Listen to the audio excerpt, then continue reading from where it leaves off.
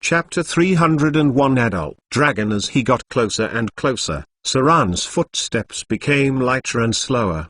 The dragon had a pretty good listening ability. Even if Saran had high dexterity, he might still be found sneaking in. Fortunately, it was a white dragon in front of him. It didn't have high-grade magic, only some spell-like abilities. Otherwise, Saran would need to be careful when sneaking in. Once a dragon's nest has evolved into maze over time, there would be many traps in it. The dragon in front seemed to be sleeping, but it still had a sense of the world. Sleep was a very important process in a dragon's life. In the sleeping state, they retained about 50% of their basic abilities, and could still detect the footsteps of other creatures approaching. In a deep sleep state, the dragon's ability to recover would gradually improve, and recovery would also double. However, this required it to have consumed a large meal. Saran saw that the adult white dragon was recovering because he found that there was a wound on the left wing of the white dragon. The wound was 30 centimeters long and nearly 5 centimeters deep. It seemed that it was left by some two-handed heavy swords. This would affect the dragon's ability to fly. Then there was another wound on the throat of the white dragon. There were small scales distributed there. Ordinary weapons could not break their scales. The best weapons to deal with a dragon were long swords or piercing-type weapons.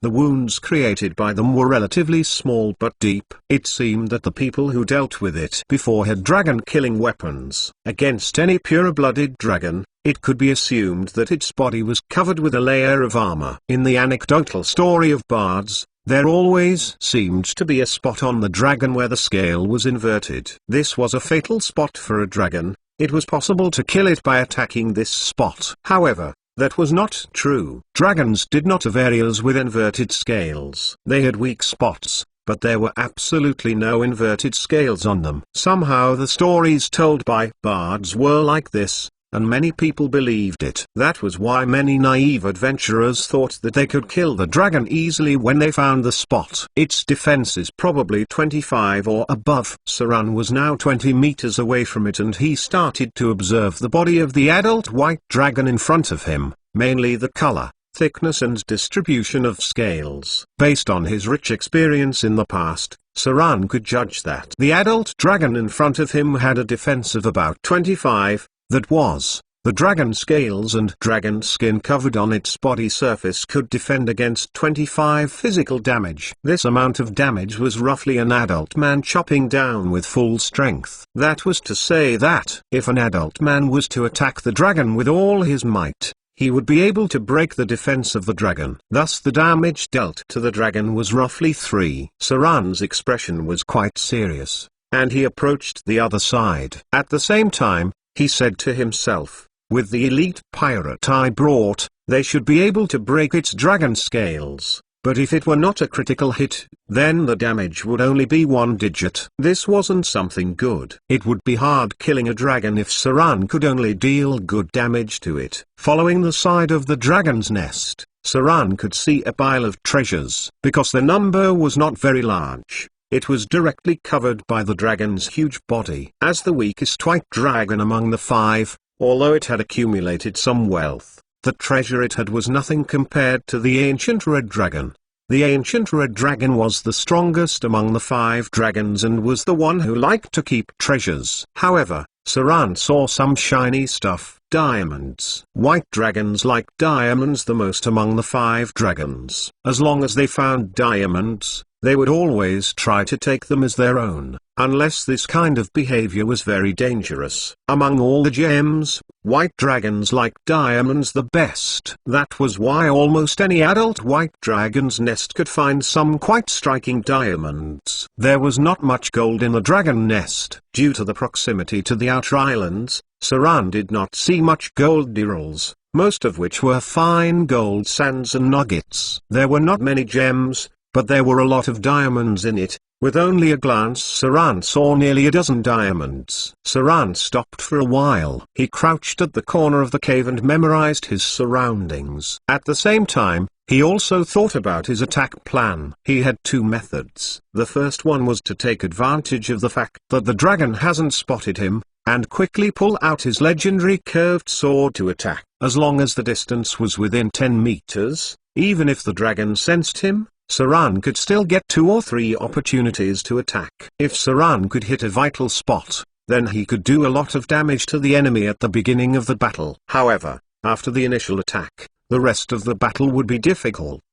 Because the space within the cave was small, it would be impossible to dodge the dragon's breath. It was a bad idea to stand up against dragon's breath. This was a hard rule when slaying dragons. The second plan was to lead the white dragon out and lose the chance for a sneak attack. However, this would also make the white dragon think that he was a thief who snuck into the dragon's nest. Under normal circumstances, the white dragon would only chase him out of the nest. In this way, Saran could lead it to the bottom and give the pirates who were lying in an ambush a chance to attack. If they denied the dragon flight, then they would have a high chance of success. Very quickly, Saran made up his mind, only to see his figure suddenly dashing out toward the white dragon in front of him, and then suddenly reached for the treasure under it, and grabbed a bunch of gold and diamonds. When he got them, Saran immediately pulled out and retreated. Almost when he was about 5 meters from the treasure, the sleeping dragon moved slightly as if it felt something, and then suddenly opened its huge dragon's eyes. Dragon sensed 10 meters. Saran's figure was out the dragon nest now, and the dragon could only see a blurred figure. Roar! An angry roar was heard. The adult white dragon, who suddenly opened its eyes, got up, and even opened its mouth to speak the common language. It said angrily, "Despicable thief." It was no ordinary white dragon. This white dragon was no common beast. It was able to speak the common language meant that there was something special about it. Chapter 302 Dragon Slaying. Chapter 302 Chapter 115 Dragon Slaying.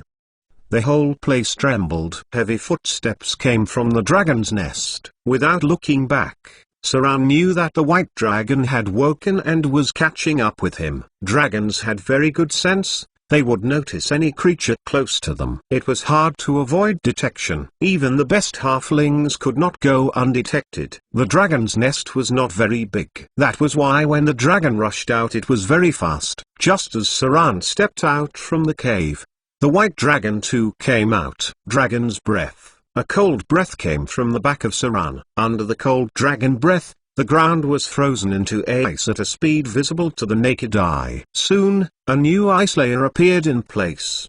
The cold breath of the white dragon was the weakest among the purer blood dragons. Its killing power was only half of that of a red dragon, but it was the most frequently used attack.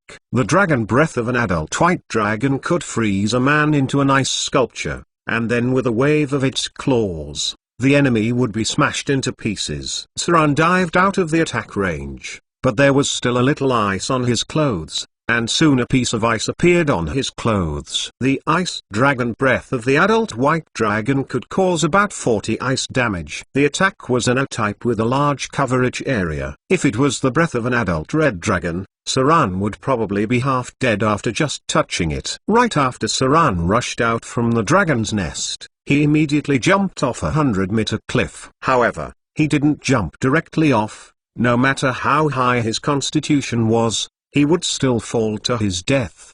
He got off the edge of the cliff by using his weapons to slow his descent and then went straight down. He went down fast and gained some time. When he landed on the ground and rolled away, the dragon also dived down without thinking much. Shameless thief. The white dragon seemed to have had some special experiences, because, under normal circumstances, a white dragon would have relatively high wisdom only in their old age, and would use other languages besides the dragon language. They were the closest to wild animals among the dragon species. To a large extent, their challenge rating was low because of this. Roar! The dull fluttering sound of the dragon wings. Before the white dragon swooped down close to the ground, it suddenly used its wings to stabilize its body. The dive shortened a lot of distance, and then it immediately let out another dragon's breath at Saran. The dexterity of most dragons were not high, most of them only had around 10. Also because of their large size, they rarely avoided the enemy's attacks, but this does not mean that they moved very slowly. because most of the large creatures were less agile. The speed of the dragon could be comparable to that of a human who has haste. Now, Saran suddenly yelled and then jumped up. He reached for a tree trunk above and turned 360 degrees to barely avoid the icy dragon breath. But even so,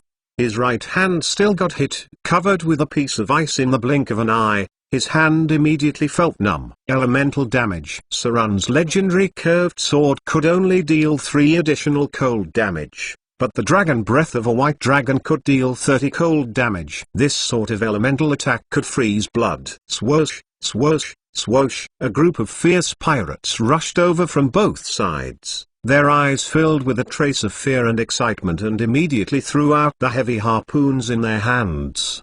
The harpoons cut through the air and hit the body of the white dragon. Some of the harpoons hit the dragon scale, but only narrowly break some of the scales, just like a hammer hitting on chainmail. Most of the harpoon bounced off the dragon, but the dragon scale also showed signs of damage. However, the harpoons that hit the dragon's wings did not bounce off. Instead, they pierced and went through its wings.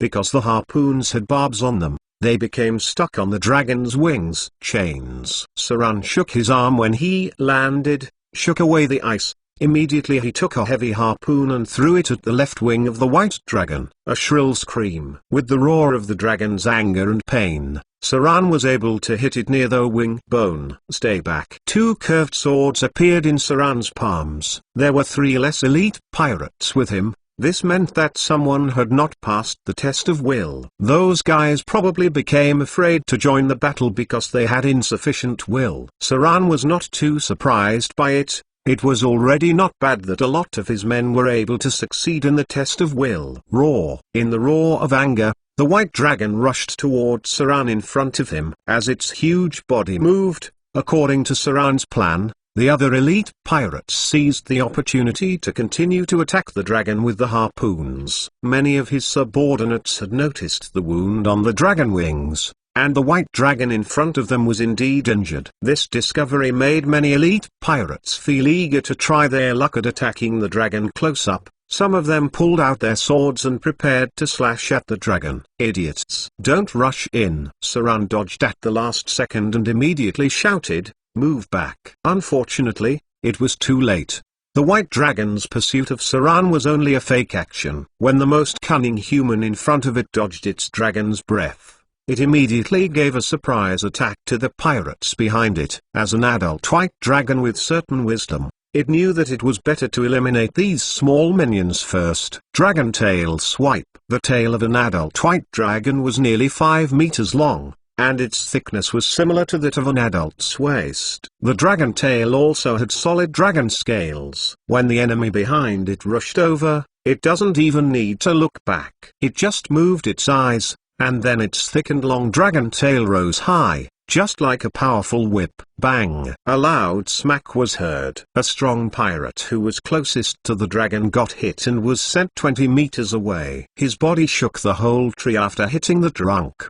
The chest of the pirate that got hit had sunken as if his chest had been folded in half. This was a great power that could break the spine of the pirate. One hit kill. It was impossible to have survived that attack. Damn it. Saran took a deep breath, and his eyes became bloodshot. His breathing began to be heavy, and his heart rate gradually accelerated. His temperature reached nearly 50 degrees. And his heart rate had doubled. He dared to challenge a white dragon because this kind of dragon was stupid and easy to catch like a beast. But this white dragon in front of him was smarter. It knew that killing the others first was more effective, and it also determined that it was harder to kill Saran. Saran couldn't allow all his men to be killed here, or else he wouldn't even be able to get out of the island. That was why he had to fight a hard battle with the adult white dragon in front of him. The thrill of challenging a legendary creature on another grade made Saran's heart full excitement. He had plenty of experience with dragons. So when the white dragon in front of him turned its head, its abdomen was bulging,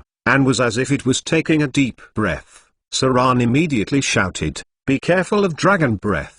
Woo-oo! A great gust of air was shot out. The cold dragon breath was sprayed out in a large area, covering an area of nearly 15 meters. Within the scope of the attack, Two elite pirates were shrouded in it. Immediately their bodies were frozen at the speed visible to the naked eye. This kind of cold was even more amazing than being naked and exposed to the Arctic cold winds. Their flesh and blood were frozen in almost a second or two. Finally, their bodies became ice sculptures, completely wrapped by a layer of ice of about 3 centimeters. Bang! The long and thick tail of the dragon swept over with a whistling sound. The two elite pirates in front of them smashed into pieces like broken glass. They were broken into pieces of meat, without a drop of blood, because their blood had become ice. In the blink of an eye, 3 of Saran's men died in the dragon's hands. The other pirates showed a trace of fear and nearly half of them stepped back. The pirates now knew that this dragon was harder to deal with. Most of the pirates didn't have much confidence in taking their attack. After all, it was a giant with a length of more than 10 meters and a weight of nearly 20 tons. A human was only 6 feet tall and 200 pounds. This kind of size difference, any swing by the dragon would be fatal. However, at this moment, with the sound of clang coming out of the sheath, Saran came down from the sky waving 2 curved swords at the same time, rushing to the back of the white dragon like a cheetah. Sword form spinning strike. Chapter 303 Death of a Dragon 1. There was a dull low roar. With great pain, the colossal body of the adult white dragon could not help shake and swept its thick tail toward Saran. A stream of scalding blood spilled. Saran's curved swords had cut into the dragon wing bone of the white dragon, and almost split the wound more than 20 centimeters long. Bone could be seen faintly. Even though the white dragon spits out the cold dragon breath, its blood was boiling hot. The blood temperature was close to 50 or 60 degrees, and it felt a little hot after falling on the skin. Dragon blood had a burning effect. The tail of the dragon came with a howling wind. Saran didn't turn back at all. He listened to the wind and reached for the back of the white dragon. Then he pushed himself and slipped away from the sweeping of the tail. The giant dragon's huge body provided him with enough spots to attack, and also made it easy for him to dodge the enemy's attack. In the eyes of many rogues, being close to the dragon was safer than facing it directly. Tang, tang, tang. Saran continuously slashed on the body of the white dragon. It seemed that there was a stream of blood splashing out, but the emerging data and Saran's experience told him that this kind of injury was not fatal because he had only broken the flesh layer of the white dragon and had not even hurt its internal organs. It was very difficult for an adult giant dragon to be killed in a short time just by a little blood loss. Sword form heavy hack. Armor piercing effect activated. You've dealt 12 plus 3 chopping damage. Sword form horizontal slash. Armor piercing effect activated. You've dealt 6 plus 3 chopping damage. Saran's seemingly ferocious attack actually caused relatively limited damage because the adult white dragon's scales were strong, almost offsetting most of Saran's attacks. Unless he could hit the same position in a row. That was to say, after breaking the dragon scale defense of the white dragon, the second attack would cause more damage. But for Saran, who had to dodge the attack of the white dragon, this kind of attack was too difficult. Roar. At last, the white dragon was angry and tired of Saran jumping up and down on its back. He gave up the pride of the giant dragon and tumbled in a lazy way, trying to crush Saran directly under its huge body. However, it was obviously difficult to succeed. Saran dodged when the huge dragon turned sideways. Then he rode to the belly of the white dragon. With a metal-like friction sound, sparks were shot out. Saran could not even break the dragon's scales without using a good amount of strength. Dragon scales were on metallic material. Any pure-blood giant dragon would have the habit of devouring metal ores, so most of their dragon scales were metal structures. Dragon scales were not like scales of snakes and lizards. They were cuticle-like structures. Therefore, when Saran attacked, he felt as if he had cut down on a strong armor. Wing attack. A gust of wind set off. Saran's figure avoided the attack but was swept a little bit. When the white dragon rolled over and forced Saran down, it immediately flapped the dragon's wings. The harpoons that were first thrown had gradually played a role. When the giant dragon launched this attack, it directly tore its dragon's wings more than half a meter apart. and a lot of blood gushed out. The damage caused by its own attack was even higher than Saran's first 3 or 5 slashes. Bang! Saran's figure was swept in the middle by the dragon wing and directly flew out. The strong wind made him roll continuously. He gritted his teeth and swallowed the blood that had reached the throat. Then he stuck his curved sword into the ground with a clang, and his whole person curled on the ground. Dragon wing flapping had a very aggressive way of attack. If you were not strong enough, you might be knocked unconscious directly. Saran narrowly avoided half of the attack, so the injury wasn't very serious. 1, 2, 3. Saran silently counted the time in his heart. When the wind stopped for a moment, he suddenly fell to the ground on all fours, like a 100-meter sprinter. This time,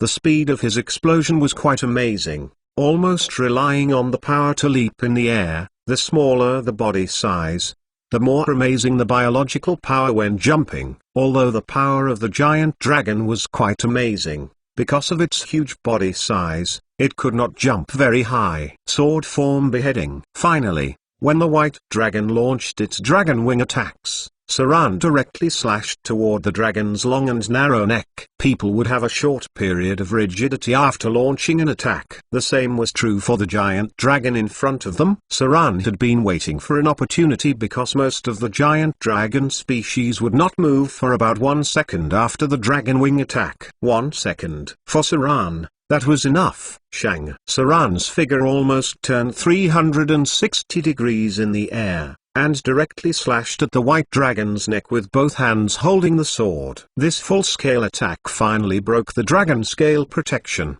to cut into the neck of the dragon, and then he got stuck in the position of the neck bone. Saran never expected to cut off the dragon's head in one stroke, unless he was a legendary barbarian, so he immediately stepped back after hitting the white dragon's neck. Harry.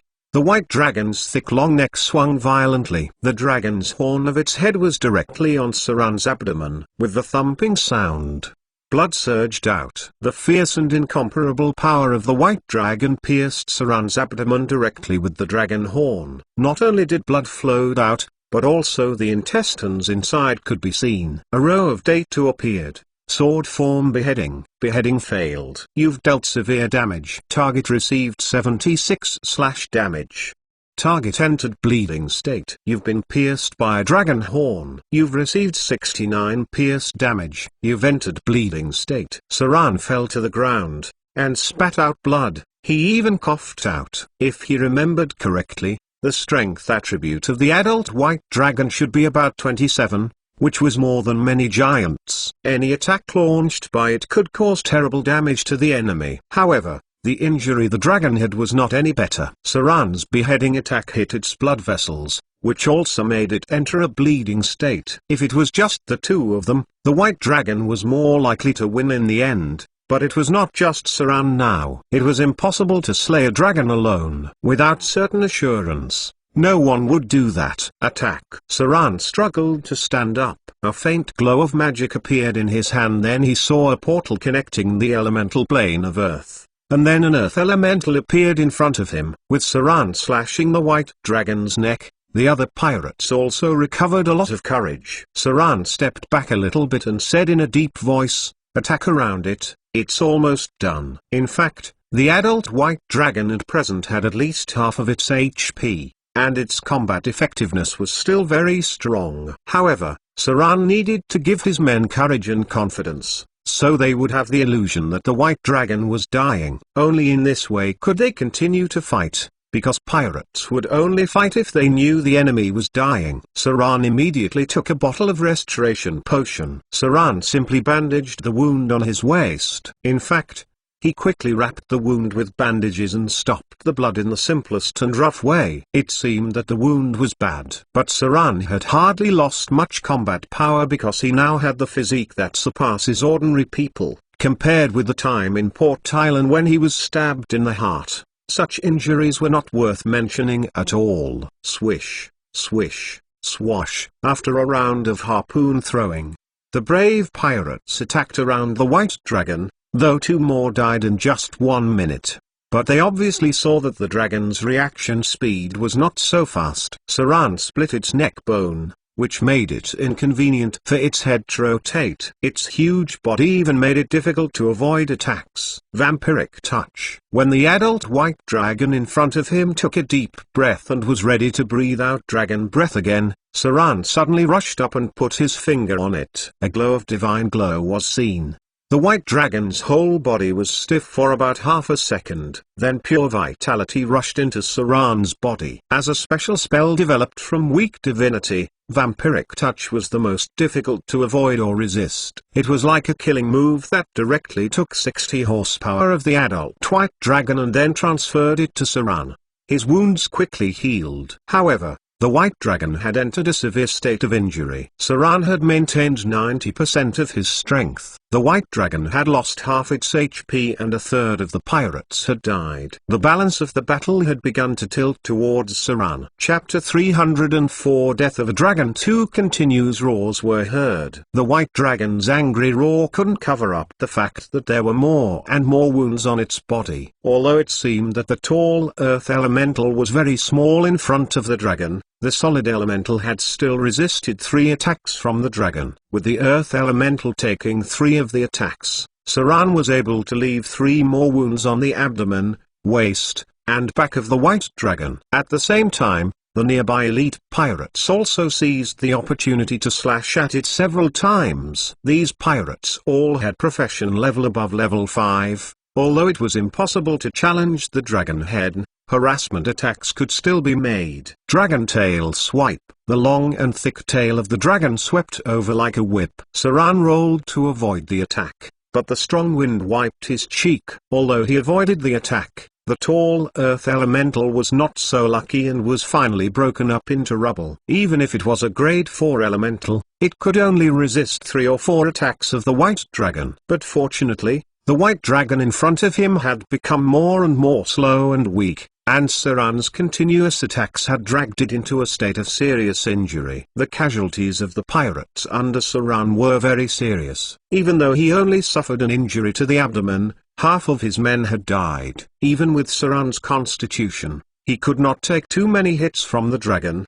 His men, unfortunately, would die or severely injured after getting hit once. Fog. Summoning. With more and more wounds on its body, a little fear finally appeared in the eyes of the adult white dragon. It thought that it might die in the hands of these tiny humans. It wanted to fly away, but its dragon wings were broken as heavy harpoons hung on its wings. It felt a sting every time it moved its wings. Fog appeared on the battlefield. Saran backed away carefully and watched the enemy in front attentively.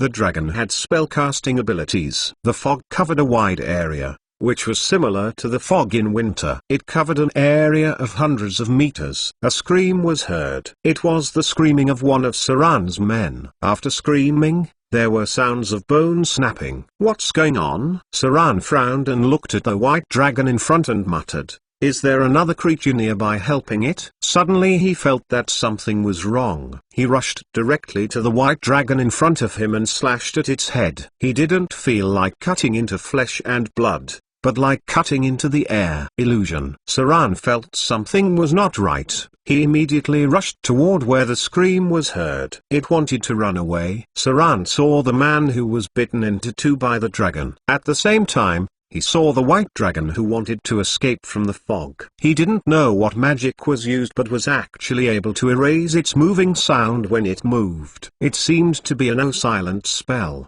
The white dragon ran toward Saran. Saran came from the sides, while the dragon was running straight. It was where the wildlings appeared. No! Saran's heart jumped. He immediately added a spell oil on the sole of the foot. This was a weakened version of haste. Saran's spell learning time was too short. He could only start from the lower grade magic first, as the learning of the higher grade magic was too time consuming. The spell lasted less than a minute, but it was enough for Saran to catch up with the adult white dragon in front of him. It seemed that it had connections to the wildlings. Shadow strike, sword form, horizontal slash. Saran's figure flew out, and he swung his curved sword to the belly of the white dragon in front of him. With a splash of dragon blood, Its huge figure shook slightly. Its injuries had begun to affect its activities. Even the dragon's constitution had gradually declined after serious bleeding injury. Now it was close to dying, so it wanted to escape. Saran couldn't let it go. Half his men had died, so how could he let the dragon get away? If the white dragon escaped in this way, Saran would not only lose his prestige but also be sorry for those who fought with him. A dragon slayer must not give up halfway, or give the dragon any time to rest, as their injury would soon recover a lot. It seemed that the front was really a gathering place for the wildlings, because Saran heard a call like the roar of the dragon, and then saw some commotion in the distance. It was calling on the wildlings. With death nearing it, it discarded its pride and called upon the lowly wildlings to help it fight. Evade sight, shadow jump. Saran obviously felt something was wrong. His figure disappeared in a moment, and then the shadow under a big tree in front of him twisted. Within 100 meters, as long as Saran had enough control, he could appear in any shadow. Saran appeared just in front of the white dragon. His eyes were bloodshot. When his figure came out of the shadow, he immediately jumped up and chopped at the white dragon's head. Sword form beheading. Saran's figure fell from the sky. His sword slashed at the neck of the white dragon, right at the cut he did previously. The dragon's head was pressed down, but he did not cut off the head of the white dragon. The curved sword had cut into the neck bone. Although it didn't cut off the white dragon's head, it cut the bone in half. Saran caused nearly 100 points of critical damage and directly drove it into the dying edge. Sword form beheading. In the distance came the sound of movement, as if some wildlings were approaching. Saran didn't think much at all. After a brief moment, he swung his sword again and hit the white dragon's head. A stream of blood gushed out. Saran finally cut off the white dragon's head in a third attack beheading. In front of him, the dying white dragon finally died completely. At the same time, a large amount of blood gushed out and fell on Saran, making him feel a burning pain. But he did not leave. Instead, he let the dragon's blood cover his whole body. His whole person seemed to be immersed in the dragon's blood. This was a special baptism ceremony, which may give him additional ability bonuses. However, this must be done immediately after the killing of a dragon. One of the race who would definitely have the chance to improve was called the Dragonborns, that was, the dragon disciple and half-dragons. This process was like Vivian absorbing divinity, but in this case, it absorbed the special power of the dragon. It was also possible for others to gain additional ability improvement when they were baptized with dragon blood, such as making the parts that have been baptized with dragon blood as hard as iron natural defense +1, or being strengthened by dragon blood to improve their physical ability constitution +1, and other possible effects. This process required some luck.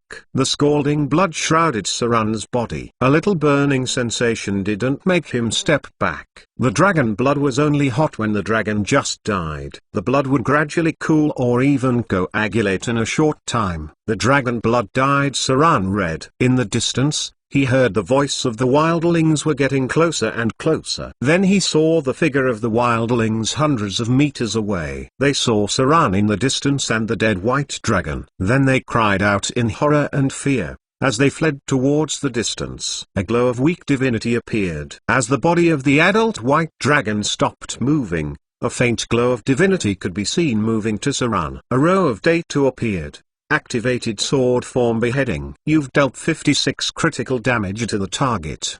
Beheading successful. You've successfully killed a white dragon. Extracting soul energy from target. Received 56,000 slaughter XP. Target was a divine creature. Extracting divinity. Extraction was successful. You've gained 1 divinity. Little by little divinity fell on Saran. When he was very surprised that the adult white dragon in front of him had a little divinity, the lucky gold coins on his body also gave out a faint aura, and then he saw that the dragon blood covering his whole body seemed to have a little heat flowing into his body, which was an invisible force, gradually infiltrating into Saran's body, so that he could inherit part of the ability from a pure dragon. A row of data appeared. You've accepted the dragon blood baptism ceremony. You've gained additional abilities. You've inherited part of the dragon's power. Ceremony successful. You've gained an additional passive ability, Dragon Blood Baptism LV1. Dragon Blood Baptism LV1 special ability. You have successfully killed an adult white dragon. After finishing this feat of killing a dragon, you have carried out the first dragon blood baptism. This baptism strengthens your body and allows you to inherit some of the dragon's abilities. Dragon blood makes you stronger and makes your skin tougher. You gain 1 point of natural armor permanently and increase 1 point of toughness. These abilities can be gradually improved with a number of dragon blood baptisms. Natural armor +1, toughness +1. Note: Dragon blood baptism can be performed along with bloodline purification. Chapter 305 Dragon Slayer. Chapter 305, Chapter 118 Dragon Slayer. Drops of dragon blood dropped down from Saran's cheek. He was now covered in blood.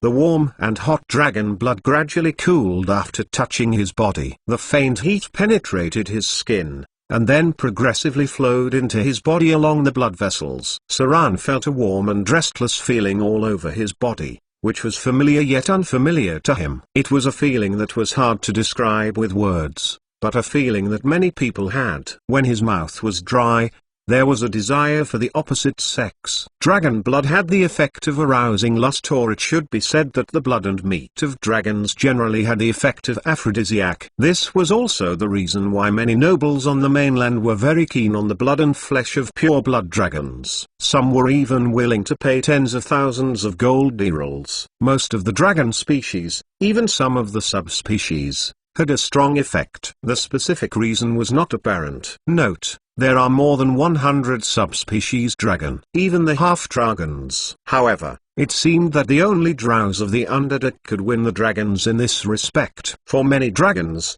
falling into the hands of the drows was a nightmare. This familiar and unfamiliar hot feeling made Saran's mouth dry. It seemed that he had lost part of his control over his body, and his whole person was feeling stupid. Saran hated this feeling because he had always been a very rational and calm person and had firm control over his body. However, now, he felt as if he had been given an aphrodisiac. He was able to suppress his will, but his body had an instinctive reaction so that he had to suppress his agitation. A hot feeling spread through his body. Finally, the feeling rushed to his heart. Tong, tong, tong. Saran's steady heartbeat. Saran's heart rate was gradually accelerating, not as fast as the slaughterer's transformation, but his heartbeat was slowly rising. The healthy heart was like a bassy drum, sending blood to all parts of the body, even making him have a kind of hyperactive feeling of blood rushing up his head to stimulate the secretion of kidney hormone. This state lasted for about 3 minutes. Saran's body gradually cooled down. His body temperature returned to normal from the first 40 degrees, and the hot and dry feeling slowly subsided. Saran finally recovered completely, and the restlessness was fading away. At the moment, there was also the voice of the pirates coming from behind. When they saw the huge dragon that had been beheaded before their eyes, all their faces could not help showing a little excited smile. And then they cheered loudly. They looked at Saran full of awe and worship. The emaciated figure in front of them stood in front of the enormous dragon body, with blood dripping down like the arrival of a demon. This made people wanted to worship him. But the mood lasted only a short time. When they turned their eyes to the dragon's nest, their eyes were full of greed. Pirates were always greedy. Slaying dragons. Not only was it an honorable thing, but it also comes with high returns. Saran turned to look at the elite pirates behind him, frowned slightly and said, "Sea Dog, go back and ask the people on the boat to come over. Fat Fish, you take half of the people here to guard the things. Don't move the body of the dragon. We'll deal with it later. Others will come back with me to deliver the things in the dragon's nest. This time, everyone will be rewarded with a lot of money." A cool wind blew by. Saran's whole body had dried up. It was very uncomfortable. It's like a scab had formed on his whole body after bleeding. Saran raised his hand and brushed his body to remove the dried blood. After the scab peeled off from his arm, his white skin appeared, as if he had received restoration. which made many small wounds on Saran's skin disappear. Dragon blood baptism strengthened Saran's skin's toughness. The group went toward the dragon nest. That was when Saran had time to check out his data. Dragon slaying successful. You've successfully killed an adult dragon. You've gained part of the information for Dragon Slayer LV1. Dragon slaying successful. You've successfully killed an adult dragon. The pirates under you have gained additional will. All the survivors have permanently gained 1 will. All survivors have permanently gained 1 morale. Its effects are similar to inspiration. Battle of the Dragon. White Dragon Legendary Battle. In the early January 1676 of the New Moon era, when you went to the north to invite witches to the Outer Islands, you were attacked by northern pirates. You easily defeated these enemies and captured a large number of captives. In the process of questioning the captives, you accidentally learned about a wounded white dragon. Finally, you led your men to find the trace of the white dragon and killed the adult white dragon on an unknown island. As you return, your pirates will spread the story further. Legend rating +3. An adult white dragon that had divinity. As they returned to the dragon nest, Saran thought about this problem. That was why the adult white dragon killed by himself had divinity. The dragon did not look like a pure blood dragon with noble blood or natural divinity. It seemed that there were only a few special ones, such as the offspring of a 5-headed dragon. But the offspring of that existence would not be weaker than the son of Dagon. So the possibility of the adult white dragon being that is very low. If the white dragon did not inherit its divinity, then it must have gotten it from somewhere special. The other most possible reason, like the spirit of the Outer Islands, it had a little divinity because of the worship of the native savages. This possibility was quite high. But what Saran couldn't understand was that spirit belonged to a half-energy life form, while dragons were flesh and blood. In his memory, it seemed that there were dragons that could obtain divinity this way. Even many professions who had entered the realm of legend could hardly rely on this way to obtain divinity. There seemed to be a secret here. Too bad Saran could not understand the secrets of divinity. Naturally, he could not understand how divinity was gathered, but he could make some guesses. He just didn't know whether it was right or wrong. But Saran remembered the abnormality of the adult white dragon he met today. He felt that the information would be very useful for his future. The wildlings, how were they different from the mainlanders? Why was it difficult for the population of the mainland to provide a source of divinity for some existence, while the wildlings of the Outer Islands could provide a variety of spirits with divinity? Why was this? This was something Saran could not solve. There were a large number of data prompts for killing the adult white dragon. Saran's basic skills had increased by nearly 15 points, especially skills related to rolling. It's no surprise that Saran got 3 legend rating, because dragon killing was one of the fastest ways to get legend rating. If they slaughtered a dragon on the mainland, they could even get 5 legend ratings. As for the ability of Dragon Slayer LV1, Saran knew something about it. It was an epic background ability. It was a simple ability. Dragon Slayer LV1 epic ability background. This is a special background ability. Your existence will be as impressive as a star traveler, a plane explorer and a space pioneer. It's just that this background ability is usually acquired by epic melee professions than by powerful spellcasters. This kind of background ability had incredible power, but it needs some special conditions to complete it. Current progress: slaying adult white dragon complete, slaying adult black dragon incomplete, slaying adult green dragon incomplete, slaying adult blue dragon incomplete, slaying adult red dragon incomplete. Note: after slaying all the different dragons, the second stage of this epic background ability would initiate. A difficult epic ability. Even Saran had not completed this in the past, because one need not only strength but also luck to kill a dragon. First, you would need to encounter a dragon, then you would need to beat it. It was easy to find a dragon now. When the time of troubles begins, even the giant dragons would learn to hide with its tail between its legs. At that time, it would be difficult to find a dragon, but it would then become very easy for a person to find a saint. Some of them had the power of main gods. About this epic ability, Saran could roughly guess about it, but he couldn't be sure because of any epic level ability. Even a background ability was also quite difficult. It could be said that the difficulty of this ability was much more difficult than the background ability Death Walker. He could only hope that he would be able to kill all 5 types of dragons in the future. Chapter 306 Devil Currency. The cliff up to the dragon nest was difficult to climb. Because of this, Saran had to go up first and then throw down a cable. Soon, the elite pirates climbed up the icy cliff and looked at the dragon's nest with keen eyes. Saran counted the number of people, then took them into the dragon's nest. They saw a pile of glittering gold treasures. Although it did not pile up the whole dragon nest, it was still a visual shock, especially the gold nuggets and gold sand. "That's a lot of gold." And the eyed pirate with an eye patch took a look, but he swallowed his saliva and said, "That's a lot of gold and a lot of gems. This is probably a few jobs worths." The other pirates also had similar opinions. Some of them were calm, just showing signs of being a little bit dazzled. Only a young man was calm. He took out a single frame glasses from his coat pocket,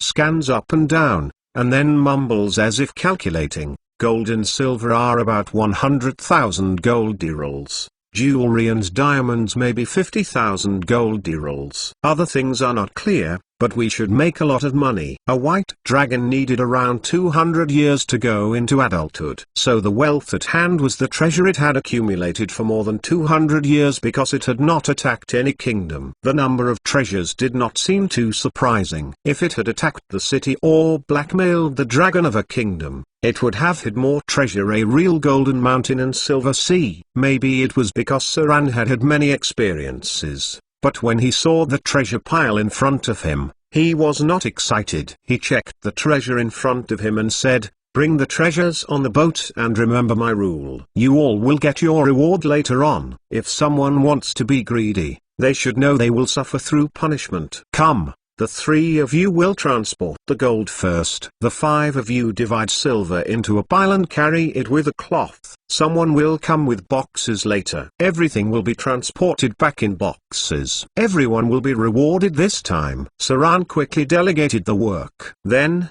he asked the single-framed glasses young pirate to separate the gold from the diamonds. These were all high-value spoils. Even if Saran strictly forbade private collection, some people would keep 1 or 2 pieces. That was why it was better to deal with the separation himself. There were many common gems, such as rubies, sapphires, agates, jadites, etc. About 100 pieces of them. The value of these gems was lower, probably because the world was rich in minerals. Most of these gemstones were worth between 100 and 500 gold dirhams. Finally, there were diamonds which the white dragon liked. There were around 50 pieces of them. These diamonds were of high value. Saran took a glance and knew they were basically over hundreds of gold dirhams. One of the diamonds was about the size of a nail. It was a crystal clear blue diamond, which seemed to have been polished. Saran took this magnificent blue diamond in his hand and estimated it to be about 50 grams. Even in this world,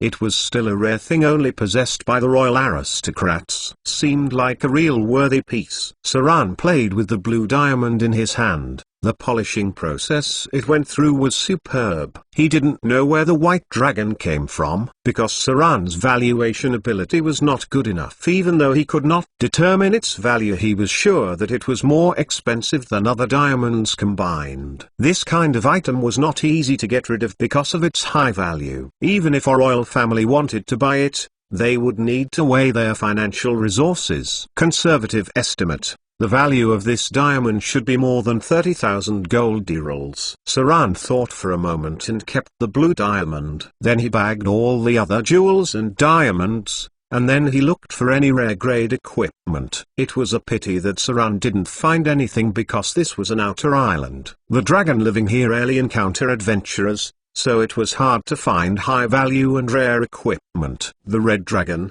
which was the strongest among the 5, would definitely have legendary grade equipment in their dragon nest. After about half an hour, Saran had emptied the dragon's nest. All the pirates on the left behind on the ship had arrived.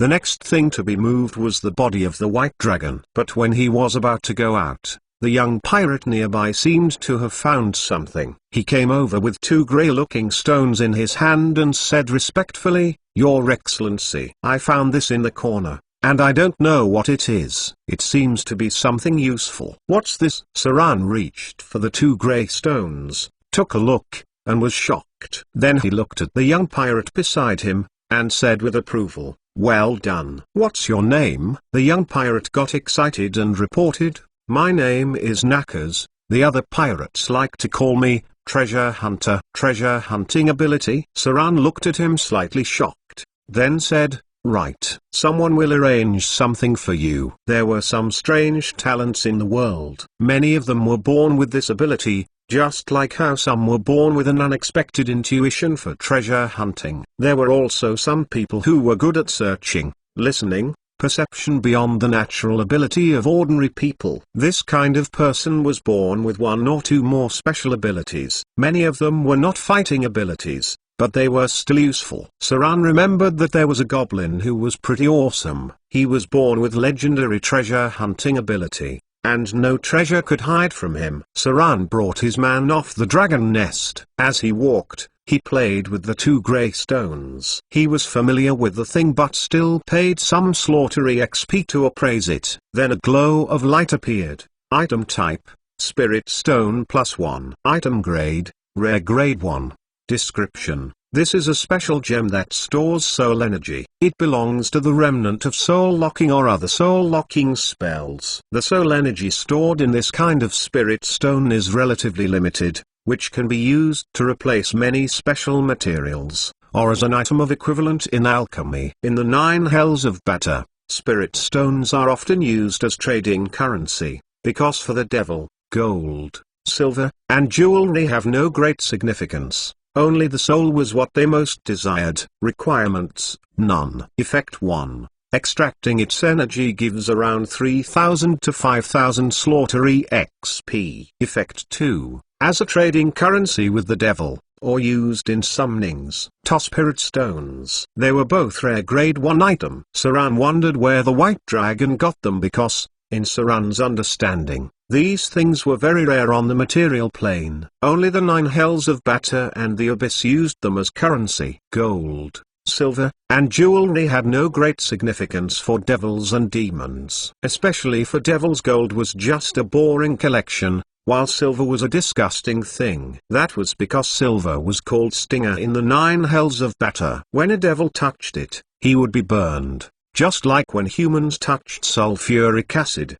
The thing that the devil most desired was souls. That was why spirit was the currency of the 9 hells of Bata. However, these currencies were very rare, as people still had to steal them from the hands of the Grim Reaper. A complete soul was a relatively valuable thing. Too bad there were many weak devils in Bata. That was why these spirit stones appeared. These were incomplete soul energy. They were once nicknamed the devil's currency, which could be used to trade with the devil or as a sacrifice to summon the devil. If Saran absorbed soul energy and transformed it into slaughtery XP, he could also improve his capability by directly absorbing spirit stone energy. That was why, in the past, a lot of people liked to collect it because it could make a person strong very fast. Spirit stones had energy. However, the lower level devils couldn't absorb it, so it was more to be dedicated to the devil above the middle grade. Then a superior devil would give an energy promotion to improve the strength of the subordinate devil by 1 or 2 levels. So even in the Hell of Bata, Spirit Stone was still a rare item, which could only be collected by a medium-grade devil, even though it was only a rare grade 1 item. But the rarity and value of the Spirit Stone were similar to a legendary item. Furthermore, it was the common currency used in Bata. Spirit is the currency. That was commonly said in the Hell of Bata. The most wasteful thing to do with a Spirit Stone was to absorb it. Although Saran was not good at using the Spirit Stone, he still knew a way to maximize its value. That was to use the Spirit Stone to summon the devil, and then getting a group of happy little friends to surround it in advance. As for whether he was going to kill the devil or used to do something else, it depends on his mood. The only disadvantage of this was that it could not be used many times. Thus if Saran had the formation to summon a devil, he could use the Spirit Stone directly to summon a low-grade devil. Chapter 307 Saran's gift. This thing was beneficial. Saran carefully kept the Spirit Stone. Although he, a half-wizard, couldn't use it, Gloria, an authentic witch of the north, could use it. Whether he used it to trade with the devil or to summon a middle and low-grade devil, it was handy for Saran. Moreover, a middle-grade devil possessed divinity. Furthermore, this level of devils could provide a high level of slaughter EXP, almost enough to give Saran one profession level. Everything in the dragon nest had been moved to their pirate ship. However, when dealing with the body of the adult white dragon, it was slightly difficult. Strictly speaking, this dragon's body was the most useful thing because it could produce rare-grade equipment. Seeing that Saran had a mix of equipment for so long and hadn't assembled a set of rare-grade equipment, we could see how hard it was to get good equipment. The adult white dragon's skin could be processed to become a rare grade 1 dragon armor, and with a little enchanting, the dragon armor would become a rare grade 2 armor. The best parts could even make a superior grade 3 dragon skin armor or even legendary grade dragon armor. Even if Saran did not wear leather armor, he could equip these armor on his men. Then, there was the dragon blood, dragon bone, dragon flesh. Basically, everything was a treasure. Even if some of them were poisonous, there were methods of detoxifying the items. Flesh and blood of the white dragon were poisonous. Many of the epic heroes who dared to eat dragon meat directly had a frighteningly high constitution. So even if they ate poisonous dragon meat, they would still be okay. Saran did not dare to consume the white dragon meat. That was why he could only find a way to transport it back. But even that was also a problem because the body of the white dragon was about 20 tons. This weight was equivalent to a large truck, and it was impossible to transport it back by manpower. The only way was to let Saran cut it up. However, cutting the meat was also a problem. Firstly, it would lower its value, and even if he cut the meat into 1-ton pieces, there would still be 20 pieces. Dragon skin was most valuable if it was whole. That was why cutting it into pieces was the biggest loss. At last, Saran had no choice but to skin the dragon. He peeled off the relatively complete part of the body of the white dragon, then discarded some of flesh and blood, and collected the more precious parts at the same time. It was difficult to preserve dragon blood because it was easy to coagulate. Saran only kept some of the best dragon blood, which was near the heart. It's used as an alchemy material. Then there was the common dragon blood, which filled 6 big tanks. As a result, all of them coagulated into big blood clots. It couldn't be used in alchemy anymore, but it could be used as dragon blood ink for copying scrolls. Vivian would need to use it in the future, and Saran would also need some of it. Dragon bones were moved back, and the spine was perfectly preserved. The bones were of great use and could even be used to build a legendary warship. Warships made from dragon bone were the best. Although the dragon wing was a little bit broken, Saran still peeled it down with his curved sword carefully and stacked it aside. Since the dragon bone could be used to build the body of the ship, the dragon wings could be made into the sails. Piles of flesh and bone were moved to the warship. When he was done, it was already dark. Everything valuable was moved up. The rest of it was the flesh and a complete dragon head. Pack the things we can carry. Saran moved his sourest for a while. To be honest, it was not easy to skin the dragon. He had to be focused, and when he was done, he was extremely tired.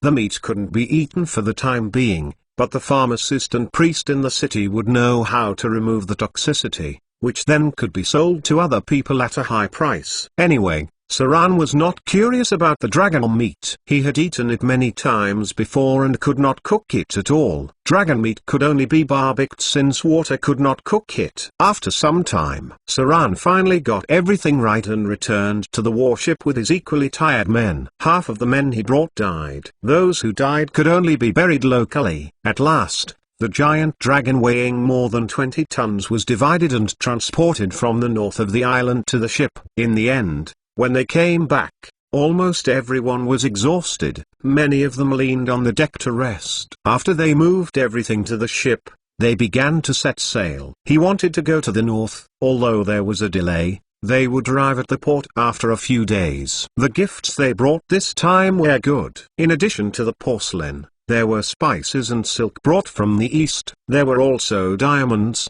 dragon blood, and so on harvested by Saran. This kind of gift was good enough for a princess. Saran actually felt that he owed Gloria a big favor. Since he could repay her now, he wanted it to be good. The moon was bright. Saran stood on the deck and looked into the distance. He was playing with the blue diamond which reflected the brilliance of the moonlight. It had to be said that this diamond was really beautiful. Saran had also harvested some diamonds as spoils before, but such a beautiful one was really the first time. Saran felt that such a diamond should not be unknown and it should have some history. After looking at it for some time, he kept it. Then he found a piece of outer island wood similar to red sandalwood from the boat. This kind of wood had a light fragrance, elegant but not strong, which gave a refreshing feeling. Saran drew out his curved sword and carved it into a delicate wooden box with a serious expression. He also carved exquisite patterns on the wooden box with his superb cutting skills. With his great capability, everything he did was at a master's level. After carving it,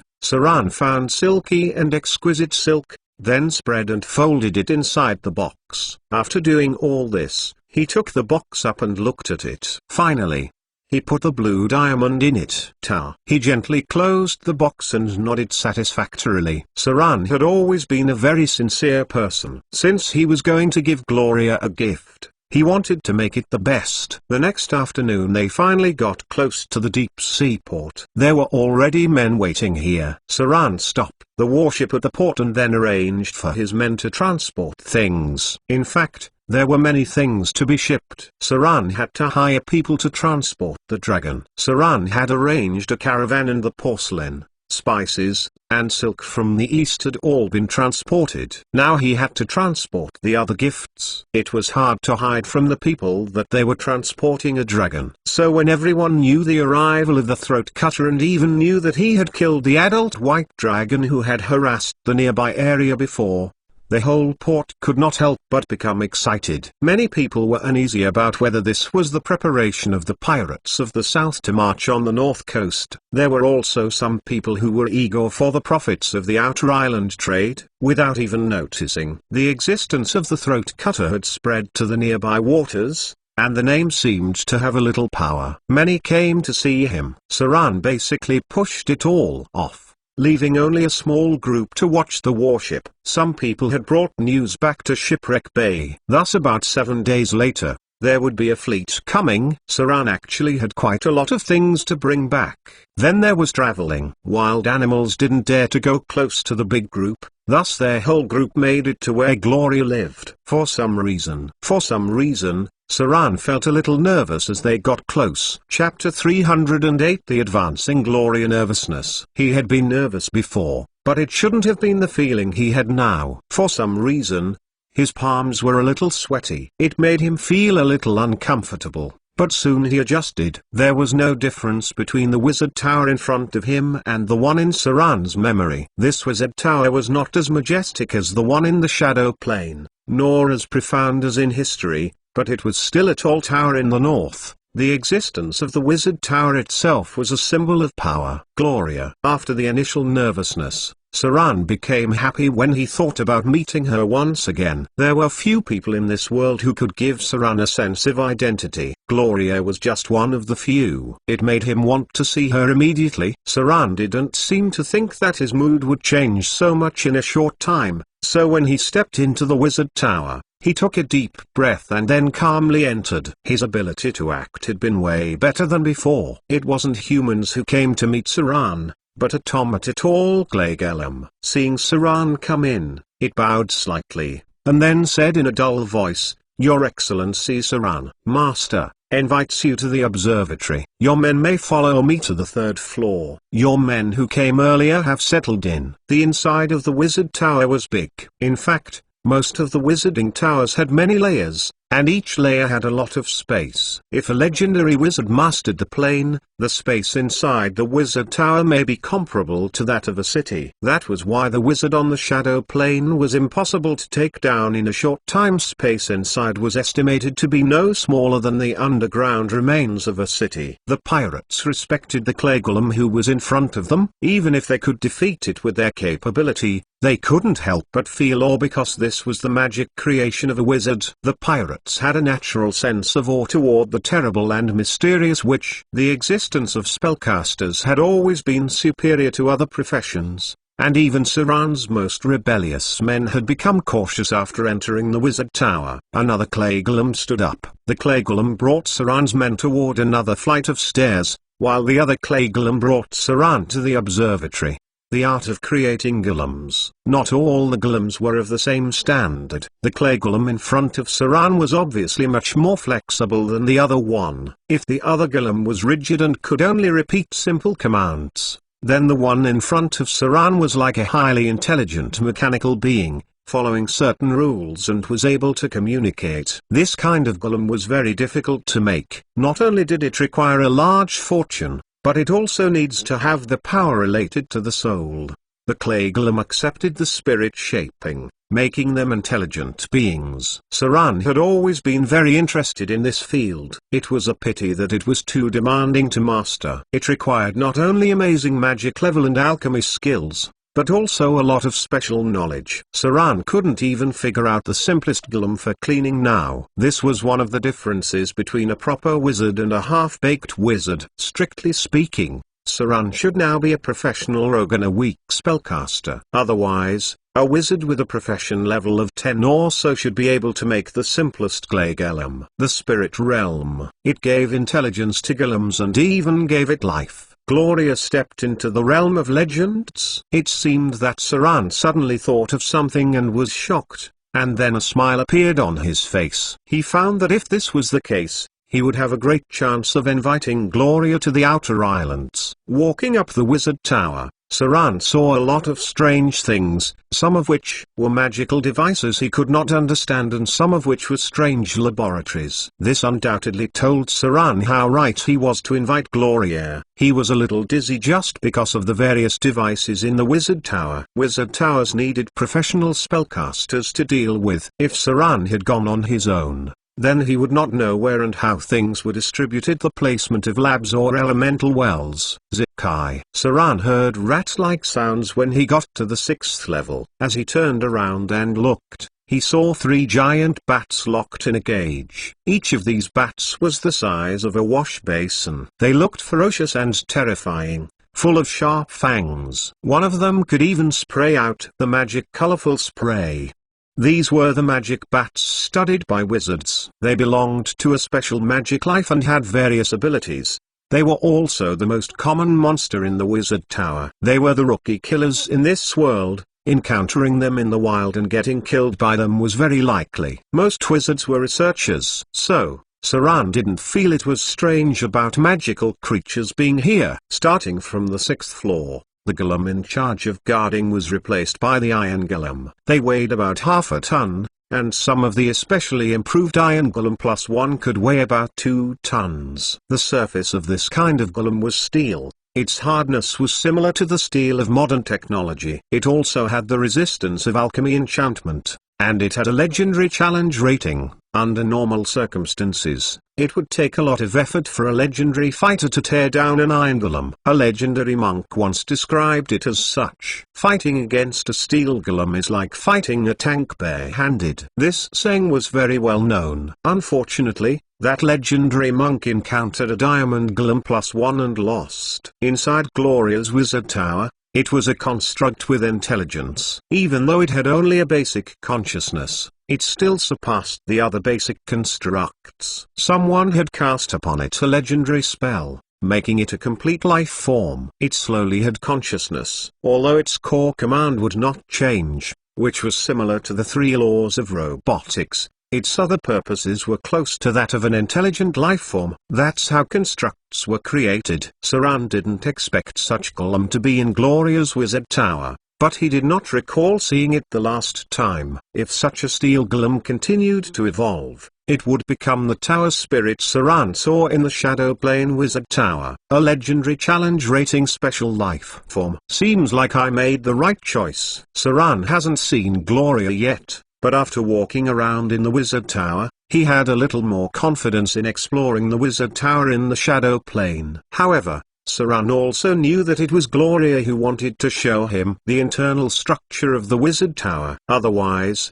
these steel golem would be in special positions. The golems needed the elemental pool of the Wizard Tower to provide energy. Otherwise, they could only move with the supply of some expensive material. That means that under normal circumstances, only a tenth of the golems would move. A big door appeared in front of him. When he walked to the big doors, his palms became sweaty. He then pushed the doors open. A ray of sunlight shone through. Saran first saw the sun in the sky, then the vast land in the distance, a city close to the mountains, countless scattered villages, a winding river, and dense forests in the distance. These were Gloria's territory. The Wizard Tower was like a skyscraper, which could look down on everything. Even the white clouds in the sky seemed to be within reach. This kind of scene was very shocking. A feeling of high and mighty, a symbol of the power and status of a spellcaster. "You're back." The soft voice of a woman was heard from the side. When Saran turned his eyes and looked at the seat on the right side of the observation platform, he suddenly had a shock all over his body, and a startled expression appeared on his face. In front of him was a broad and comfortable reclining chair covered with soft white fur, on which Gloria laid languidly and charmingly. Her face was still as beautiful as he remembered. She was the most typical northern beauty, with a tall and delicate body, strong and slender thighs, slender and flexible waist, full and plump chest. No matter from which point of view she was so impeccable. However, this was not enough to give Saran a shock. That was because Saran had a strong will. But at this moment, Gloria seemed to have a strange charm. Even Saran, who had an amazing will, was shocked. He felt like he was enchanted by magic. Gloria wore a white pajama dress that had a slight opening below the waist which revealed the soft and bright black stockings. This was a product of the Underdark, which could only be bought by women with great wealth. It was woven with the top-grade spider silk, with the same value as rare-grade equipment. Stockings. In this period and in this world, stockings that were seen everywhere in his world seemed to become extremely rare. Saran saw women wearing stockings from his world. Last time, he saw Gloria's mother wearing stockings, a woman with a charming face. Saran was very afraid of this gorgeous woman and had a little hostility in his heart. Now that it was Gloria who was wearing stockings, it was very beautiful and moving, as if there was an irresistible temptation. However, this was still not enough to give Saran a shock, because in addition to wearing a white and elegant pajama dress, Gloria was also wearing a pair of gold and black frame glasses on the delicate bridge of her nose. This was the product of alchemy, which had been used in the world for a long time. Even ordinary people would buy relatively cheap single-frame glasses. However, what Gloria wore was undoubtedly a lot more delicate. It seemed that it was a rare-grade item after enchantment. She was holding a thick book in her hands. The front page of the book was marked with complicated runes. Before Saran came in, she was frowning slightly reading the book. After Saran came in, she closed the book and placed it on the side. At this moment, Saran even felt that Gloria had the beauty of a woman from the east. As if noticing Saran's look, there was a slight blush on Gloria's beautiful face. She shrank her legs gracefully, covered the black stockings with the hem of her pajamas. It seemed that she was a little nervous, and was a little uneasy. However, she was different from the others. She smiled gently, slowly tucked her long hair, then asked jokingly, "Am I beautiful?" Among them were strands of silver hair. However, the silver hair did not affect the beauty of Gloria at all. On the contrary, it made her look even more attractive. Saran had noticed the long silver hair for a long time. Although he didn't ask Gloria what had happened, he could guess it was probably related to himself and Vivian. At the thought of this, Saran felt as if his heart had been touched. Even though he had always been a very stone-hearted person, There was a touch of emotion in his heart. He nodded seriously and said, "I thought I was charmed by your spell. You are the most beautiful woman I have ever seen." Gloria's cheek had a flush of red. It seemed that Gloria didn't expect Saran to use such a serious tone and say such frivolous and flirtatious words. However, it seemed to have worked on her, and her heart was secretly happy. Diplomacy +10. Chapter 309. Gloria's gift. The atmosphere became a little more interesting. Both of them were embarrassed, but it was a special kind of embarrassment. Their eyes couldn't help dodging each other when they crossed. There was even a trace of bright red on the beautiful face of Gloria. An inexplicable feeling was brewing. Both of them seemed to feel something. The embarrassment didn't last long,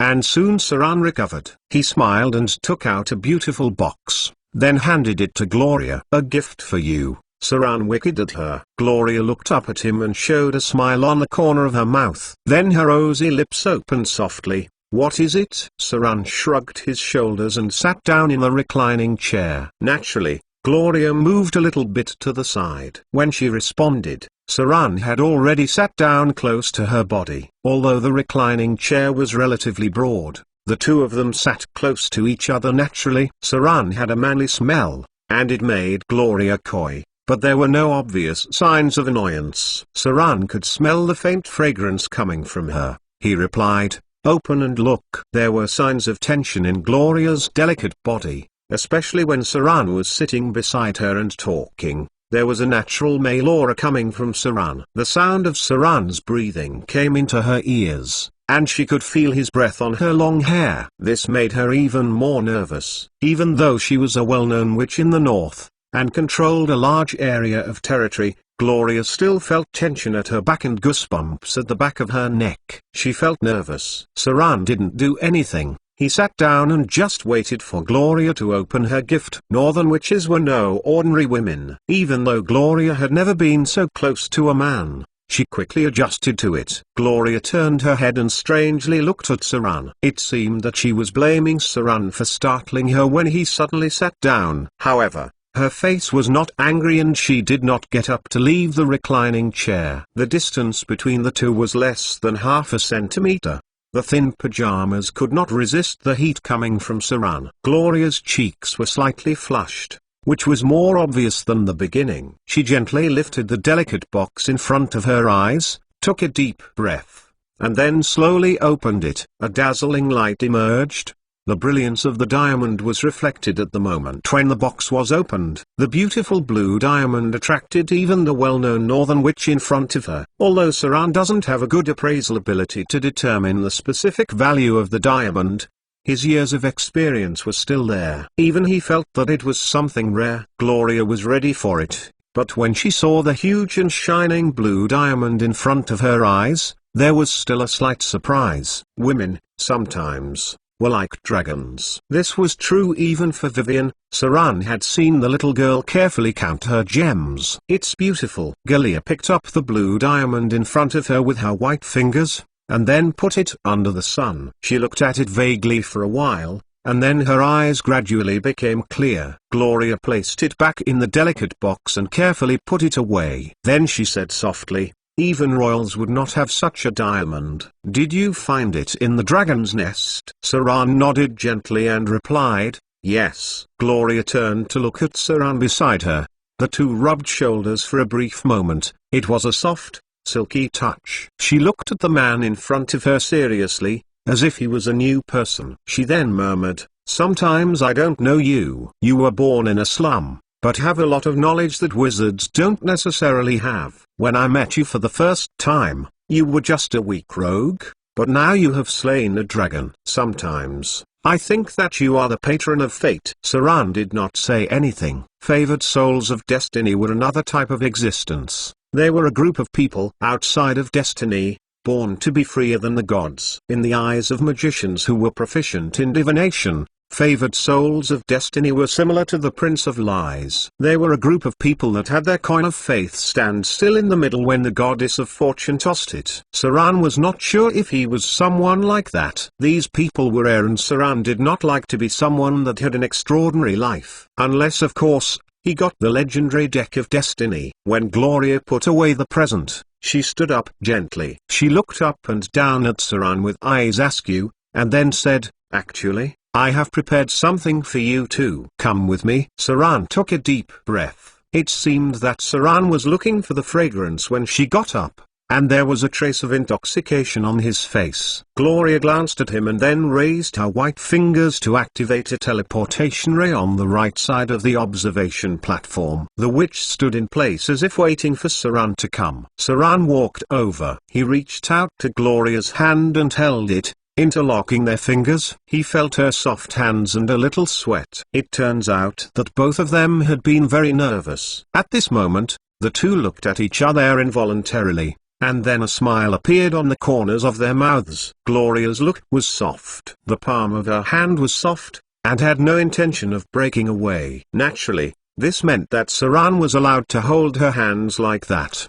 The two figures disappeared as they teleported and then appeared in a room on the top of the wizard tower. This seemed to be Gloria's room. As a witch in the north, Gloria's room didn't feel like a woman's room. There were a lot of books here. Saran just took a glance and saw hundreds of books on the shelves, tables, and chairs. Almost every one of the books were as thick as a brick. The whole room was very simple and tidy. The floor was covered with soft carpet and there were chairs beside the desk. There were some scattered gadgets, which seemed to be alchemy equipment. Then there was a couch on the side, with few decorations. No wonder Vivian got into the habit of reading books. As if she had guessed the thought in Saran's heart, Gloria turned around and glanced at him. In a soft voice, she said, "This is just a place to rest after researching." She raised her fingers and a weak glow of magic appeared from a drawer. This was Gloria lifting a magic trap, and then the drawer opened automatically. A belt appeared, which looked rather delicate and fell directly in the palm of her hand. Gloria looked at Saran with a smile and passed the belt to him. "I made this for you," Gloria said softly. "A piece of legendary equipment." Saran's fingertips just touched the belt in front of him, and his whole body shook. Then he looked up at Gloria in surprise and murmured, "Belt of giant strength." Now it was Gloria's turn to look surprised. "Do you know of it?" "It had been kept in the hands of the Witches' Council for hundreds of years. I've only found out about it because of recent events." She would never tell Saran that she was rewarded by the Northern Witch Council because she had advanced to the Quasi-Legendary Witch. As a result, she could choose a piece of legendary equipment she wanted from the treasure storage of the Northern Witch Council. She did not choose other legendary spellcaster equipment, but picked this grade 2 legendary belt of giant strength from the treasure storage. "Yes." Saran nodded,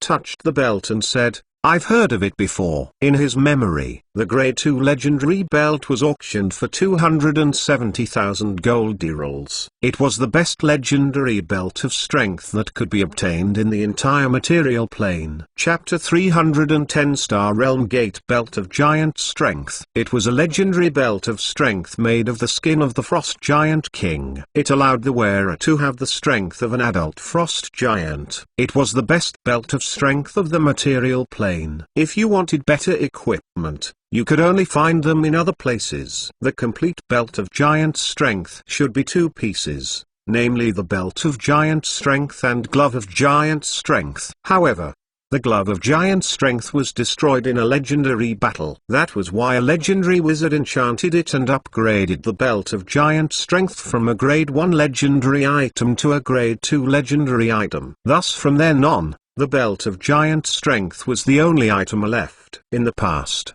the 2 items would increase one's strength by 4 points respectively, which together could increase the user's strength by 8 points, reaching a maximum of 22 points. Equipped with this legendary item, an ordinary adult man with 10 strength could immediately become an unparalleled warrior with 18 strength. The belt of giant strength, after enchanting, had become a grade 2 legendary equipment, and the increased strength had become 6. Unfortunately, only the belt was left. Gloria looked at Saran then said, "Try it." Saran took a look at her, then untied the belt on his body to put on the belt of giant strength. He took off the ogre strength gauntlet on his arm. This kind of rare grade equipment could not stack its effects. After wearing the belt of giant strength, the ogre strength gauntlet would become useless. These were the requirements of buffs. There were 3 parts: equipment that could increase strength, spells that increase strength,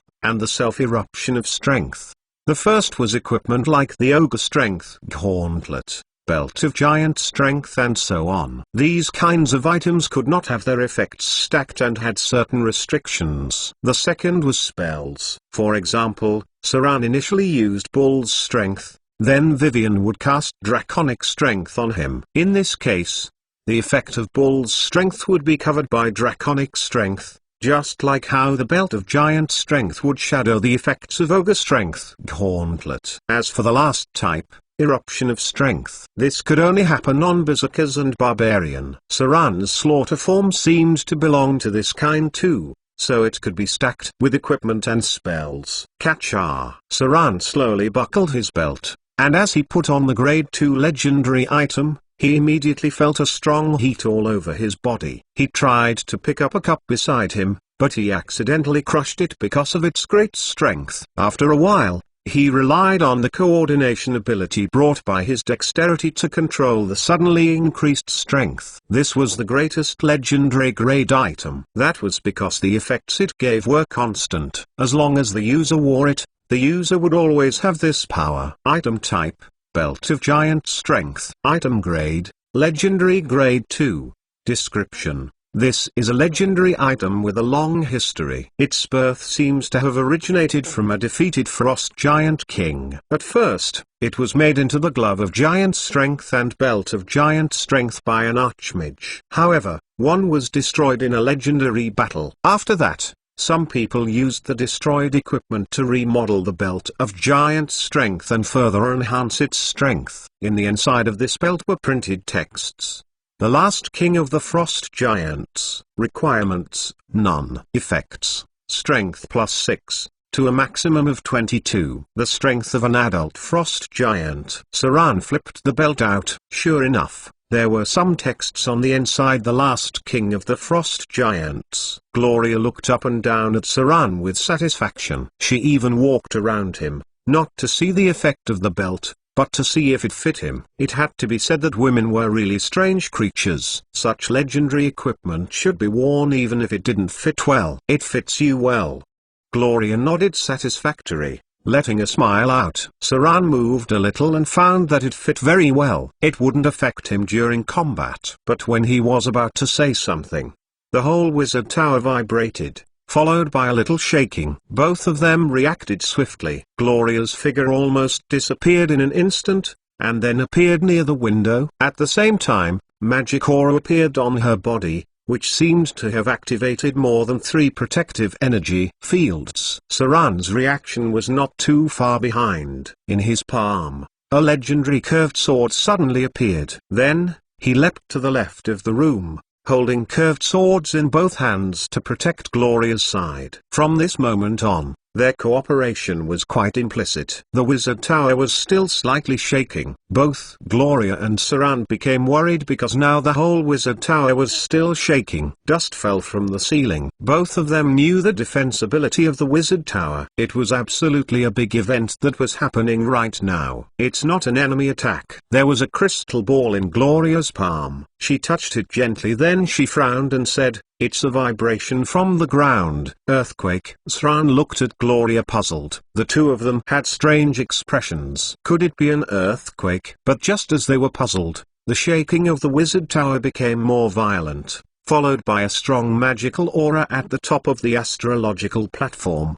"The Honorable Eye of the North is summoning us." Gloria reached out and touched a crystal button on her chest. Then a white light appeared in the palm of her hand. Saran and she appeared again on the top of the observatory platform. "It is an earthquake." Saran looked at the city and saw cracks appearing on walls. This surely was a massive earthquake. And the intensity of the earthquake was quite high. Houses had collapsed in distant cities, but the scattered villages had no casualties because they were wooden roof or thatched houses. But the tremor of the earth still made many people feel scared. "Gloria, activate the arcane lock." A hoarse old female voice was heard from the observatory platform, followed by a hazy phantom, a white-haired witch.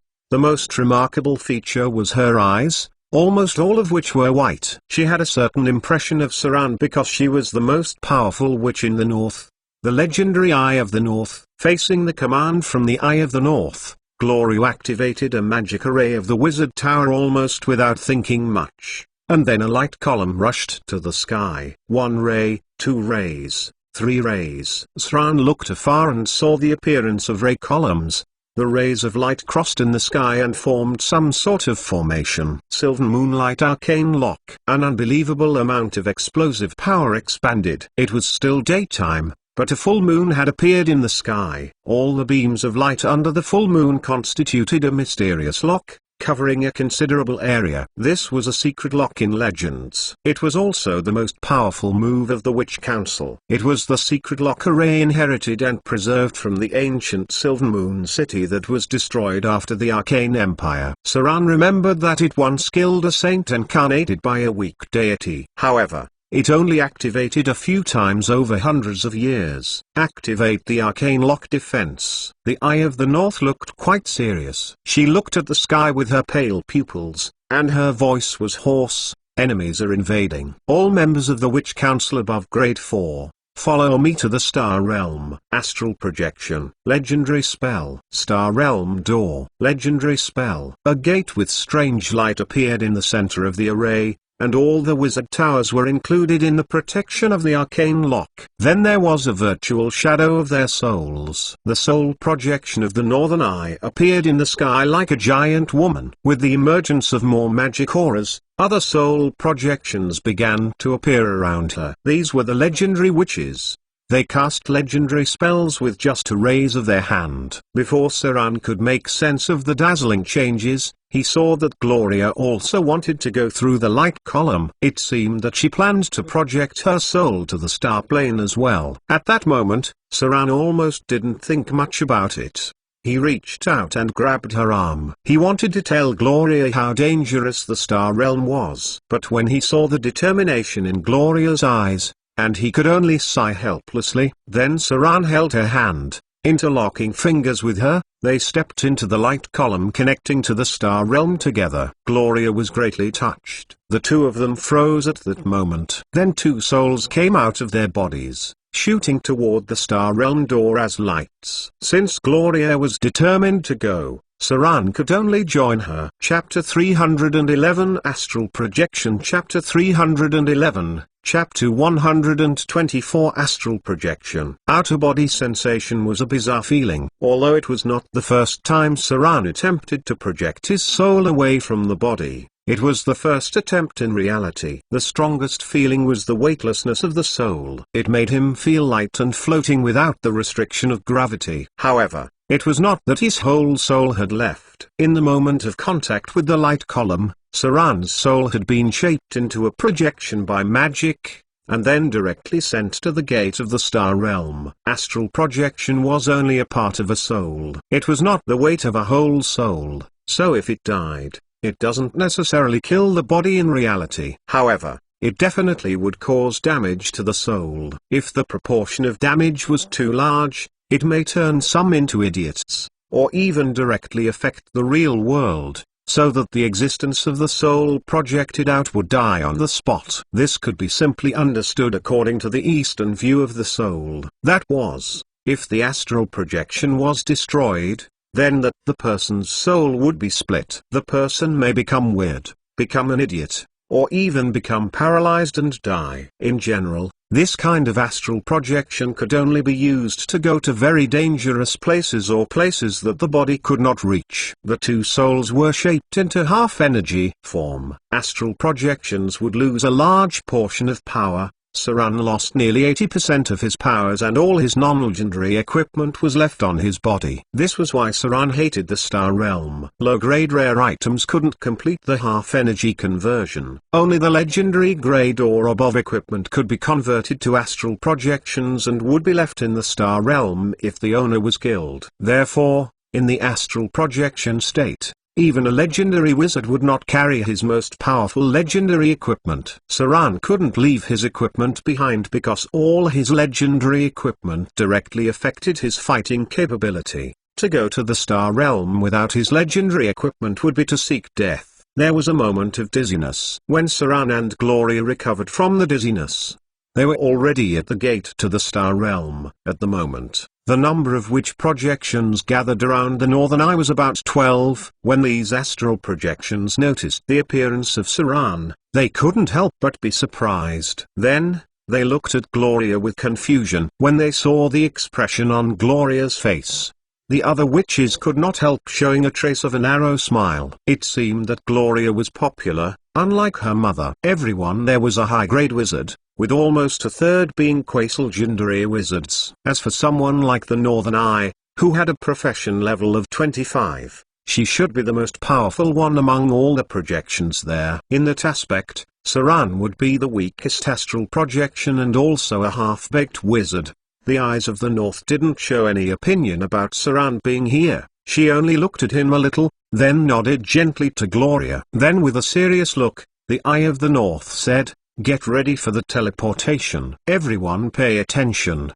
The already opened gate suddenly wrapped them in, and then it seemed to have entered a rainbow channel. In front of them, there were countless light spots that could not be seen by the naked eye, thus, only a lot of colorful lights could be caught by the naked eye. Astral projection was the simplest way to cross planes. Many demons and devils would go to other planes. In this way, in the state of astral projection, death would only lead to the loss of some power, and would not lead to the death of the real body. All wizards cherished their lives. Thus even when faced with a great enemy, the Eye of the North would not request witches to go in person.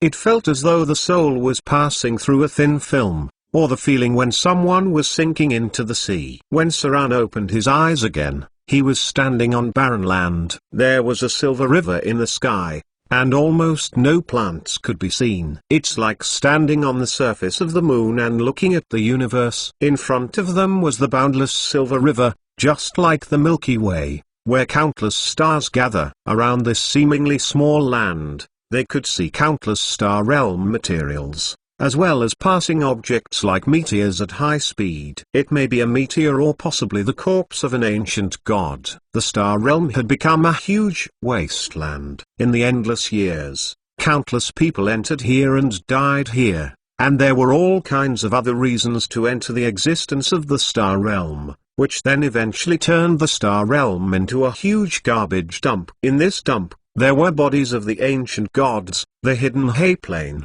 the fallen kingdom of the gods, and even encounter the broken flying fortresses, etc. Almost everything you could imagine would be here. This was a huge and all-inclusive dump. It was also the most dangerous wasteland. There was no air in the star realm, so it was not easy for flesh and blood to survive here. They had to rely on the floating hayplane of the star realm. So many of the voyagers who entered the star realm were soul projections of a semi-energy state or powerful beings that were directly close to the form of the saints. There was an energy in this endless star realm, which the wizards called source matter, and they believed it was the most basic structure of the universe. However, Saran liked to call it another name, dark energy. Almost all the birth of the hayplane must be connected with the astral and the etheric plane.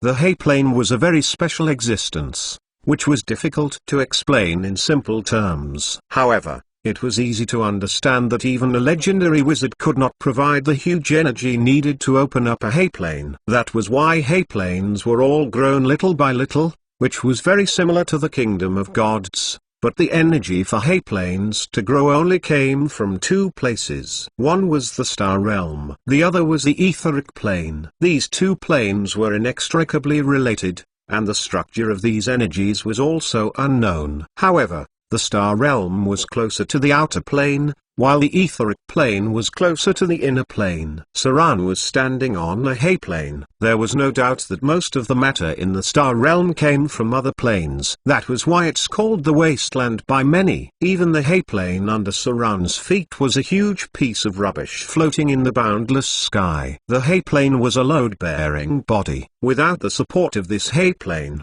the soul projection of Saran and the other witches would be directly exposed to the source material of the star world, the silver river on the top of their heads. This was a more troublesome thing because this kind of energy flow generated from the distorted space had many dangerous astral creatures. The secrets of the star realm were not even known to the gods, but they knew how to use the energy of the star realm. The original creation of the world was derived from these source energy. There were many things Saran wasn't sure of. What he could remember was not much, but he knew that beyond the Milky Way-like torrent of energy, there was an endless flow of dark energy and something called the crystal wall. After his soul went into the star realm, astral projection complete. Soul entered the star realm. Soul came to contact with source energy. You've gained part of the epic background ability of Star Traveler. You've gained part of the epic background ability of Plane Explorer. Soul construction complete. Astral projection transformed into dark energy. You've mastered the ability spontaneous casting.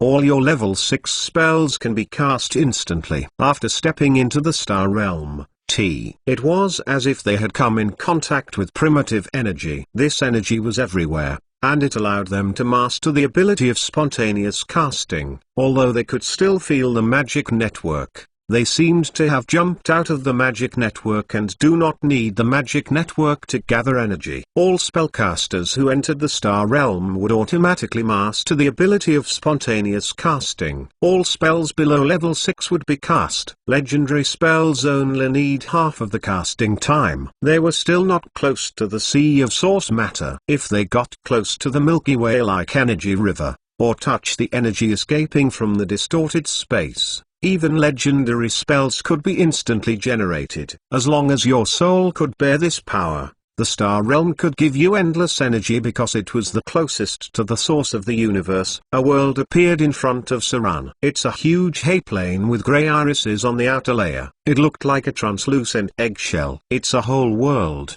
but it was not the structure of a planet. It's more like a continental shelf. This was the hayplane that was born in the star realm. It used the inexhaustible energy of the star realm as the supply. This huge hayplane flew by. It was like Halley's comet passing over the Earth, and soon it disappeared from Saran's vision. The star realm was almost infinite. It's a plane that's almost infinite, but if you kept going up, you'll encounter a layer of crystal wall. However, before you encounter the crystal wall, you would encounter the countless kingdoms of the gods. If you were fortunate, you could even see the legendary pantheon of gods. Krong, Hong. The earth under Saran's feet trembled. This hayplane seemed to exist only for a short time. Saran could see the edge of the land at a glance. Jumping from the edge would get into the void torrent. From ancient times, there was no lack of people with bad luck lost in the star realm, swept by the torrent for hundreds and thousands of years. That was why the star realm was also called the land of exile. It connects all the planes, but you wouldn't be able to find the passage. With no hayplane to rely on, falling into the torrent of energy would be like being swept away by a flood. As if something was attacking her, Saran could feel the worry on the face of the Northern Eye. Something was making her feel worried. Then the enemy that appeared most likely was a kind of intelligent creature that Saran hated most. Chapter 312 Red Dragon Agreement. There were many dangerous creatures in the astral plane that could be understood. However, there were only two kinds of creatures that could make Saran very annoyed. One was the legendary Abomination, the offspring of dead gods, a dangerous creature full of intent to destroy. The other was the Githai Anki. They lived in the astral plane and were aggressive, belligerent, and numerous. So it was no surprise that it was the Githai Anki. The Githai Anki were a kind of humanoid creature living in the astral plane. They were born with powerful Shinik magic. They used to be slaves to the Mind Flayers, which were the monsters in the story of bards who were as famous as the Beholders and could eat the brains of intelligent creatures. That was why they were enemies with the Beholders. When they encountered each other, they would kill each other. There were also the Grey Dwarfs, which were similar to the Githai Anki. Grey Dwarfs also hated the Mind Flayers. Many Grey Dwarfs had their minds distorted because of enslavement by the Mind Flayers. In the end, They acquired powerful Shnik ability. It seemed that these two races were like this. All the slaves of mind flayers finally mastered Shnik ability. Maybe it was caused by the mental slavery they endured. Captivity, mental slavery, slaughter, mind flayer. There were two branches of this race, the Githyanki and the Githzerai. They hated each other as much as they hated the mind flayers. They fought when they encountered each other, but the Githzerai were rare. They lived in seclusion in some unknown places. On the contrary, the Githyanki were common and very hard to deal with. Their supreme leader was the Empress, and they had no faith. Thus they had no priests. They believed that believing in gods meant betraying their queen. The Githyanki were mainly fighters, and the weapons they used were silver swords. One of their characteristics was to cut off the silver line. During the astral projection of plane travel, there would be an invisible silver line connecting the soul and body. If the silver line was cut, the soul would be forced to return and cause certain damage, but the damage was not as great since the astral projection was being destroyed in the astral plane. This race was very interesting. Saran always thought that they were a bit like the Protoss in StarCraft, but their ruling style reminded Saran of the Zerg Queen. The Githyanki were a race governed by militarized rule. They wandered and plundered in the astral plane and lived in the battleships or fortresses of the astral plane. These huge flying buildings were a bit like a giant military fortress in the Star Age. The Githyankas were notorious for plundering any creature in the astral plane. And they also liked to capture slaves. They would try to capture anything that was not an astral projection. That was because the Githyankas was like mind flayers and had Shnik's abilities. They used spells like Control Soul to enslave other creatures. Test of Will, prepare for battle. Everyone could hear a voice in their mind. And then, countless magic light emerged. A few magic lights arose continuously, and finally, Saran was also blessed with 7 or 8 protection spells. In the astral realm, any spellcaster could instantly cast spells below level 6. That was why the combat power of wizards here was quite amazing. However, instantly casting level 6 spells also meant that they would use up their spells very early. They may use up all their spell slots in an instant. Group Bull's Strength. Strength +4. Group Cat's Elegance. Dexterity +4. Group Fox's Cunning. Intelligence +4. Group Bear's Endurance. Constitution +4. Protection from Evil. Protection from Petrification. Luck. Haste. 10 feet invisibility. Over 10 Northern Witches, casting spells simultaneously, was a sight to behold. Standing around Saran were the ruling class of the whole northern region. They represented the highest fighting power of the northern region and the ruling power of the northern region above the secular world. The magic light in the sky was dazzling because they could instantly cast level 6 spells. They were instantly surrounded by various energy protection fields. At the same time, Saran was also affected by many spells. Don't underestimate these northern witches. Although they looked weak and delicate, they could still use their staff to defend themselves in close quarters. Gloria had a serious expression. She took a special staff out, which was inlaid with many gems. At the same time, she took out a large stack of magic scrolls with her other hand and placed them in the easily accessible position.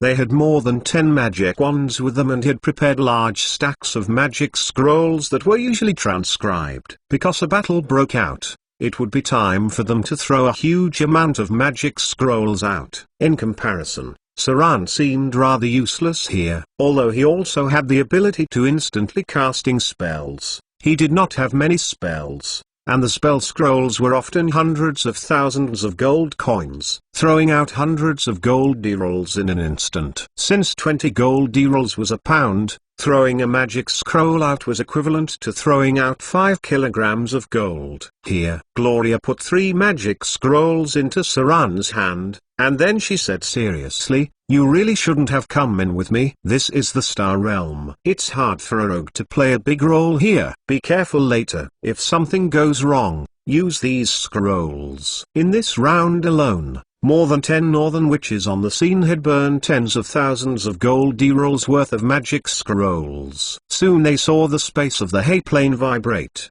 and then a huge and incomparable military fortress appeared in their sight. It appeared at the edge of the hay plain through the silver torrent, broke the independent rules of the hay plain with a strange power brilliance, and then came to them as though it had broken through a bubble. There was an independent rule on the hay plain, which formed something like the atmosphere. Unfortunately, this rule was too weak to contain the battle fortress of the Githyanki. Countless figures came down. They jumped directly from hundreds of meters, then used Schneck spells in midair to slow themselves down, and then landed on the land of the hay plain. Githyanki. From the appearance, these Githyanki had obvious humanoid characteristics, but they looked very thin. They were 1.8 meters tall and weighed about 170 pounds. These creatures had rough yellow skin, and their hair was tied into little plaits. Their pupils were dim, ears were sharp, and backs had serrated bones. These Githyanki were well equipped. All of them had first-class armor, silver blades as weapons. They had excellent forging skills and could make many very special weapons. After they landed, they moved swiftly. Almost any Githyanki fighter had extraordinary strength and dexterity. Their ability to become explosive was far greater than humans. Githyanki astral plane creatures grade 3. Challenge rating, level 12 individual level, 15 has spell-like abilities. Highest and lowest attributes, 24 and 12 total attribute points, 95,105. Specialty, Schneck's ability, soul control, astral plane race. Difficulty, A+.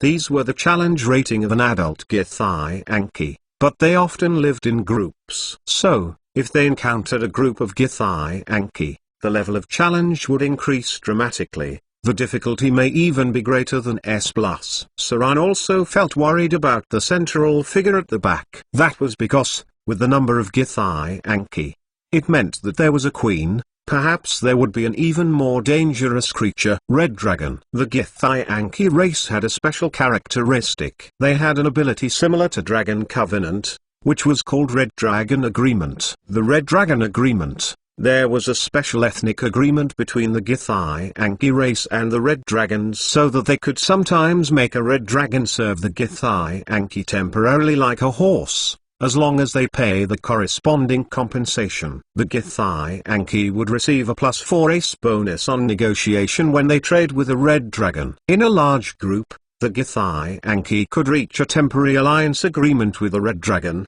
All of this could be decided by the Queen and Githyanki Lord. There was a roar. It seemed that what Saran had worried about had happened. From above the battle fortress of the Githyanki, the figure of an adult Red Dragon appeared. It looked at the witch below with its cold and evil eyes, then roared. It swooped down from above the battle fortress, and when it was close to 300 meters above the ground, it flew into the sky once more. The Red Dragon hovered in the sky but was not eager to attack the witches below. Instead, it kept a distance deliberately, as if it intends to let the Githyanki waste the spells of the witches. Dragon aura spread out. As the most powerful adult dragon among the 5 giant dragons, it was far superior to the white dragon in size, strength, and spellcasting ability. A Red Dragon had the challenge rating of 3 adult white dragons combined. Chapter 313 Githyanki Queen. The emergence of the Red Dragon undoubtedly made many feel it would be intractable. Even the leader of the Northern Witch Council, the Eye of the North, frowned and looked at the dragon hovering in the sky. The dragon breath of a Red Dragon was the most powerful among the 5 dragons. Its killing power was twice that of the adult white dragon. Therefore, the astral projection of all witches on the scene could only withstand 2 rounds of dragon breath attack at most. Once the Red Dragon attacked,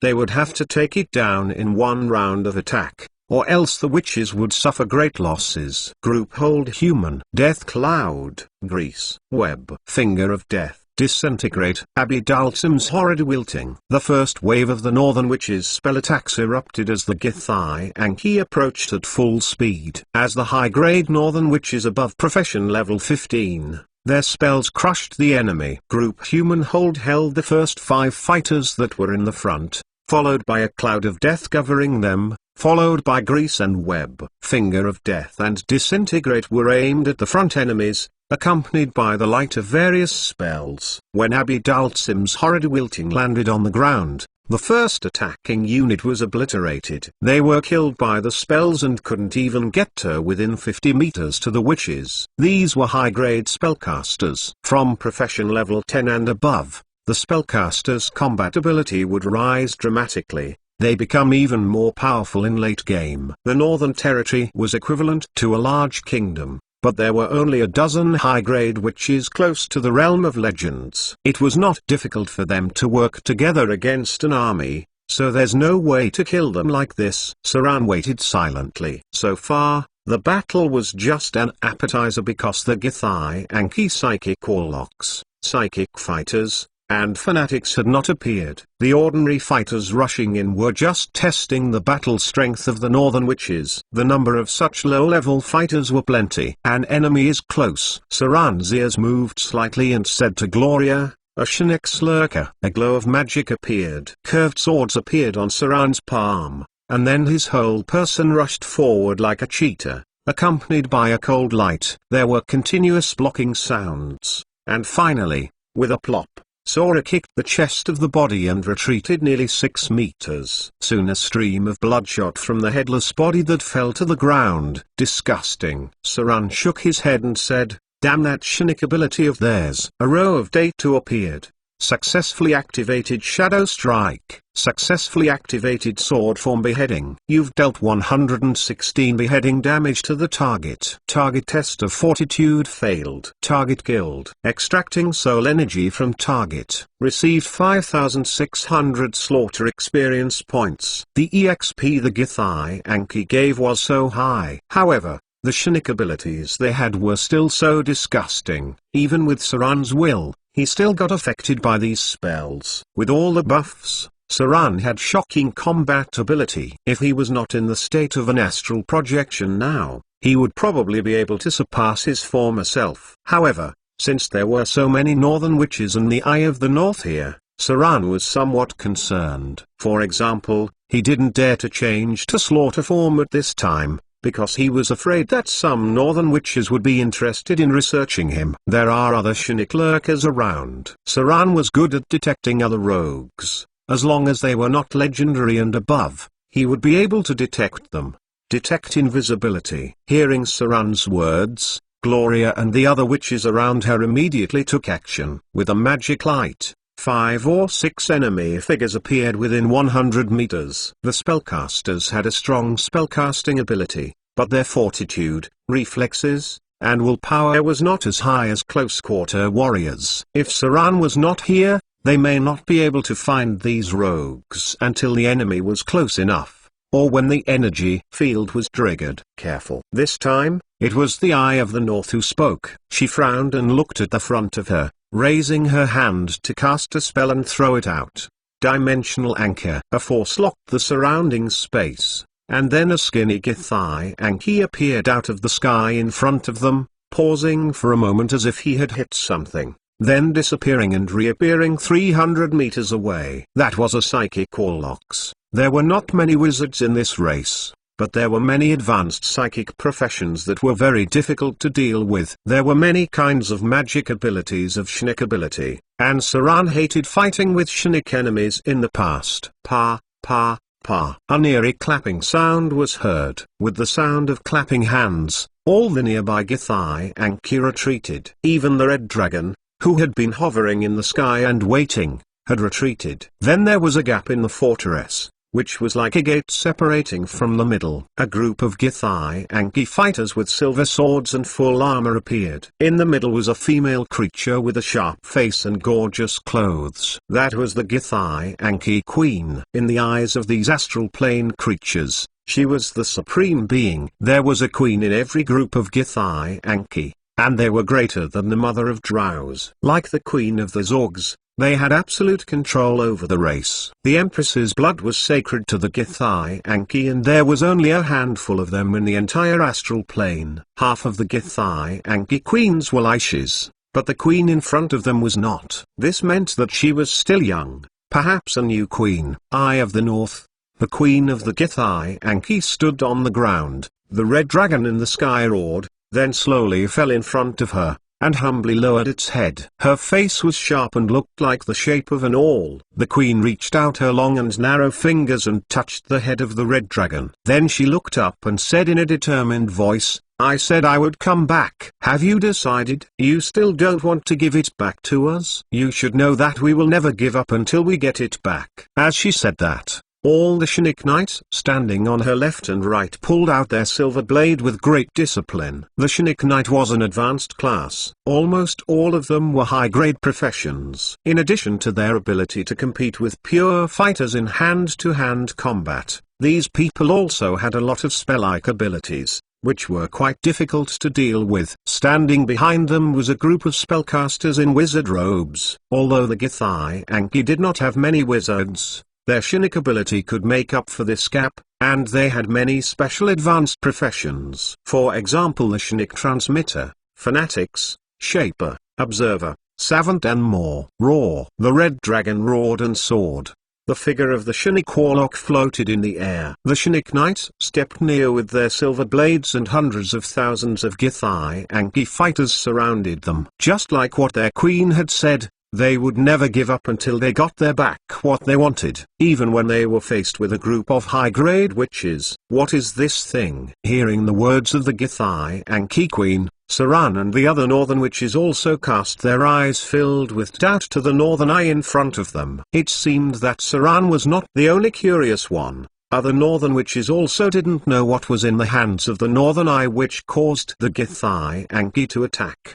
What made them willing to pay such a high price? It was similar to challenging the gods. There was no answer from the eyes of the north. She just frowned and looked at the Githyanki queen. It seemed that she was thinking about something serious. However, Saran seemed to have thought of something. His whole body had chills and whispered to Gloria, the silver sword of Gith. "If it is that, then we would be in trouble." Gloria also seemed to be shocked after hearing it. Immediately she said softly, "Wasn't that artifact destroyed?" Saran shook his head after hearing that. It was not an easy task to destroy a +10 artifact. Chapter 314 Gith Silver Sword. The Silver Sword of Gith. Those who had literacy of more than 150 points had, more or less, heard of its name and many of its legends. The sword was quite famous in history, and it was appeared many times in many epic stories. Many people had recast its fragments from ancient times to present.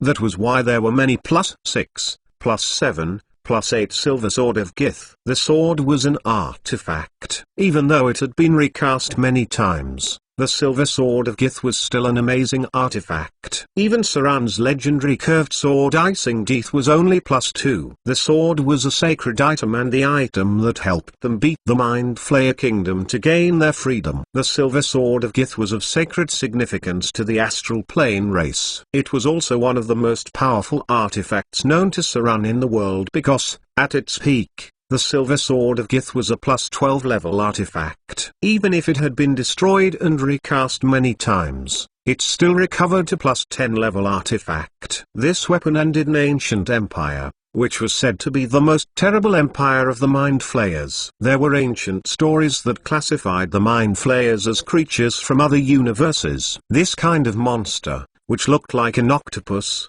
had 2 pairs of big and small tentacles, and was good at enslaving other races and feeding on the brains of other intelligent creatures. They were considered by a few scholars to be from another Crystal Wall universes. They came in the age of the ancient gods, once ruled a large territory in the multiverse, and eventually became weakened into a dangerous monster in the Underdark.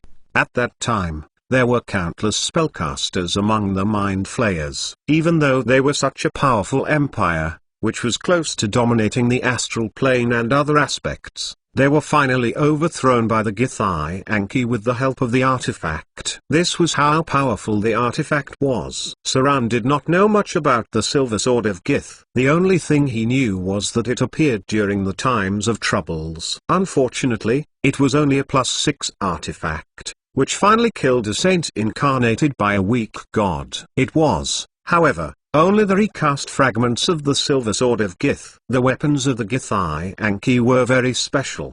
They had excellent and wonderful forging techniques. It seemed that their top weapons could be rebuilt and recovered even if they were destroyed. Thus Saran thought that the only thing that could make the Githyanki relentless was the silver sword of Gith. The Eye of the North's silence made the queen angry. She opened her mouth and uttered a sharp voice, which was not the common language, but a mysterious language that even Gloria could not understand. Then they saw the Gith knights standing up around her and pulled out the silver blades on their waists. These strange weapons were different from those of the Gith fighters because they were very impressive. After these silver blades were pulled out, their swords became a silver fluid, constantly changing their shapes in the flow and twinkling. Silver sword +3. All the Gith knights had rare grade 3 weapons. This weapon was quite dangerous. Not only could it cut the silver line of an astral projection, but it also possessed the special characteristic of beheading. This kind of weapon was very special, as long as the user could use it normally. Even if the user hasn't mastered the sword form beheading, the user still could use the advantage of the weapon to achieve the effect of beheading someone. Saran previously wanted to create a curved sword like the Gith silver sword to obtain the beheading feature of the silver blade above level +3. It was a pity that these Githyanki were too difficult to deal with. They were also extremely exclusive about their forging technique. That was why Saran could only go to the Underdark to build refined weapons. The Githyanki would take back any silver blade that had fallen into enemy hands at all costs. They would only give up taking back their weapon if the target was too powerful. Maybe they were afraid that someone would understand the secret of making their weapon. The show is about to begin. Even Saran felt a little nervous when he saw a row of Gith knights with +3 Gith silver blades entering the battlefield. These guys were all Shinik users as they could use low-level Shinik spells. In their hands, they had +3 silver blades that were worth 49,000 gold dirals, and they wore armor that was worth 27,000 gold dirals. As for the other equipment, Saran didn't know about them, but they all seemed to be rare grade items. Kill them all. Take back our sacred item. The queen pulled out a long and narrow silver sword. The silver sword body was as mysterious as a silvery flowing liquid. It was difficult for people who were not proficient in exotic weapons to use them. However, in the hands of Gith Queen, the silver sword, which may be around +5, was as flexible as a whip. The flowing silver sword looked a little like a soft sword, but it could turn into a sharp and hard beheading sword when necessary. The shape of the silver sword could be changed, but it needed the power of Shinik power. Note: as a result, it's hard for other races to use the Gith silver blades. Careful now. Saran looked at the approaching enemy and said in a deep voice, "Pay attention to the silver blades of the Gith knights. They can change its shape and cut off the silver thread connecting you to your body." +3 Gith silver sword was soft, a long sword, and a heavy sword combined. In the earlier times, many melee professions coveted this kind of weapon, but few of them could finally bring back the finished products from the astral plane. They also had to face the Githyanki that would jump planes to kill them. Tang, tang, tang, tang. Saran did not dare to leave the witches. He did not dare to distract himself in this level of battle, because he was under considerable psychological pressure from grade 4 or so Gith Knight. The Gith Knights did not have great mind control ability, but they had special Shinik spells, such as the pain that had just appeared on Saran's body. This was a Shinik spell of the Gith Knight, which directly affects the sensation of pain at the spiritual level. Inflict pain. Level 1 Shinik spell. Saran was touched by the enemy for a moment, and immediately suffered 6 points of mental injury. There were no wounds on his body, but he felt as painful as if he had been cut open. Dang! The silver sword moved like a liquid and dazzled constantly. The enemy's fighting skills were quite brilliant. With the change of the weapon form, Saran felt a little difficult to parry, because the first moment was a chopping attack of a heavy sword, the next moment the silver blade became a long and narrow stabbing sword that was somewhat flexible. Saran's arm was cut a little because of this. Even with his current 29 dexterity, he could not completely avoid the attack. Strength of my enemy. Level 2 Shnek Spell. As though feeling Saran's advantage in attributes, after finding that Saran was very difficult to deal with, the Gith Knight suddenly reached forward and grabbed Saran. A row of data appeared. You're affected by a Psy-like ability. You're affected by an absorption effect. Test of fortitude failed. You've temporarily lost 2 strength. Your strength will be transferred to the enemy within 15 minutes. Damn it. Saran's expression changed. With icing teeth in his hand, he leapt toward the enemy and spun. Sword form spinning strike. Shadow strike. On the other front, the Northern Witches' battle had become quite fierce. In the face of a large number of enemies, the witches did not blindly cast spells, but successively cast summoning spells. The Giths were endowed with Shnik abilities, so even the fighters could use spells like Levitate, Blink for short-range teleportation when their capability reaches a certain level. Therefore, the effect of those spells was not very effective against them. Except level 7 and above those spells, the other low-level spells could only be used to bully low-grade fighters. Level 3 Summon Monster, Summon Elder Wind Elemental, Summon Elder Earth Elemental, Summon Elder Fire Elemental, Crimson Mist, Summon Demon. Countless magic glows were seen and there were also many teleportation gates. These women were crazy. Those who summoned the elementals were still fine, but those witches who summoned the demons were a little crazy. Even Saran couldn't help but raise an eyebrow. Fortunately, they cast protection from evil in advance. These demons did not care who summoned them, they might even attack the witches if they went crazy. The elementals summoned by the witches were quite strong. At the front was an earth elemental elder with a monster level of 21 or so. Then the wind elemental elder was around, and the fire element elder was waiting at the side. More than 10 high-grade witches summoned creatures at the same time, forming a monster army in an instant. Scattered around were about 30 kinds of monsters controlled only by level 3 summon monster. And facing the approaching enemy was the army of elemental creatures. The only I saw was the 2 demons. For some reason, Saran had a strong feeling of killing them once they appeared. Chapter 315 Omnipotent Hands. Saran's figure retreated immediately, and at the same time, he reached out and pulled off half of his sleeve, getting 15 meters away. Just now, he hit the enemy with his spinning strike, but it seemed to have met an invisible energy barrier. This was the Shnek armor of the Gith Knight. It could withstand certain damage and could cover any armor. That was to say, Saran had broken the Shnek armor and had to break the Gith armor of +3. The enemy in front was a real tin can. For the first time, Saran felt so powerless. Maybe it was too early for him to come here. The astral plane should be a place to explore after the legendary level. The enemies in the astral plane had too many tricks up their sleeves, but what really made Saran feel threatened was not the enemy's protection ability, but the fact that the Gith Knight who actually opened his mouth and spewed out dragon's breath of black dragon. Level 3 Shnek Spell. The sudden attack caught Saran completely off guard. If it wasn't for his amazing dexterity, his head would have melted off. Even so, the attack still caused nearly 18 points of strong acid damage to him, eroding a layer of skin off his left arm. This was not a complete version of Black Dragon's breath. However, it was still a Shnek copy of Dragon Breath attack after all. How many tricks does he still have? Saran wondered nervously. The present Gith Knight was very difficult to deal with. He felt that he was dealing with an enemy of dual cultivation of magic and combat. This was the astral plane. Not only did the people entering here got the ability to instant cast, but the creatures living here also had the ability to instant cast. That was why Saran did not dare to leave the group of witches. He was afraid of being killed by some Shnek warlock. After all, no one likes to get hit by magic. Even a legendary fighter as strong as dragons would not like to take a hit of Finger of Death.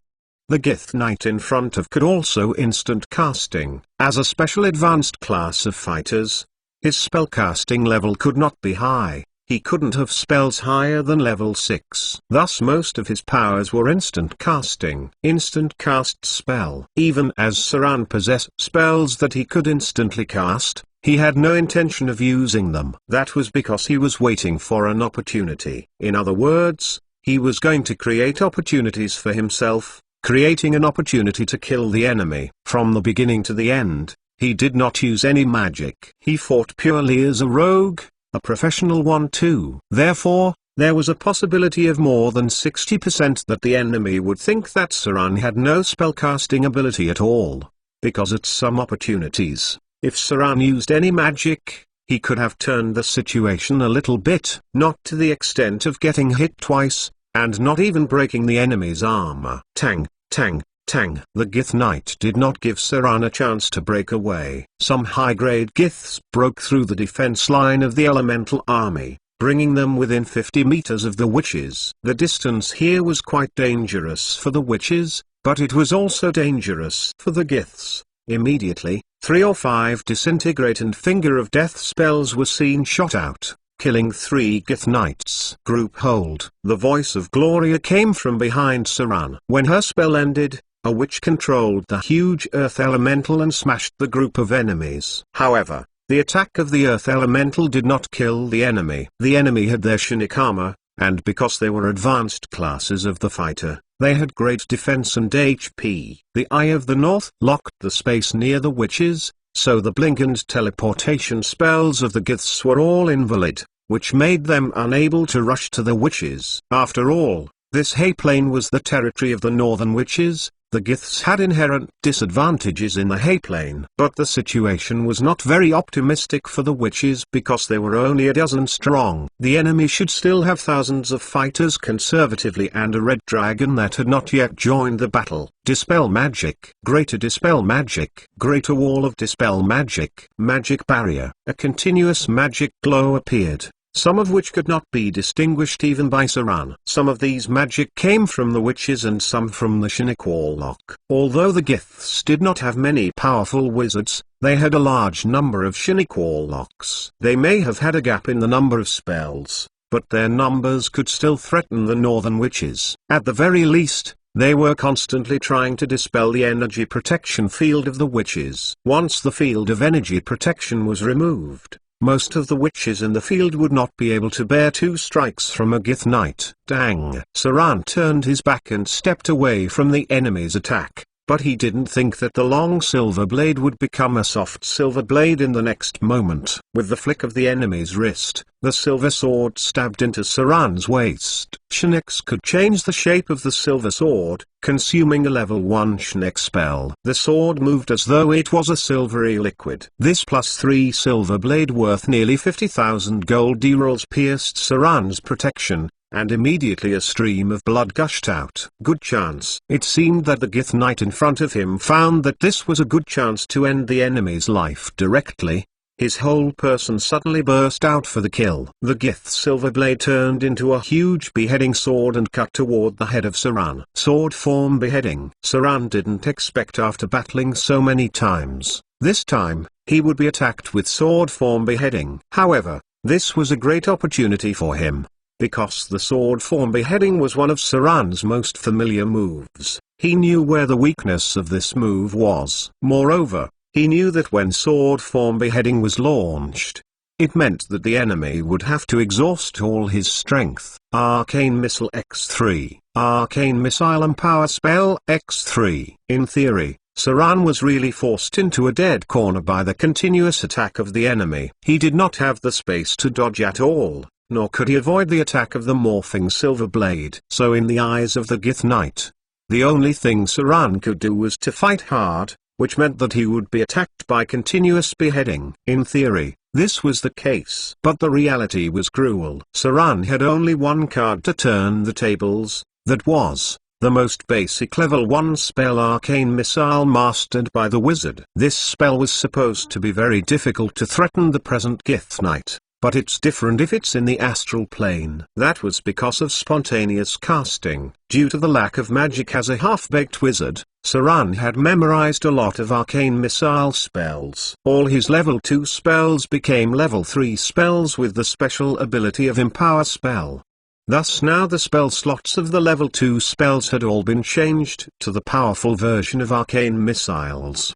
When Saran launched a counterattack, There were 15 basic arcane missiles and 15 powerful arcane missiles that had increased 50% of damage. 30 arcane missiles blew up at the enemy's abdomen. Immediately, the Schneck armor of the Gith Knight was broken. Then arcane missiles hit the armor of the opponent. The continuous close-up burst hit the weakest point on the armor protection, making him fly back. Saran's outburst at this moment was totally unexpected to the enemy. It was as though the enemy had been hit by 30 rounds of bullets at the same time. The astral plane was the stage for spellcasters. Shang. After releasing all his arcane missiles, Saran immediately slashed his curved sword toward the enemy's neck. Sword form beheading. Saran's eyes were full of killing intent, and in a fountain of blood, he cut off the head of the high-grade Gith Knight in front of him with plop. A headless corpse fell to the ground. A row of Datu appeared in front of Saran. Activated sword form beheading. You've dealt 126 beheading damage to the target. Beheading successful. Target killed. Extracting soul energy. You've received 8,150 slaughter EXP. Combat experience. You've learned part of the information for the ability practiced spellcaster. You've learned part of the information for the ability combat casting. Saran did not look at the data at all. After killing the enemy in front of him, he gasped for a moment, then quickly picked up the dazzling flowing silver blade +3. The silver blade seemed very heavy. Because it was in the hands of a non-Gith, the user would have to suffer a penalty of exotic weapon. However, Saran only frowned a little. After holding the hilt of the silver blade, he gently shook it. Then he saw the silver blade flow. The silver blade in his hand became the most basic longsword form, and the heavy and stagnant feeling gradually disappeared. Omnipotent Hand's legendary ability. Blood flowed down from his hand. Saran held Icing Teeth in one hand, while he held the Gith silver blade +3 in the other. Roar! The muffled sound of the dragon was heard. The red dragon hovering in the sky finally felt that the time was right. It roared and dived towards the enemy below. At the same time, a hot red dragon breath was shot out. The surrounding temperature went up. With the breath of the dragon, the surrounding temperature immediately went up a notch. Chapter 316 Icing Teeth Awaken Omnipotent Hands. In theory, this ability allows Saran to use any weapon and equipment. So when he picked up the Gith silver blade, he was only hindered by the weight for a moment and swiftly mastered how to use the weapon. It was a pity that this kind of weapon needed Schneck abilities to bring out its full effects. Therefore, when Saran picked up the silver blade, it was in its most basic form longsword. It was only a silver longsword when Saran used it, but Giths could make the sword liquid and change forms. Even though it was only a longsword, it still had shocking power. Item type: Gith silver sword +3. Item grade: rare grade 3. Description: this is a weapon forged with special skills and enchanting techniques. Only the Giths living in the astral plane could forge this special equipment. When the Gith silver blade is pulled out, it is like a flowing silver liquid. It needs the corresponding power to give full play to its effect. The Gith silver blade has far more killing power than the superior weapons of the same level, but the user must master the ability exotic weapon to use it. Please note that this weapon is very powerful, but it is also very dangerous. Any outsider who holds the silver sword of the Giths may be tracked by the Giths, and then they will try their best to get the sword back. Requirements: exotic weapon ability. Effects: astral plane weapon, beheading feature, silver line severing, shape shift, +3 sharpness, +3 penetration, +3 toughness, +1 armor piercing. Weapon effect: astral weapon. Astral weapons were made using special materials, which could cause normal damage to any enemy. Therefore, no enemy can be immune to the weapon. Weapon effect: beheading feature. This weapon had a natural beheading feature. Its forging is to better adapt to the beheading attack. Without mastering the sword form, any beheading attack launched with this weapon would be the same as mastering the sword form beheading. If the user has already mastered the sword form, it would make the weapon even more powerful. Weapon effect: silver line severing. The silver blade of the Gith can cut the silver line of the soul connection, forcing the enemy to return to the body and take some damage. Please note that only astral projections have silver lines. Creatures that inhabit the astral realm had no silver lines. Weapon characteristics: shapeshift. The silver blade of the Gith could change its form. When it enters the battle, the blade emits a silver flow of light. The form of the sword can change: heavy sword, beheading sword, etc. in combination with Shunnik ability. There are certain restrictions on the change, and only a part of it can be changed at one moment. Rare grade 3 weapon. In terms of killing power, the Gith Silver Sword was actually a legendary weapon. It was no better than the legendary sword Icing Death in terms of attack and armor breaking ability, but there were many features of the Gith Silver Blade, and it also had the features of silver line severing and beheading attack. This weapon was definitely much better than the curved sword +1 that Saran used to hold. Saran had the ability greater dual wielding, so it was better for him to hold two weapons to be able to have the maximum combat effectiveness. With omnipotent hands, he did not have too much punishment when using the Silver Sword of Giths. Instead, the sword seemed to fit well with him. Boom! A loud explosion was heard from afar. As more and more Giths rushed to the northern witches, the witches also began to cast destructive spells. They raised their magic wands, and with countless magic aura, fireball, ice cone, acid arrow and so on, shot toward the Gith Knight in front of them one after another. Enemy casualties began to increase, but the situation of the witches was bad too, because when the distance got closer to a certain extent, the Giths could attack the energy defense field. Roar! A loud roar was heard. Sran looked up at the sky. He could not help swearing, and then ran to the back with his life. Red Dragon. This cunning dragon picked Saran as the target and was going to burn this little human first. The damn Red Dragon was such a creature. As the creature with the largest size, the strongest strength, and the most powerful dragon breath among the dragons, although the Red Dragon had a rather arrogant character, it liked to deal with the weakest enemies first in the battle. They liked to destroy their enemies one by one. First kill the weakest enemies, then kill the targets one by one, finally dealing with the commander. Therefore, when dealing with the Red Dragon,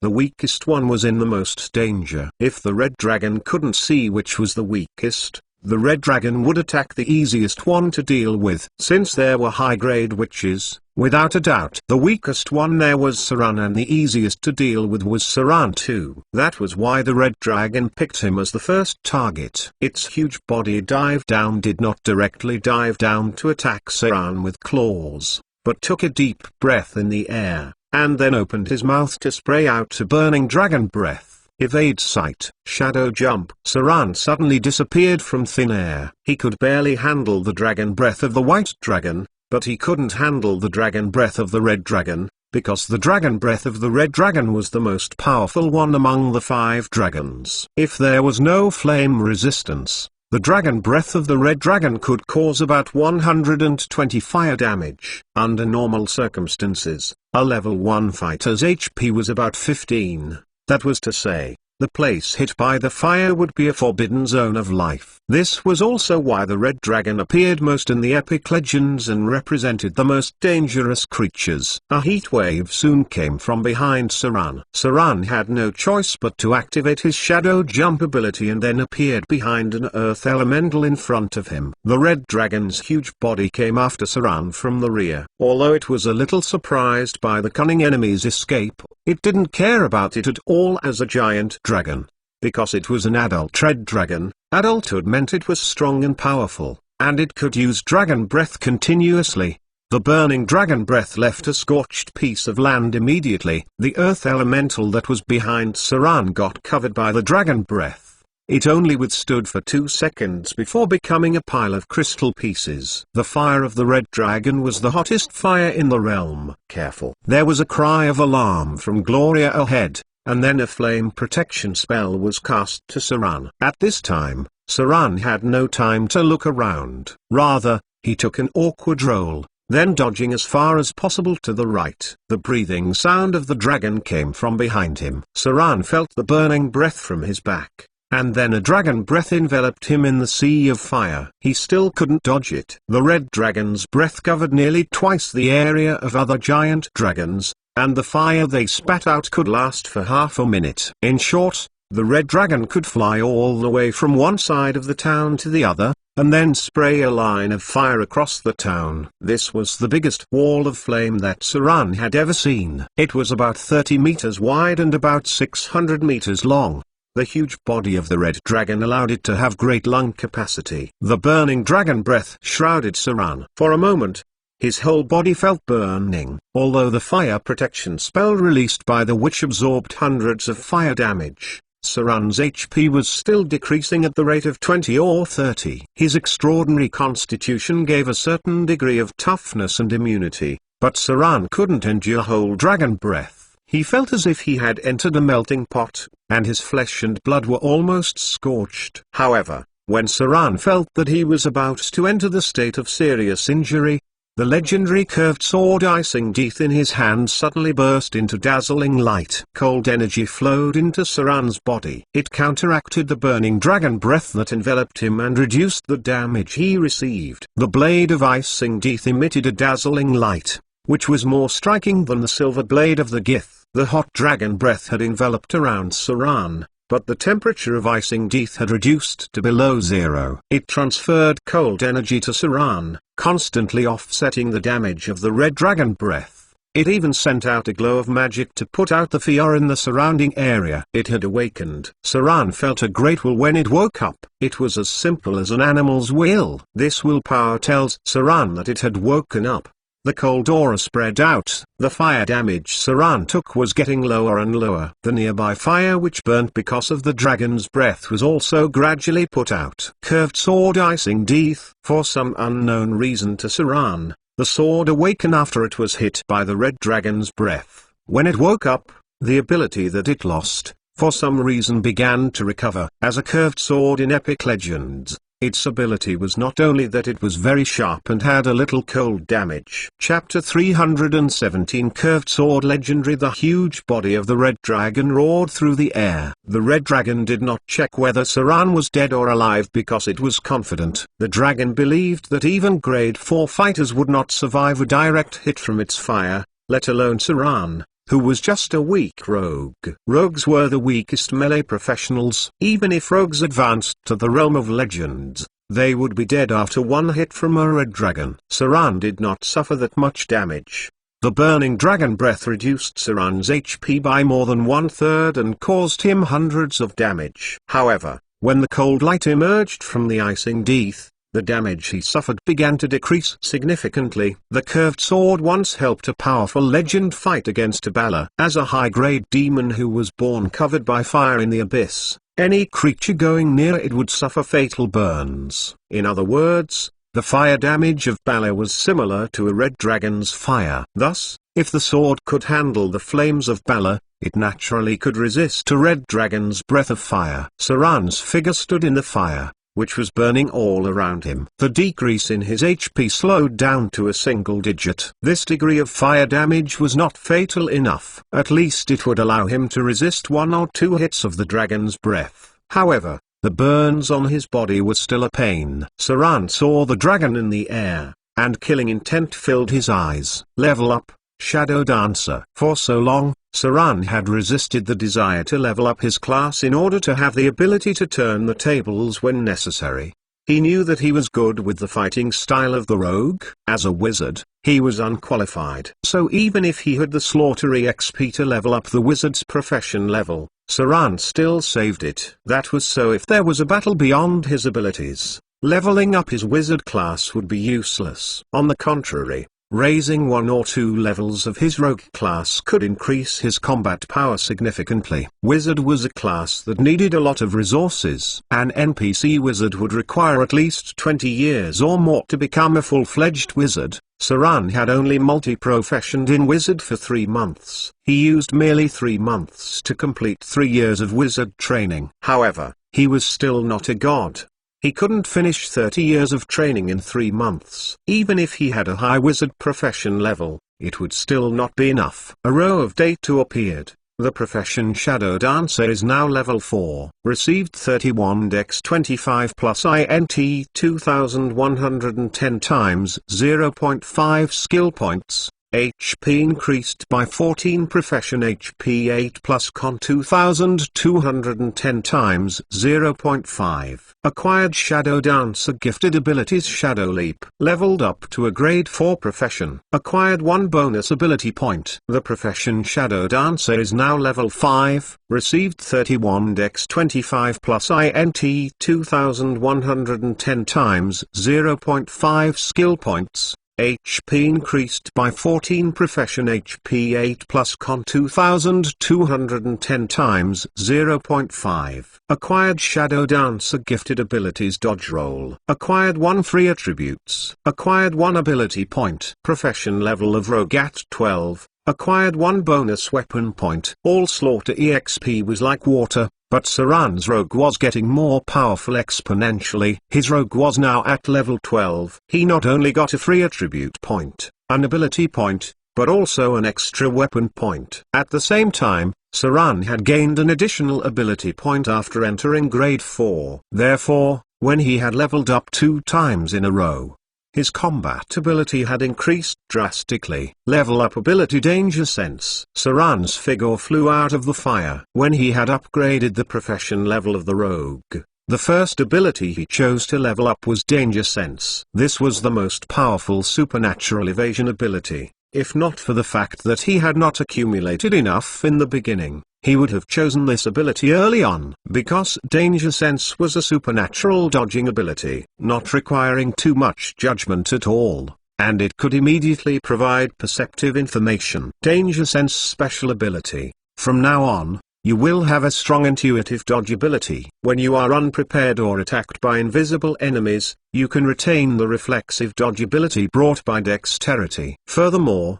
you will have a minor sixth sense, which would let you feel the attack on you in advance. This prediction ability is affected by wisdom. Note, the higher the wisdom, the stronger the ability to predict attacks. As he mastered the ability Danger Sense, Saran's body moved a little. Without even looking, Saran was able to use his sword to block an arrow flying towards him. With the sound of ting, Saran's figure immediately went into the shadow. He had entered a state of sneak. This was why Danger Sense was great, relying on perception to predict danger. Even if Saran's wisdom was not high, 16 points of wisdom could still bring 3 additional evasion abilities. Consume 1 weapon point. Mastered ability Curved Sword Grandmaster. Saran's eyes were cold, and his eyes locked onto the red dragon in the sky. At the same time, his whole person was completely invisible, following the flight path of the red dragon. He was waiting for the time for the red dragon to land. After the first round of dragon breath was over,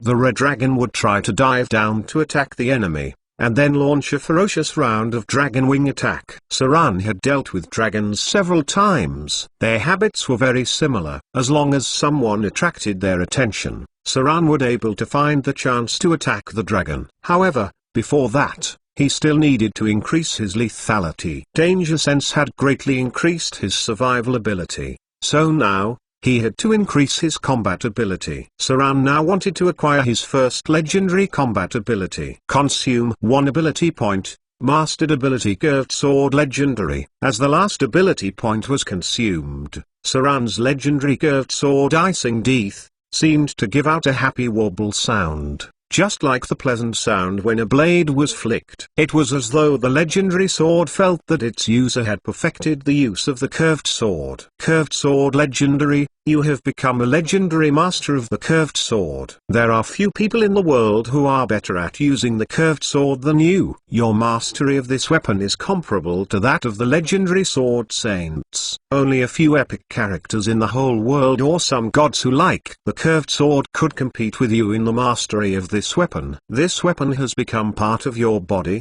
and you can use it at any time to do more damage. Accuracy +5, damage +5. Attack speed +3, critical hit multiple +1, fatal hit +1. It was a mysterious state. When Saran leveled his curved sword mastery to legendary, He seemed to have entered a wonderful realm for a moment. He could now feel the simple consciousness of the legendary curved sword, the feeling of air flow across the blade as if his nerves had extended to the sword. As air flew across the blade of the curved sword, Saran could feel as if the air was passing his skin. It's a rather wonderful feeling, just like the sword had become a part of his body. He could clearly feel the trembling blade when blocking the enemy's attack, and the little deviations that would occur in the next attack. A very mysterious sensation. Saran had a feeling of man and sword in one. Chapter 318. Saran's sword. The red dragons roared past. After shooting out the first round of dragon breath,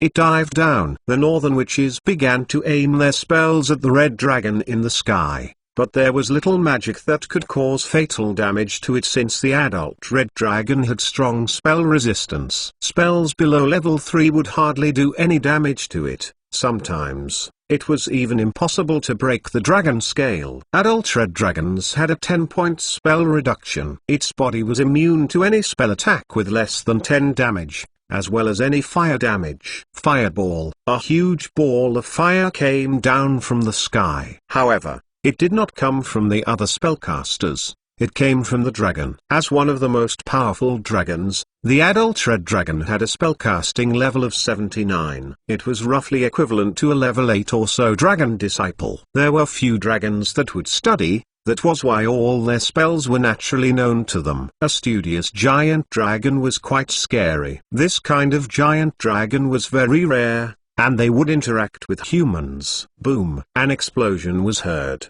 The first attack did not break the formation of the witches, but the second fireball had wiped out a group of the summoned creatures. The spell of the dragon, even though it did not have as many spells as the witches, still had many spells. The red dragon did not use the low-level control spells, because they couldn't threaten the high-grade northern witches. All it used were O spells, aiming to clear away the summoned creatures. It was very cunning and knew how to use tactics. It even knew how to select weak enemies to attack. So when it found that it had an opportunity to attack the northern witches' formation after clearing the summoned creatures, the red dragon immediately swooped down. Wing attack. No spell was greater than the strength of the dragon. The adult red dragon had the highest strength among the other dragons. Without any inheritance, the dragon still had a minimum strength of 33. This amount of strength was enough to flatten any creature of the material plane. That was why anyone who got hit by the dragon wings would be killed on the spot,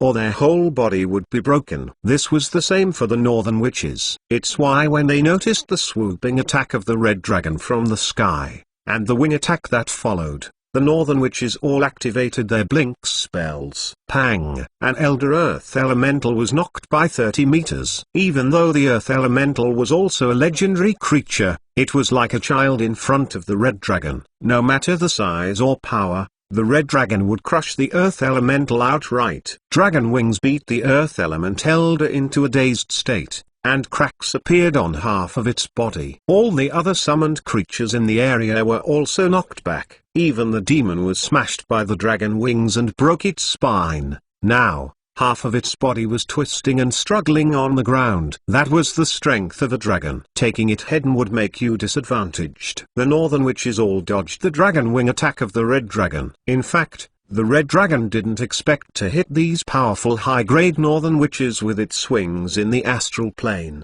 A simple teleportation spell, whether blink, space leap, or other similar abilities, could dodge the attack of the dragon. But the goal of the red dragon was also achieved after the northern witches teleported to avoid the dragon's wing attack. Their formation had also completely dispersed. How could they retain their formation once they've teleported? The witches not only had to face the red dragon, so when the summoned creatures, which were used to block the enemy and act as the front line, were destroyed by the dragon, the Chinook warlocks immediately grasped the opportunity. They got an opportunity to attack directly at the witches. Dispel magic. Greater dispel magic. Greater wall of dispel magic. The Chinook warlocks couldn't compare their casting abilities with those of the high-grade northern witches. However, when these Chinook warlocks were determined to use their magic to remove the energy protection field of the northern witch, the situation began to change gradually. First of all,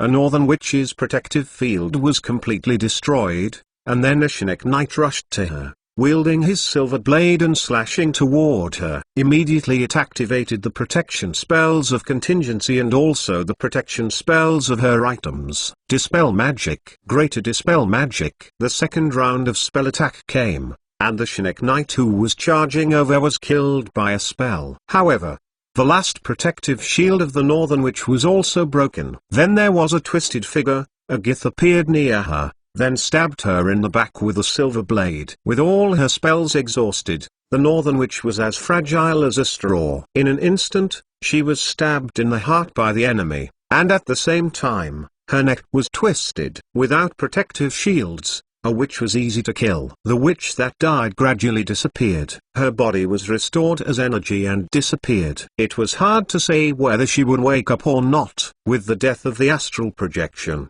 one must experience a mandatory test of toughness, will, and spirit. If the person failed, the person might have reduced power, or the body may become a corpse. In the case of encountering an enemy who knew how to attack the soul in the astral plane, the possibility of the body becoming a corpse was as high as 90%. That was why Saran did not like the astral plane. It was too dangerous. The death of the first Northern Witch made the Giths excited because they knew that the powerful high-grade witches in front of them were not invincible. The battle continued. However, no one else could see Saran because he had put all his skill points into stealth, and his whole person was now completely invisible. As long as no one used a detection spell near him, few could detect the presence of Saran. Saran was waiting for an opportunity. Not only was he waiting for the dragon to launch an attack, but also waiting for the witches to further consume the dragon's vitality. There were not many spells that could kill a dragon instantly. Even legendary spells were hard to break the great immunity of the adult giant dragon, but that doesn't mean that magic couldn't cause damage to it. In fact, when the red dragon flew from the sky, it had entered a light injury state. Its dragon wing attack destroyed the formation of the summoned creatures and killed all the low-level summoned creatures. Only the higher-grade elementals remained nearby. The red dragon was not in a hurry to deal with the witches, because it knew that the witches were quite dangerous. If it was too impulsive, it would be struck down by legendary spells. The cunning red dragon was not going to waste its HP. Dragon tail swipe. The red dragon was cleaning up the nearby elementals. These summoned elemental elders were not its opponents, but eliminating them could greatly increase the pressure on the Northern Witches. Saran's figure slowly got close. When the huge red dragon tail swept over, his figure also immediately launched out. Saran's target was the abdomen of the red dragon, which could cause damage to the internal organs of the dragon. However, to hit the heart of the dragon, one would need a dragon-slaying spear. The body of the red dragon was big, ordinary weapons couldn't reach the heart at all. The dragon was in front of him. When he was near the body of the red dragon, the huge monster seemed to have felt something. It flapped its wings and wanted to hit the potential enemy. However, Saran swerved and dodged, avoiding the wings of the dragon. He then grasped his curved sword tightly and aimed it at the dragon's abdomen. It was a very different feeling. Saran easily stabbed into the body of the red dragon as if it had no dragon scales. Then he noticed that when he attacked, he unconsciously stabbed the gap between the scales. Dragon scale was not a complete piece, it was a solid scale, and each scale had a small gap between them. It was useless to pierce the front, but with an angle, he could attack the gap between the scales. Saran never knew about this because he never had such a great technique to be able to launch an explosive attack but keep high precision. However, it seemed that he had done so. Saran not only do this amazing feat but when he clenched the curved sword and stabbed it through the gap of dragon scales, he also felt everything on the curved sword. He broke the tough dragon skin and stabbed it into the muscle layer of the red dragon. After stabbing the muscle layer, the curved sword he clenched seemed to become his finger. He felt that the curved sword was approaching a ligament. All creatures were held together by many muscles. Even muscles had a great defense. However, at the connecting areas of a muscle, the defense was the weakest. Dismember an ox as skillfully as a butcher. This was what Saran thought about. Curved sword legendary, critical hit multiple +1, Fatal Hit +1. Chapter 319 Dragon Dismemberment 1. The sword cut along the tendon, and Saran felt a strange smoothness. It was like chopping wood. Before, he used to cut it horizontally, which required a lot of strength. Now it was as though he was chopping the wood vertically, with both the gravitational inertia and along the grain of the wood. This cut was originally weak after stabbing 3 inches into the body of the red dragon, but now Saran stabbed nearly 1 foot deep and opened nearly 3 inches of the cross-sectional wound. Simply said, Saran almost cut a piece of meat weighing about 100 pounds from the abdomen of the red dragon. With only one cut, the red dragon roared in pain, and it was even more painful than a round of spell attack from the Northern Witch. Schneck spells couldn't control the will of the dragon, and damage spells couldn't break the protection of the dragon scales. Since the destruction of the Arcane Empire, the concept of elemental tides had been mentioned more than once, and a large number of pure lineage dragons had been cited to prove the impact of elemental tides on other creatures. Dragons could live for up to thousands of years. Some of the dragons had lived for such a long time that it was clear to see the effects of the elemental tides on these dragons. The theory suggested that after 300 to 500 years, the dragon's power was at a peak. Some worried that this would lead to the re-emergence of the Dragon Island. The witches had no formation. The witches were not at their most powerful, but only retained about 80% of their power. Both spellcasting level and spellcasting score were not as powerful as their original bodies. The projection of the wizard could retain about 70% of their strength, while the astral projection could retain about 80% of its combat power. It was said that before the Arcane Empire, there was a powerful spell called Simulacrum, which could retain more than 90% of the combat power, but this spell had been lost for a long time. After the Arcane Empire was destroyed, many spells had been lost, especially spells from other planes. Saran's power was not obviously subdued, because he did not have many spell slots. That was, he could only shoot out a few arcane missiles. Since an astral projection did not reduce the person's attributes, only affecting some basic skills, entering the astral plane had the least impact on Saran. In the state of astral projection,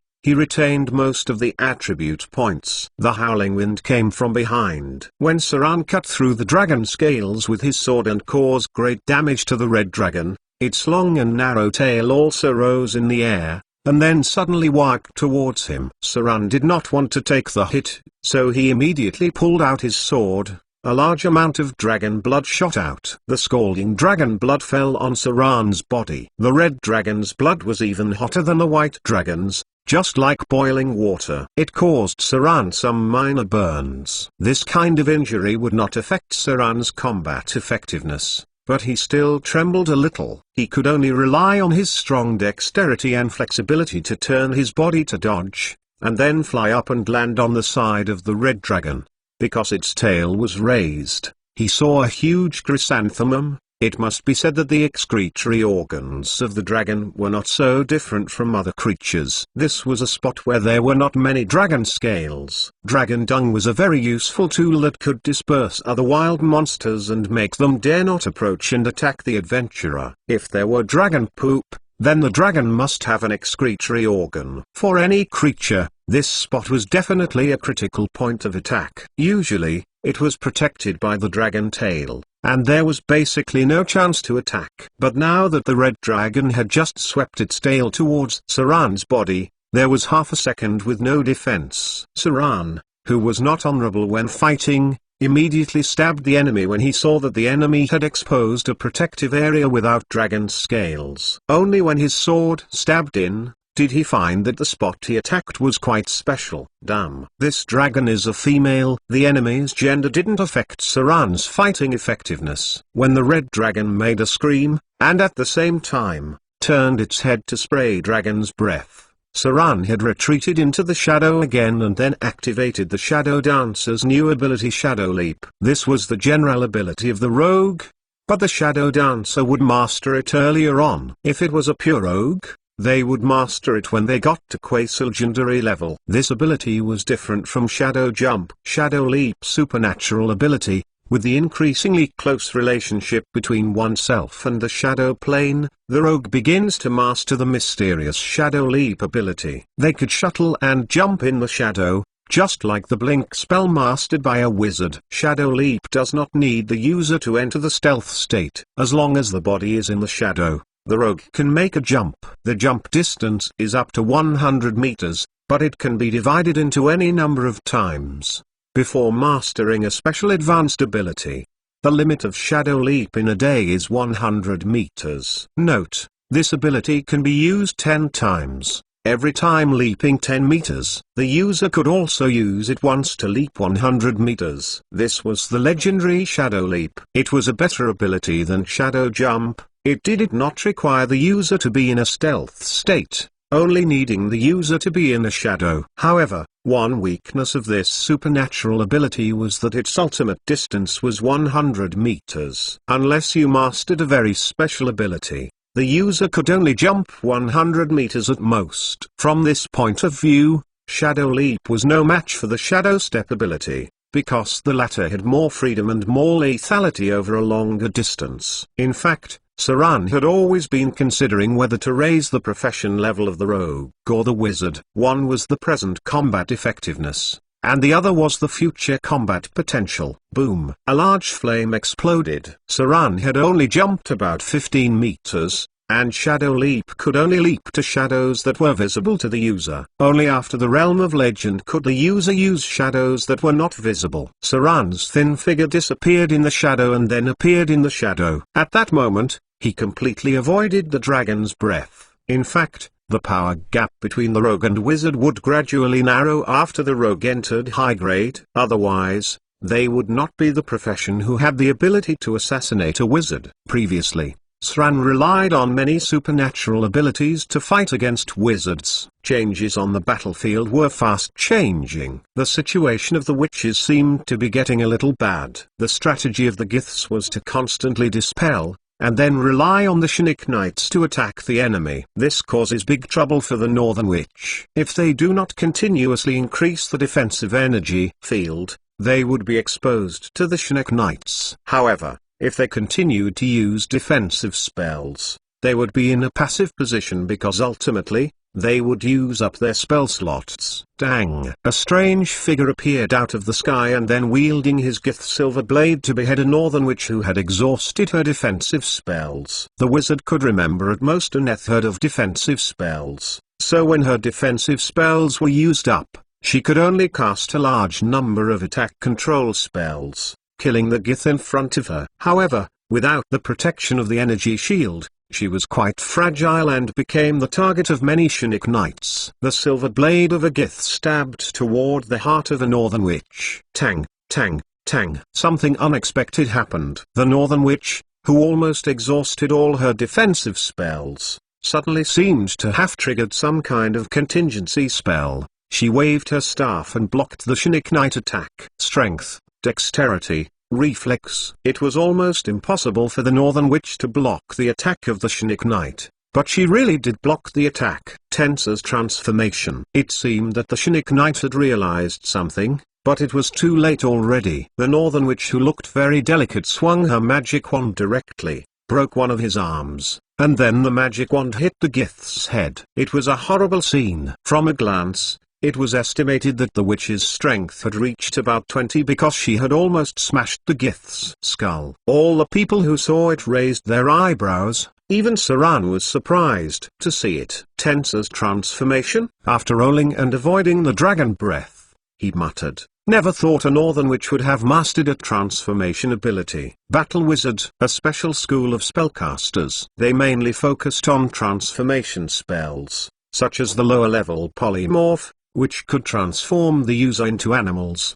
spiders, and other creatures. When they were higher level, they would learn Tenser's transformation, which could transform into a fighter of the same level. In the future, they could also learn all kinds of unique transformation spells, as well as a special legendary spell that could transform into giants, demons, devils, and other creatures. This school of wizards was rare, especially after the destruction of the Arcane Empire. There were fewer and fewer wizards that mastered high-grade transformation ability. Tensor's transformation level 6 spell. The user's strength, dexterity, constitution increases to 20. Natural armor plus 4, fortitude reflex plus 5. Automatically master military weapons, with vitality equivalent to a fighter of the same level, and lose the ability to cast spells during the effective period. Chapter 320 Dragon Dismemberment 2 Shadow Leap. Saran's curved sword seemed to have caused quite astonishing physical damage and unimaginable psychological damage to the red dragon. That was why the red dragon seemed to be enraged. It swept its tail around while a large amount of dragon blood came out. The strong dragon wing raised a gust of wind, which the sand and rocks up around. Not only were the nearby elemental hit by it, but even the Giths who were too close were also affected by the red dragon. Evade sight. Saran's figure went into the shadow once again. After leveling up his shadow dancer class, he could use evade sight more times. As long as there was a certain distance, it was difficult to lock onto Saran even with detection spells. Unless someone cast the level 6 spell Eye of Detection, a range detection spell, but the red dragon obviously could not cast such a high-level spell. Saran had been quietly watching the furious red dragon while waiting for his next attack. One must not rush against a dragon because it was difficult for any creature to bear a blow from it. The situation for the northern witches did not seem good. The high-grade witches' spell slots seemed to be running out. The witches' spell slots were never so abundant. Even legendary wizards needed to use their spells carefully. Unless the witches intended to use teleport spells to escape, sooner or later, they would consume all their spell slots. More than 100 Giths had died. One of the witches seemed to have died, and another was in a precarious situation. Fortunately, Gloria was fine. She had been staying near the Eye of the North, and the Shinnok Knights couldn't threaten her yet. But it was bad to continue to drag on. It was also strange that the Eye of the North was not preparing to use legendary spells. A high-grade witch like Gloria could cast at most level 8 spells in the state of astral projection, and she should only have 1 or 2 spell slots left. Maybe she was able to do great harm to the enemy, but it was absolutely impossible to turn the situation. The only ones that could turn things around were the Eye of the North and another old witch who had a lot of white hair. She was also a profession level 21 legendary witch. Boom! A loud bang was heard from behind. The sound was like a piece of meat that had been punched out. Everyone noticed a middle-aged witch who was besieged by the Giths had her body suddenly expand. Her body changed dramatically in an instant. She was nearly 7 meters tall, with strong muscles all over her body. There were clear and heavy footprints on the ground, and the middle-aged witch, whose figure turned into a giant in an instant, roared and smashed a Gith with her fist. Transform into giant level 9 spell. Heavy footsteps sounded on the battlefield, and the female giant, who was close to 2 floors high, rose slowly. Her body seemed to be surrounded by cold air, and her strong muscles were full of explosive force. Although it seemed that she was a bit unsophisticated, no one could ignore her power. That's the aura of a legendary creature. Giants were legendary creatures that could rival giant dragons. They were humanoid creatures close to the peak of power on the material plane. This time not only Saran was shocked, but even the other witches nearby, including Gloria, were shocked. Has Paisley cracked the magic scroll of legendary transformation? It seemed that she had successfully entered the realm of legend. Spellcasters they were, of course, not a group that only used magic. Some wizards were relatively violent. The transformed battle wizards were one of the best. They could transform into almost all kinds of creatures,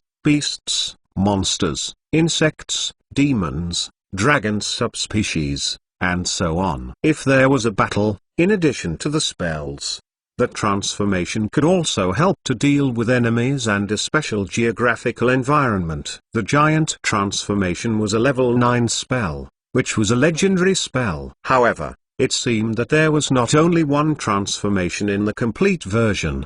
Something's wrong. The Eye of the North also looked at the middle-aged witch who turned into a giant. She frowned slightly and thought for a moment, then said in a deep voice, No, she hasn't completely solved the transformation scroll yet. She should be able to transform once a minute and become other legendary creatures. It seemed that she could only transform into a giant. It seemed that she couldn't control herself. There were, of course, spells that were dangerous. One of the most representative was the Alter Self spell. Each low-grade transformation would be accompanied by a test of death, which may cause irreparable damage, or lead to death in the process of transformation. Therefore, all of the transformation combat wizards were high-grade spellcasters. At that level, their transformation was much safer. It seemed that the middle-aged witch who turned into a giant had not completed the spell. If she had the complete spell, she would be able to turn into a steel golem, a Marilith, and other quasi-legendary creatures. Roar! The Eye of the North was not wrong. The female giant began to look uncontrollable. Her expression became wild gradually and even began to attack the summoned creatures of the witches. Indeed, the 7 meters tall giant was very lethal.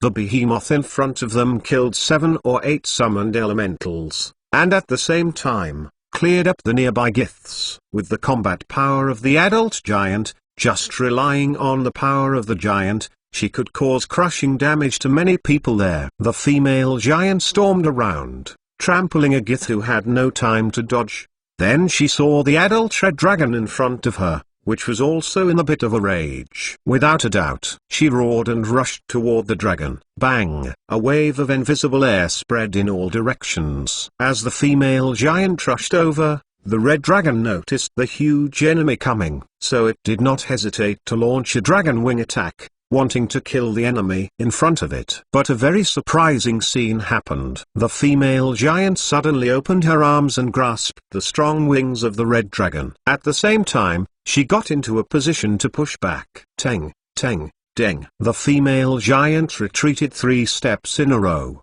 But she was not hit by the dragon's wings, nor was she knocked out. The opposing superhuman forces made the sand and stones around shake up and then spread like a circle at the moment of the force collision. 2 forces that were close to the limit collided, directly shaking the ground under your feet, and then a visible crack appeared. In terms of body size, the adult red dragon was more dominant, so even though the strength of both sides was not much different, the female giant had obvious signs of being suppressed. But the next thing that happened was a little incredible. The female giant suddenly grasped the wings of the red dragon with both hands, and then turned around to do a shoulder throw. With her height of more than 7 meters, it was not difficult for her to use such a move on an adult red dragon. Everyone saw that the red dragon had been thrown out. As a wizard, she was even proficient in close-quarter combat. Bang! The red dragon's huge body smashed on the ground. The female giant had no weakness when fighting against the red dragon. This time,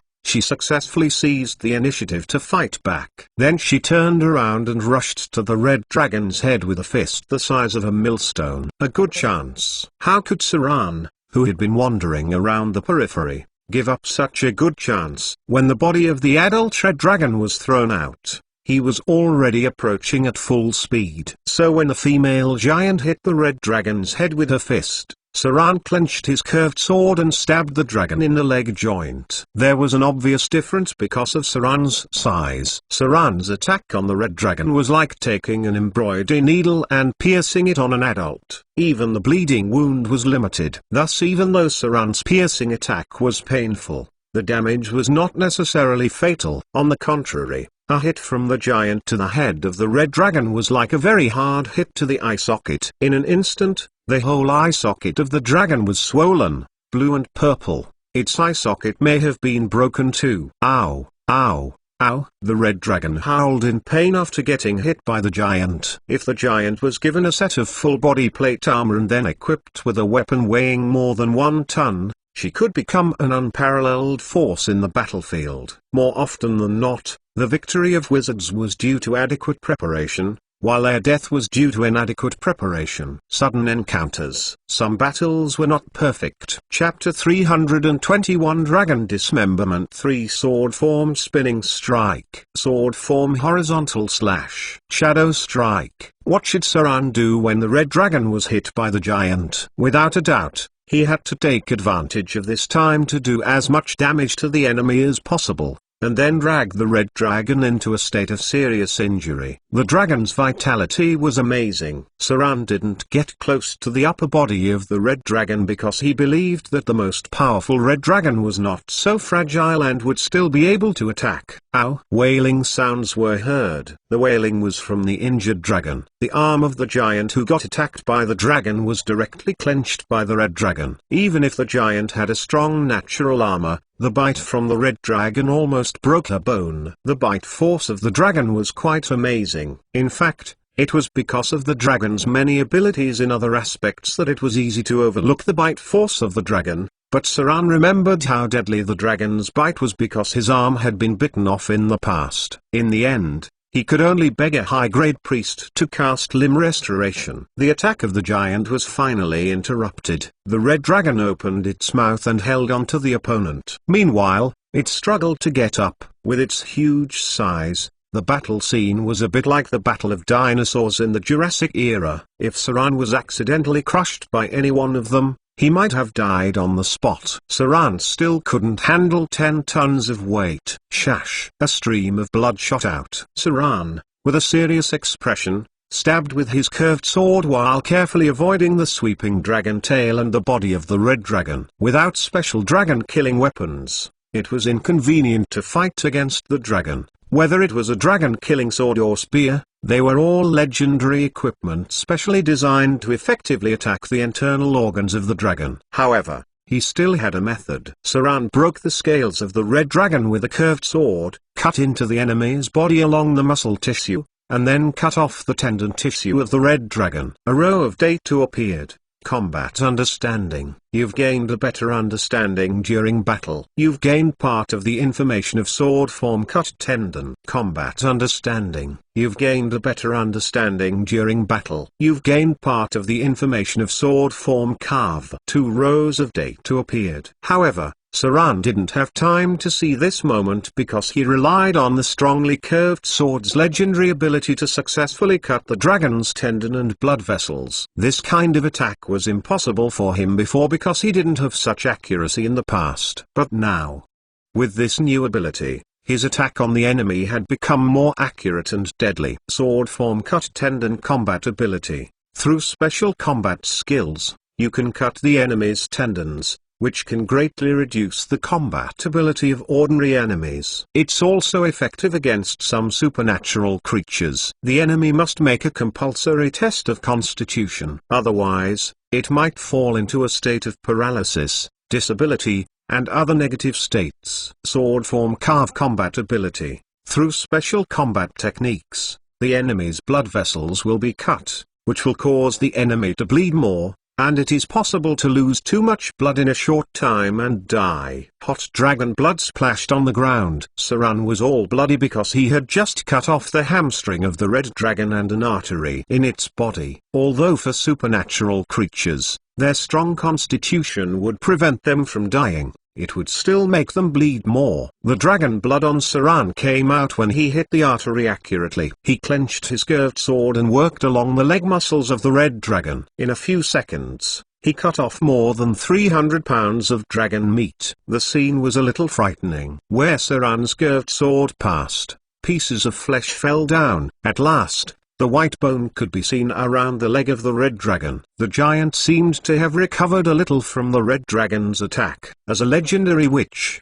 she decisively chose to give up her arm. Immediately she grabbed the red dragon's neck with her remaining arm and turned over to ride on it. The neck was its weak point. After holding the dragon's neck, they would have a hard time getting up. Saran seemed to be in a wonderful state. It wasn't a breakthrough, but he did get a lot of improvement in combat skills. A row of data appeared again.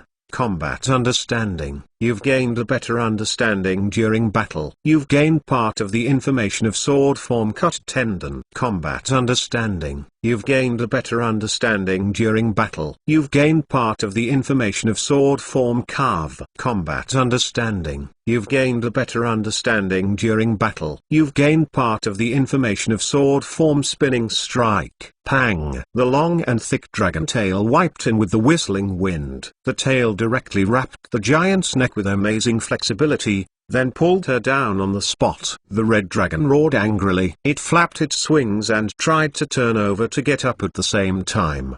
The challenge rating of an adult giant was the same as that of a young dragon, so sometimes in the wild, the giants would fight with dragons. It wasn't rare to see a fight between giants and dragons. That was why there was also a battle skill inheritance about dealing with giants in the red dragon's genes. It took a deep breath after shaking off the giant, and then it suddenly opened its mouth to spurt a hot dragon breath. The power of ice filled the air. While the dragon's fire raged, the red dragon struggled to get up. But suddenly its body shook. Its huge body fell to the ground. At this time, people noticed that the right thigh of the red dragon had lost more than 500 pounds of flesh. White bones could be seen. The red dragon felt the pain of being attacked, but it never thought that the enemy would do so much damage. Saran was carving the red dragon. Even though he could not deal critical damage, he had carved one of the legs of the dragon. He even attacked the dragon's wings twice with sword form spinning strike. Ow!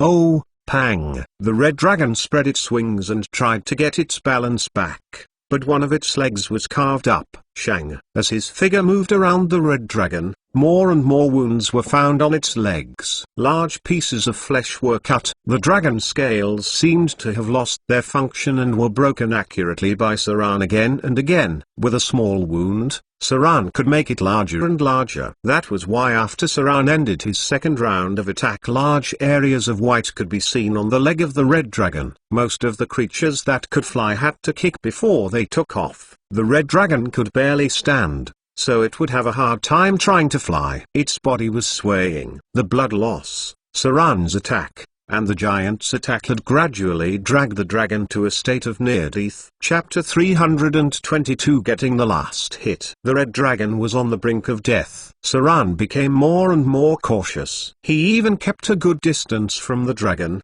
and then once again hid in the shadows, leaving the giant and red dragon to fight each other. Saran needed to get the last hit. If he could end of red dragon's life, could he gain a great amount of slaughter EXP. The slaughter EXP given by the red dragon was the highest among all the dragon species. The amount of experience given by the red dragon was estimated to be twice as much as the white dragon. It would be enough for Saran to level up his wizard twice while leveling up his shadow dancer once. The amount of slaughter EXP given by dragons was quite shocking. The red dragon was gradually getting weaker, and the giant's condition was not very good either. Nearby Giths tried to help the red dragon, but they were all blocked by Gloria. The witches obviously realized that if they killed the red dragon first, the pressure they would bear would be reduced a lot. At least they would not need to worry about the dangerous dragon. The northern witch, who had used Tensor's transformation,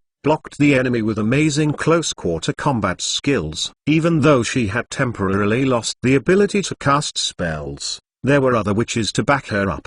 They cast different buffs on her, helping her to block the enemy. The opportunity Saran was waiting for appeared. When the red dragon's head was in a bad position, Saran's figure flew out. He leapt nearly 50 meters in the shadow, appearing under the shadow of the red dragon's neck, then leapt and stabbed the red dragon's huge eyes. With a spatter of blood, and through the eyes of the red dragon, Saran's curved sword went directly into the red dragon's brain. The red dragon's huge body trembled for a moment, then jerked its head. Saran was sure that he had stabbed into the skull and may have injured its brain. Even so, the red dragon didn't die. It only meant that its strong and incomparable constitution allowed it to pass the test of death. Damn it. Saran didn't expect the enemy's vitality to be so tenacious. His body swayed in the air with the dragon's head. At this moment, he didn't spare any effort to pull out the curved sword. Unfortunately, he could only release his sword and then fall to the ground. At the same time, he held the silver sword +3 in his hands at the moment of falling. Then when he touched the ground, he suddenly jumped up, holding the blade in his hands and slashed it toward the neck of the red dragon. Dang! The Gith silver sword got stuck in the red dragon's neck.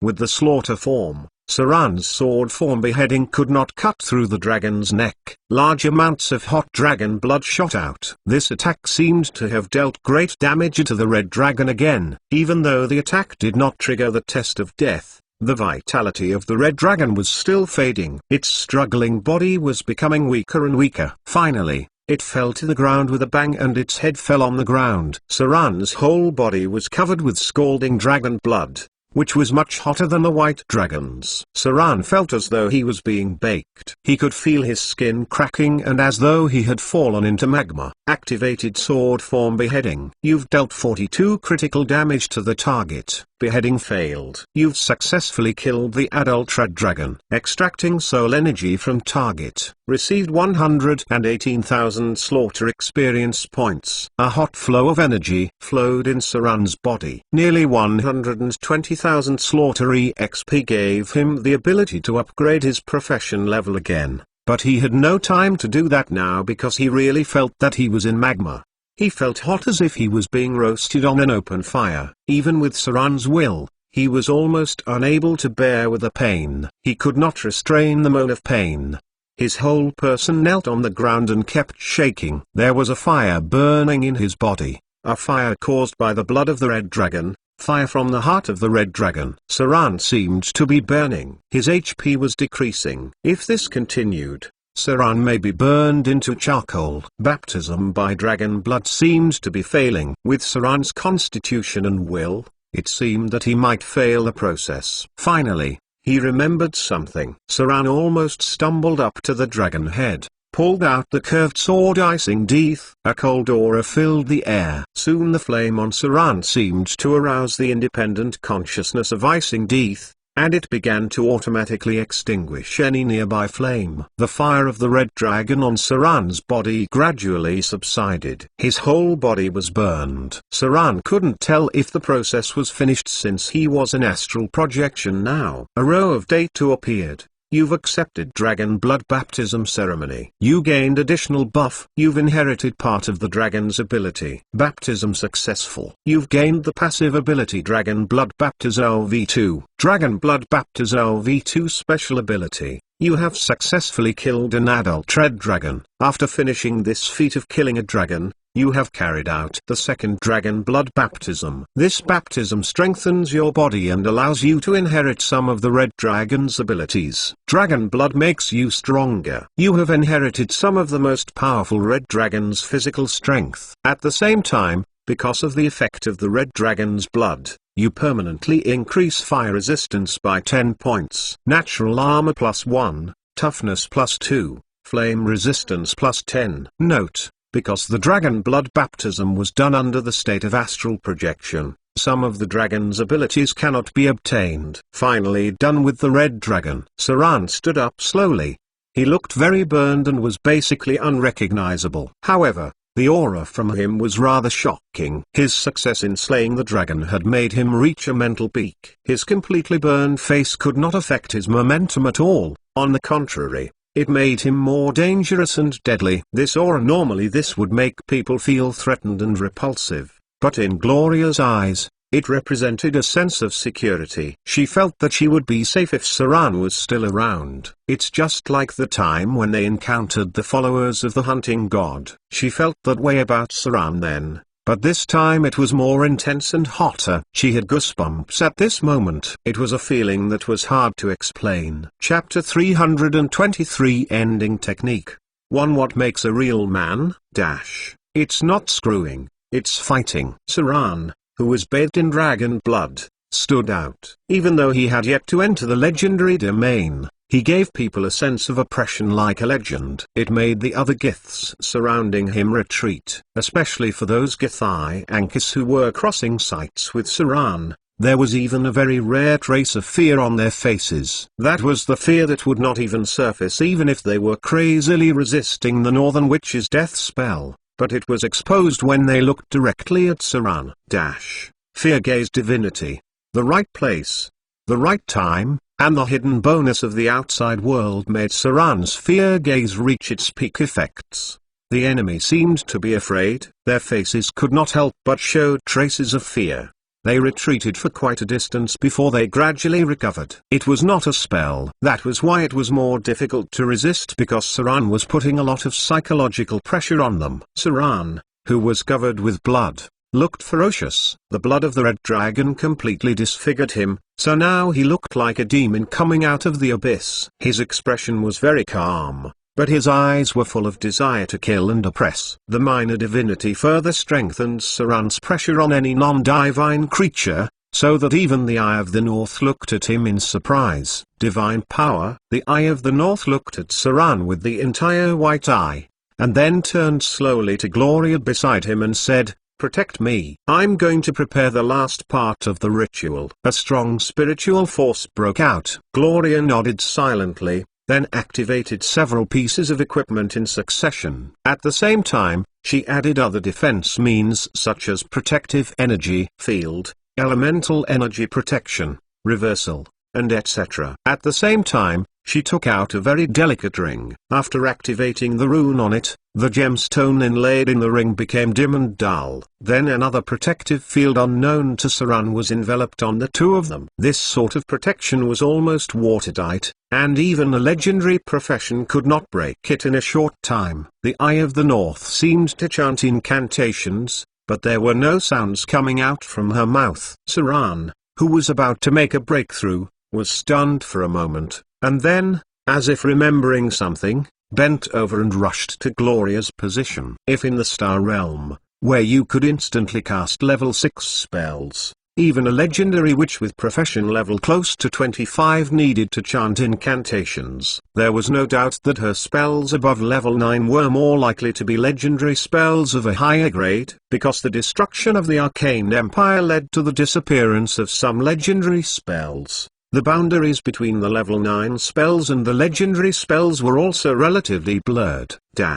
Silent spell. The meta-magic abilities that a wizard could master could raise the level of his own spells by 1 level, and then release them in a silent way. It was a harder feat to master compared to Empower spell, but it was a little easier compared to spontaneous casting. The Eye of the North did not only master the meta-magic ability Silent Spell, but according to Saran's current judgment, this legendary witch had been fighting until now without any special performance, because she has been using Silent Spell to cast spells close to the legendary level. This required a very powerful meta-magic ability because, in the case of legendary spells, the ability of Silent Spell ability was not enough. Conservatively, she must master not only the meta-magic ability of Silent Spell but also the legendary advanced meta-magic ability from Silent Spell, level 1 to Silent Spell, level 9. Once she had this legendary advanced meta-magic ability, she would be able to cast any spell silently, and would not increase a spell's level. The level 8 spell would still be a level 8 spell slot,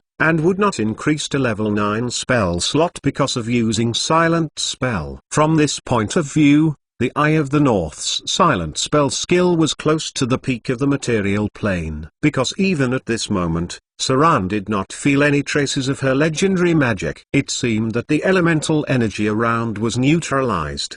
The enemy attacked the Northern Witch for such a long time but still thought that the legendary witch had been holding back. No one thought that she had been casting a spell for nearly 10 minutes, and it seemed that this spell had not been completed until now. It was basically impossible for Saran to believe that she was not casting legendary spells. Wizard's ability. While Saran's figure was approaching Gloria at full speed, in his heart, he went. The basic meta-magic abilities, from spell control, combat casting, empower spell, maximize spell, spell penetration, silent spell, still spell, spontaneous casting, etc. Then extending to the level 9 advanced legendary meta-magic abilities. The road to becoming a powerful wizard is really difficult. I don't even have enough time to learn the same grade spells now. And I don't know when I will be free even to practice these meta-magic abilities. Spellcasters sometimes strived towards meta-magic abilities, not mentioning the most terrifying spell, spontaneous casting.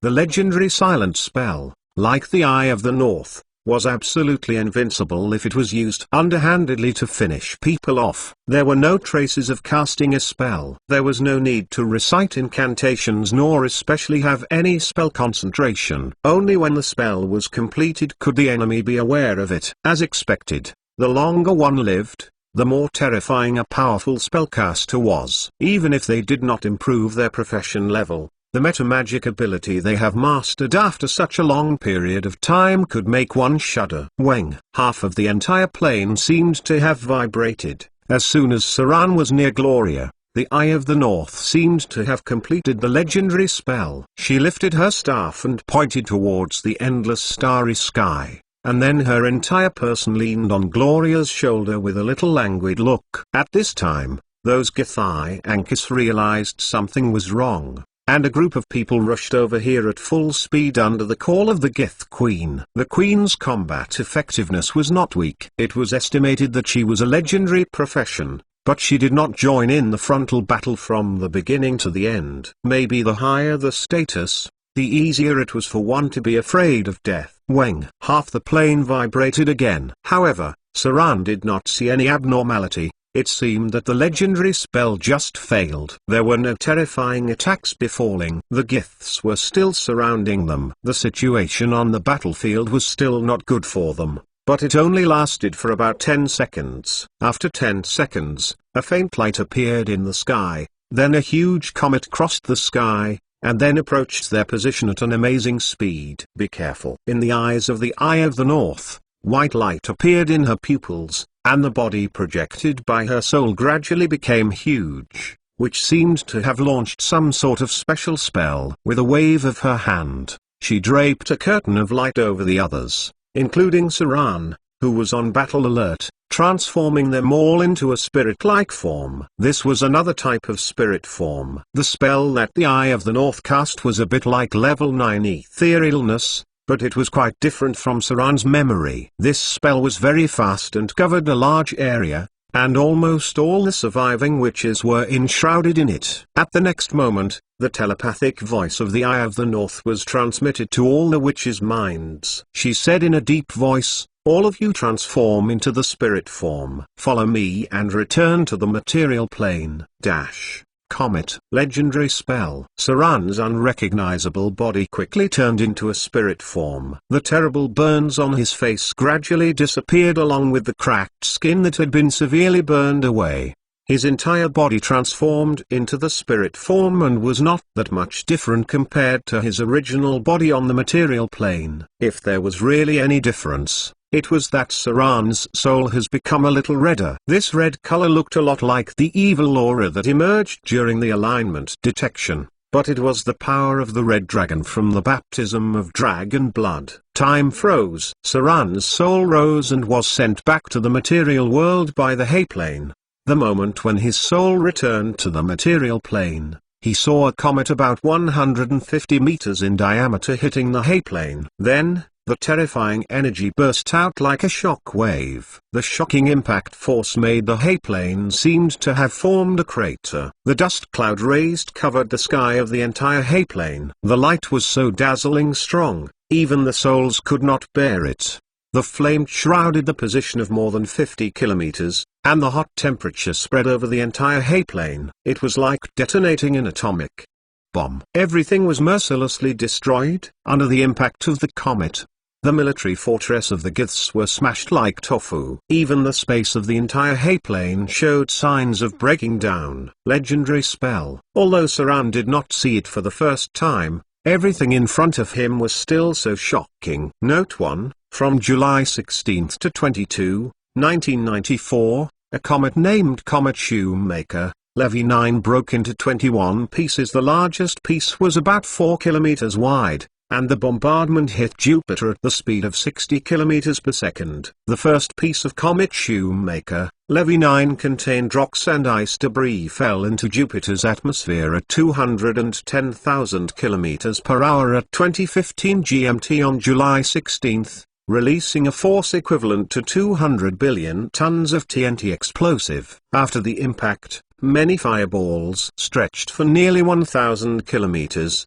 emitting strong light. Through astronomical telescopes, people could see the wide dust cloud rising on the surface of Jupiter, and the high-temperature gases rushed directly to the height of 1,000 kilometers, leaving the impact traces on Jupiter roughly the size of the Earth. Scientists determined that during a period of time before the comet collided, the strong electromagnetic wave emitted by Jupiter was 9 times stronger than usual, and the splash point temperature rose to tens of thousands of degrees Celsius in an instant. Note 2. Comet is currently one of the few legendary spells that could directly destroy planes. Chapter 324 Breeding a Plane. 2 Legendary spell. Although there were many legendary spells mastered by wizards, Comet was always the most powerful and oppressive one. Regardless of any enemy, wizards with the mastery of Comet were terrifying existences.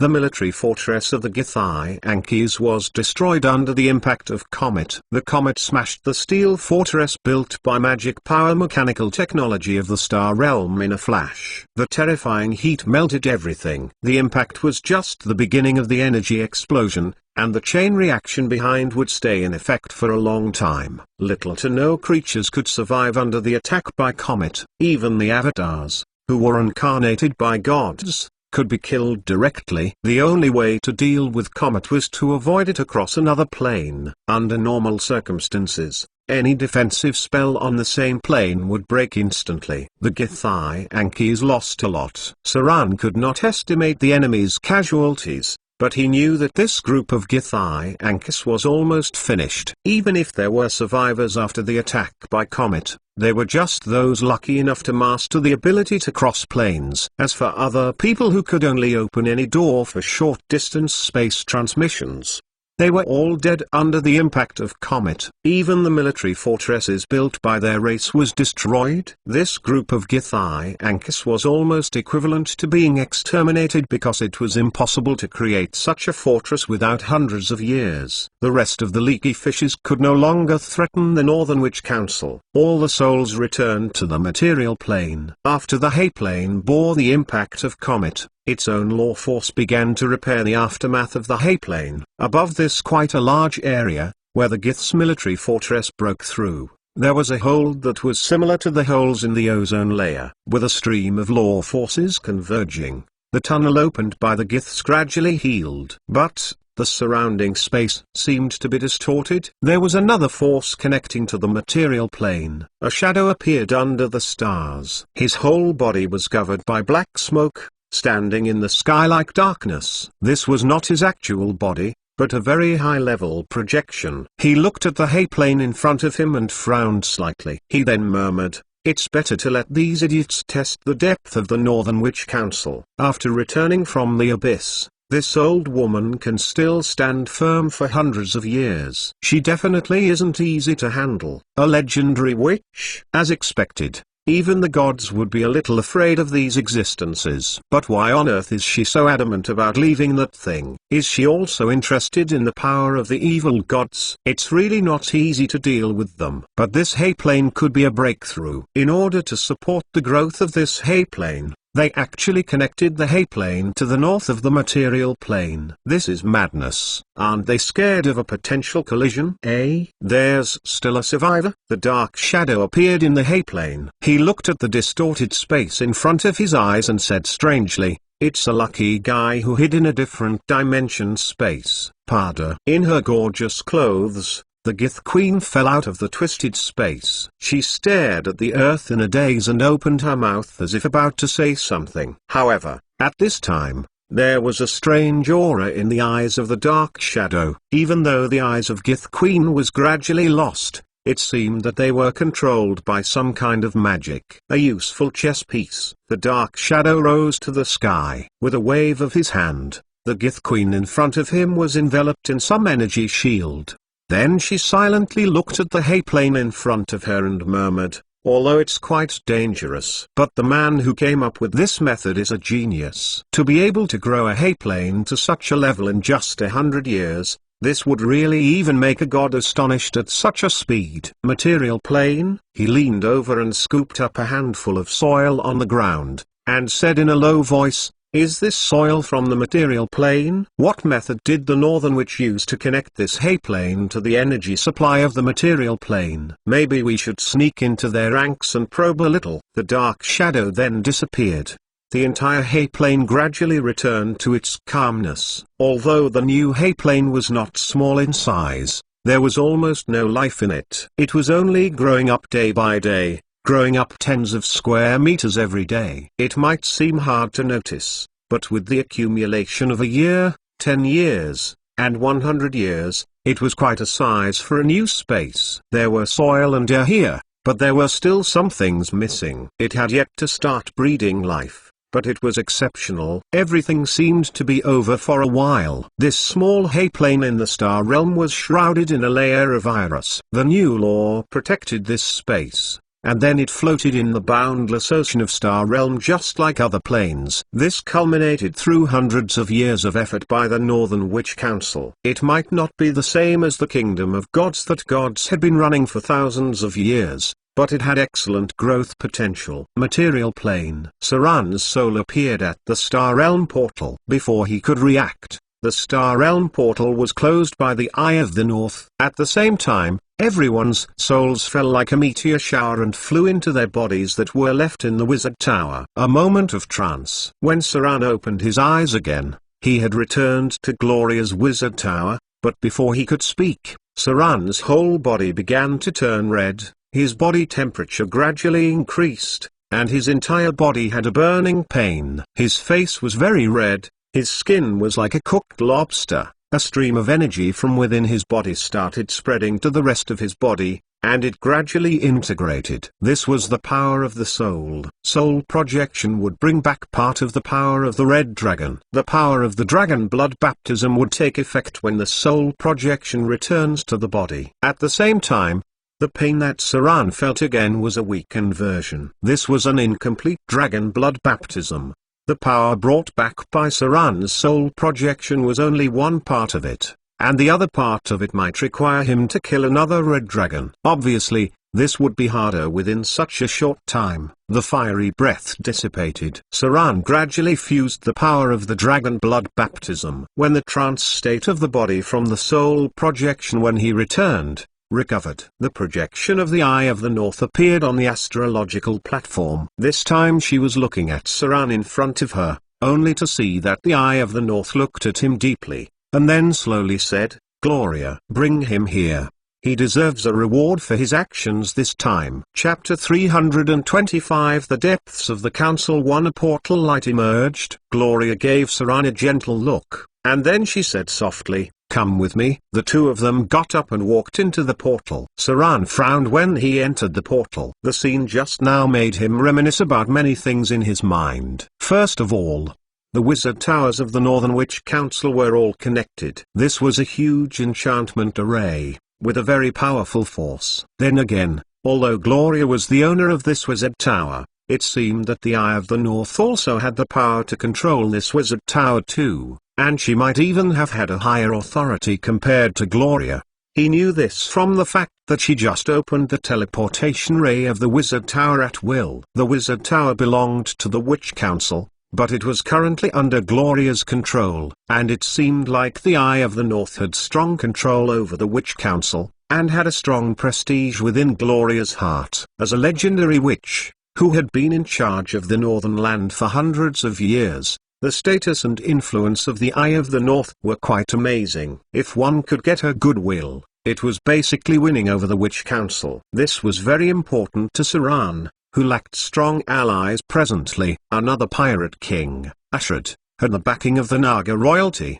The Naga priests were all for the Temple of the Sea Goddess. Saran needed forces outside the south coast as his allies, and it must be ones that would not affect his expansion in the outer islands. Although it was just a small thing, Saran had considered a lot of things and had already thought of another reason to invite Gloria. The Wizard Tower of the Witch Council. Although it was managed by Gloria, it was not her personal asset. After all, two people stepped into the teleportation array. As Saran expected, the Wizard Tower in the north was connected to this, basically with a teleportation portal. When Saran reached, there were already many members of the Northern Witch Council. All of them were good-looking women. It was difficult to judge their age from their appearance. Although there were high-grade male wizards in the Northern Witch Council, Those who were qualified to enter the council were all women. The status of high-grade male wizards was similar to that of guest officials, but they could not touch the core authority. In the face of Saran's arrival,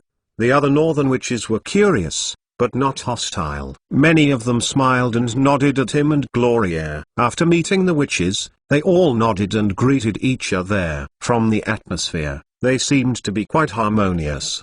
They did not have the vibes that they were fighting against each other for power in other organizations. This meant that under the management of the Eye of the North, the members of the Northern Witch Council were quite united. This would mean that they would transform into a formidable fighting force as soon as they went to the battlefields. Therefore, when Saran saw the Eye of the North, which was looked at with respect by many witches, he thought highly of her, worthy of standing at the peak for hundreds of years as a legendary witch. It was not only her formidable power but also the top-tier way of controlling the council. This kind of wisdom was worthy of respect.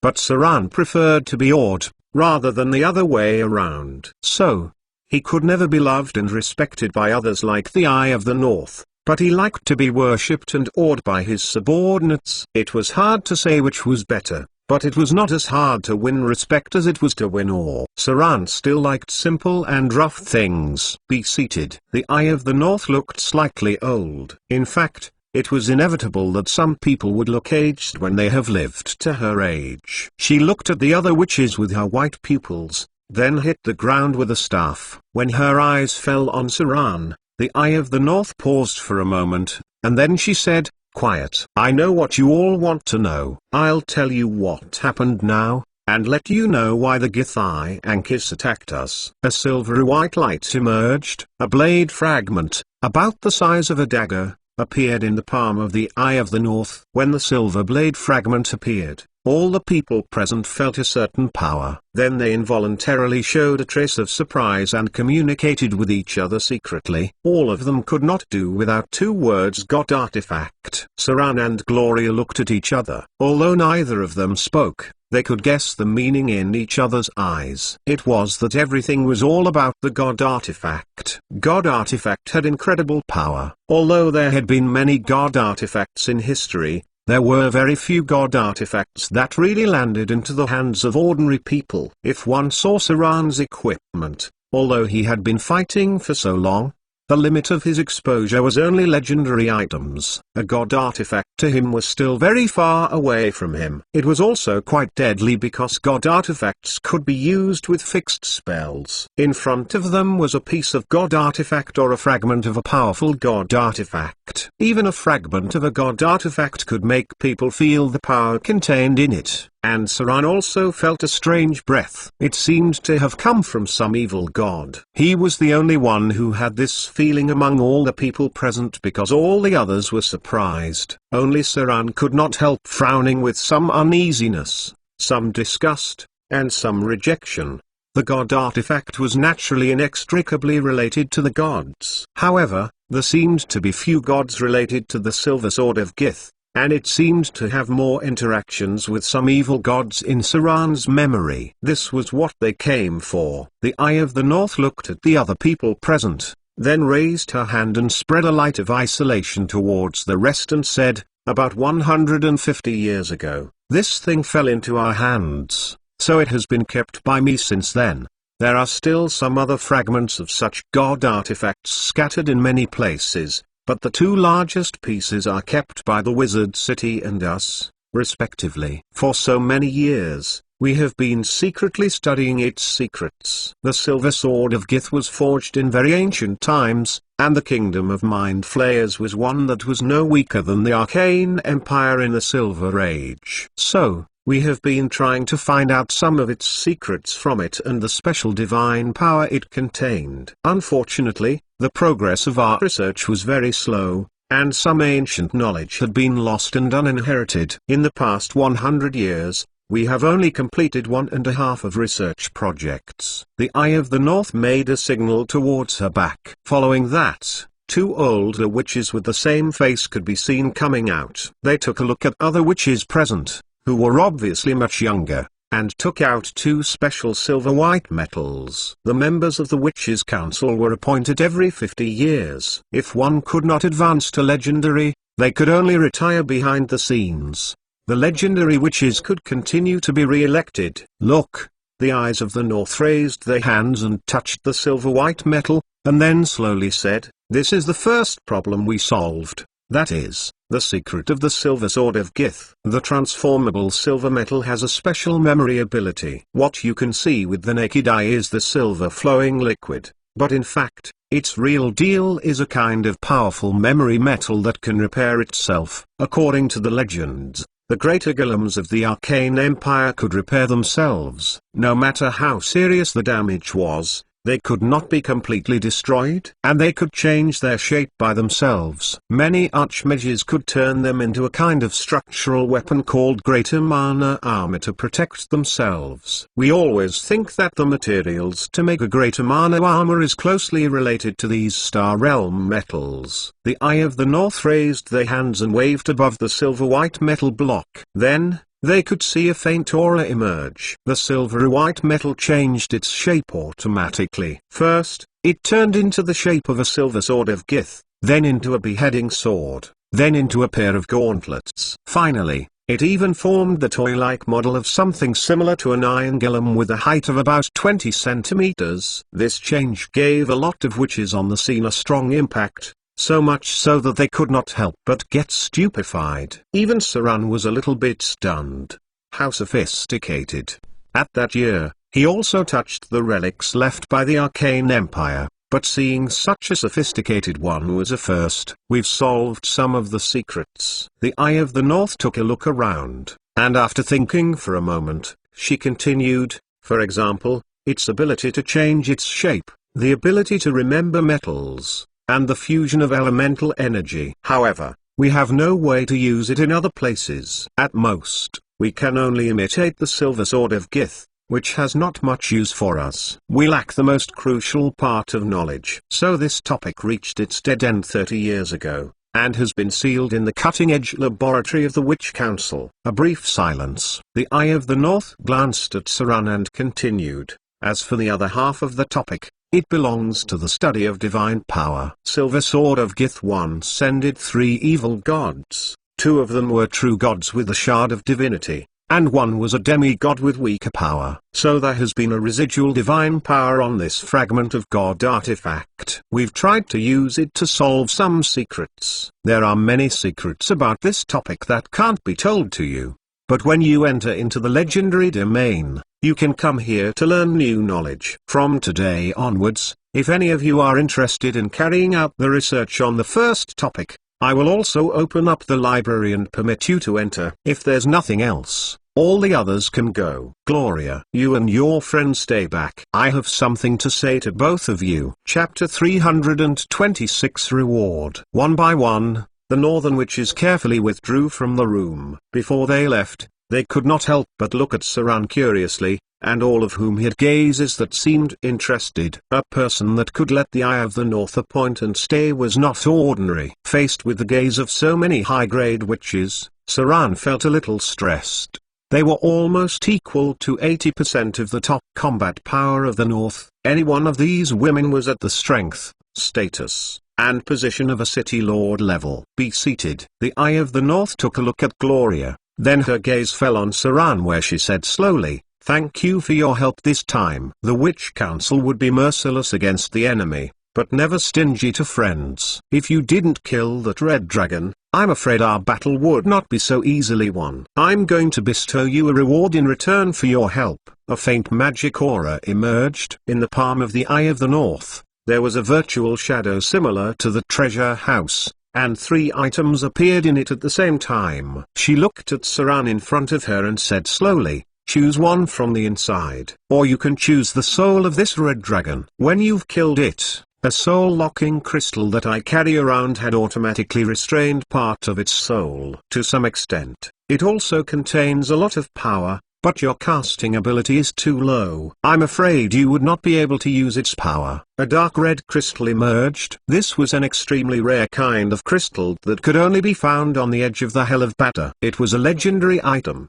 The effect was to automatically cast a soul-locking spell on some powerful enemies after killing them, so as to imprison the whole soul or part of the soul of the enemy. This kind of crystal was rarely exposed to the material plane. But since the Eye of the North had this sort of crystal, Saran was basically sure that she had been to the Hell of Bata. The soul of Red Dragon? Saran took a look at the dark red crystal, but his face did not seem very interested. The power of the soul, although powerful, soul locking could only bind a part of it, and it required some special abilities to be able to utilize it. Otherwise, this kind of crystal could only be regarded as a top-level soul stone, which could be used to trade soul with the devils. Saran had not yet been able to enter into the field of souls. If he got the soul of the Red Dragon, he could only absorb and transform it into Slaughter EXP. He might have tens of thousands of Slaughter EXP, but he had other ways to accumulate Slaughter EXP. There was no need to waste such a precious opportunity. Hence, he looked at the other rewards that the Eye of the North had presented him with, 3 legendary pieces of equipment. But sadly, Saran could only choose one of them. The first legendary equipment was a cape. It seemed that the Eye of the North did not intend to introduce the use of the equipment to Saran and just let him choose one directly. This was a time to test his eyesight. Saran could not judge what the first piece of equipment was, but he was certain it was a legendary item. It should be between the first and second legendary grade. The second piece of equipment was a ring. There were lifelike dragon patterns carved on it. It seemed that the inlays were not ordinary gemstones, more like the eyes of creatures. There was a strong magic aura on it, which should be more powerful legendary jewelry. Saran could not see the object nor use the Slaughter EXP to appraise it quietly, so he could only focus on the third item. Suddenly, Saran's body shook. He turned his head and looked towards the Eye of the North in front of him. He bowed slightly and said, "Your Excellency, I choose the last piece of equipment. That pair of boots should be what I need most." The Eye of the North smiled and nodded. She said slowly, "Very discerning. It looks like you're an experienced rogue, and good knowledge as well." She turned to look at Gloria next to her and said, "Gloria, go and take out the storm boots. I have temporarily released the restrictions of the treasury." Gloria took a look at Saran and then bowed and left. Saran thought for a while when he heard those words. The Eye of the North asked Gloria to collect the equipment. It was obvious that she meant to have her leave for a moment. Was it possible that there was something else she had to say to him alone? After Gloria left the room, the Eye of the North was looking at Saran deeply. An invisible pressure made Saran tense, but he did not feel an obvious hostility. It took a while for the pressure to subside. The white pupils of the Eye of the North gave off a light, then she sighed. "I couldn't imagine that I would be able to see people beyond my fate." Maybe that was why Gloria chose you. People beyond her fate? Saran was stunned when he heard her words, as if he could not respond yet. The Eye of the North watched his expression and said slowly, "You should have heard the story of the goddess of fate, tossing coins. You are the kind of person who would pick those coins up when they've landed." So, it turned out to be this. Saran had a thoughtful expression, but he did not know what to say. He did not know divination, nor the knowledge of fate. Saran could not see what the Eye of the North could see. "When I was young, I've met someone like you." The Eye of the North seemed to have remembered something. With a gentle expression, she slowly said, "People like you would only have 1 or 2 every 100 of years. All of them were restless masters. It seemed that everything that had anything to do with you would eventually deviate from their original tracks. It could be a good thing, a light of hope, but it could also be bad, a fire of destruction." The seemingly old woman in front of him seemed to be in reminiscence. Her white pupils looked towards the horizon, and memories seemed to be recollected. She said softly, "It's a pity that he chose a way that was different from us." "Young one. I don't know what you would choose in the end, but I've felt a sign that something terrible is going to happen. The stars representing the gods are dim. That can never be a good thing." "Young man. For a man like you, fate is free, even freer than the gods. I hope you can make the right choice." The Eye of the North sighed as if she had met the man who picked up the fate coin in the legends. She sat down slowly, without saying anything else. but just being lost in thought. When life was as long as hers, one would have a lot of recollections. Wizards who could advance to legendary were rarely the practical academics. Many of them had experienced many battles, and even set foot on many different planes and spaces. There were sounds of slight steps. Gloria's figure soon came in from the outside. Her hands was a pair of exquisite leather boots with special runes on them. This was the reward Saran chose. It was a piece of legendary second-grade equipment and also a very famous legendary equipment. Item type: Storm Boots +2. Item grade: Legendary Item Grade 2. Description: this is a pair of legendary boots. They appear in many stories because they were the pride of many legendary professions. In fact, there are many pairs of these legendary boots, but now, there are less and less. In any case, it's a dream for many professions to own one, whether it's for fighting or escaping. Requirements: none. Effects: permanency haste. Special effect: haste. This equipment has a constant effect of haste. Anyone wearing it would automatically gain the spell effect of haste and greatly improve the movement speed, and increase the attack speed by a little. This spell effect cannot be dispelled with Dispel Magic unless someone destroys the equipment, such as Disintegrate, Dispel Magic, Mordecane's Dispel Magic, etc. Equipment from the Legends. A legendary piece of equipment that is not that high of a grade, but still quite useful. Permanency haste. It was called haste boots by adventurers. It was also equipment that could be encountered but not acquired. It was also necessary equipment for top rogues. The Eye of the North seemed a little fatigued. After she handed the equipment to Saran,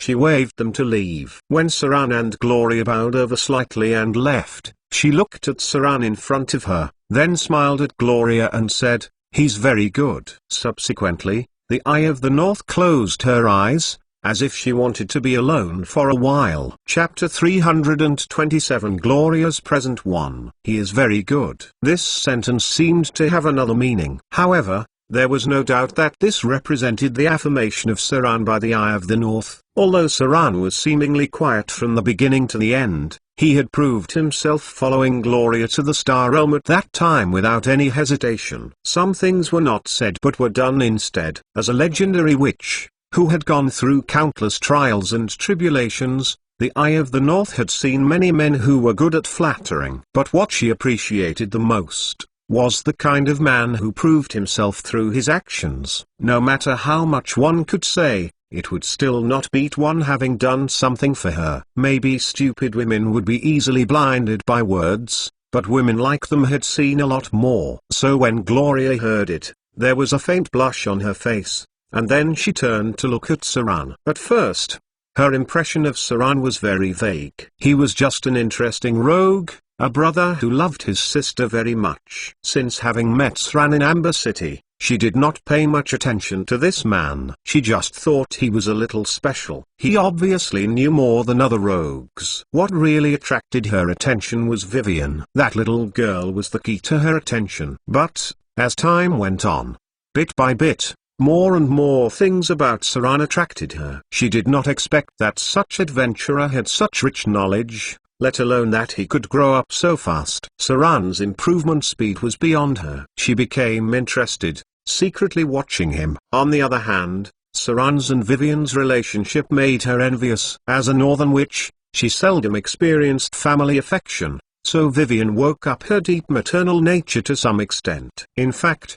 before she met the Malarites, Saran was just an interesting person to her. As a noble northern witch, she could not be easily attracted to a man. But all of this changed when they met the Malarites. Under such circumstances, Saran did not hesitate to fight for them no matter the chances of survival, even if it was possible for him to die in the hands of the hunters. Death. People in the face of death would tense up, and it would be very easy to influence them at that moment. During that moment, Gloria saw the courage to face death in Saran's eyes. At that moment alone, Saran gave her a very different impression. The figure of this man rose and finally fixed at the scene where he was full of blood, rushing towards the hunters. He was facing death to let them escape safely. Although it was more for Vivian, Gloria remembered everything in her heart, his courage and protection at that moment. Time flew by like that. Gloria remembered this man, and even thought of him, worried about his safety,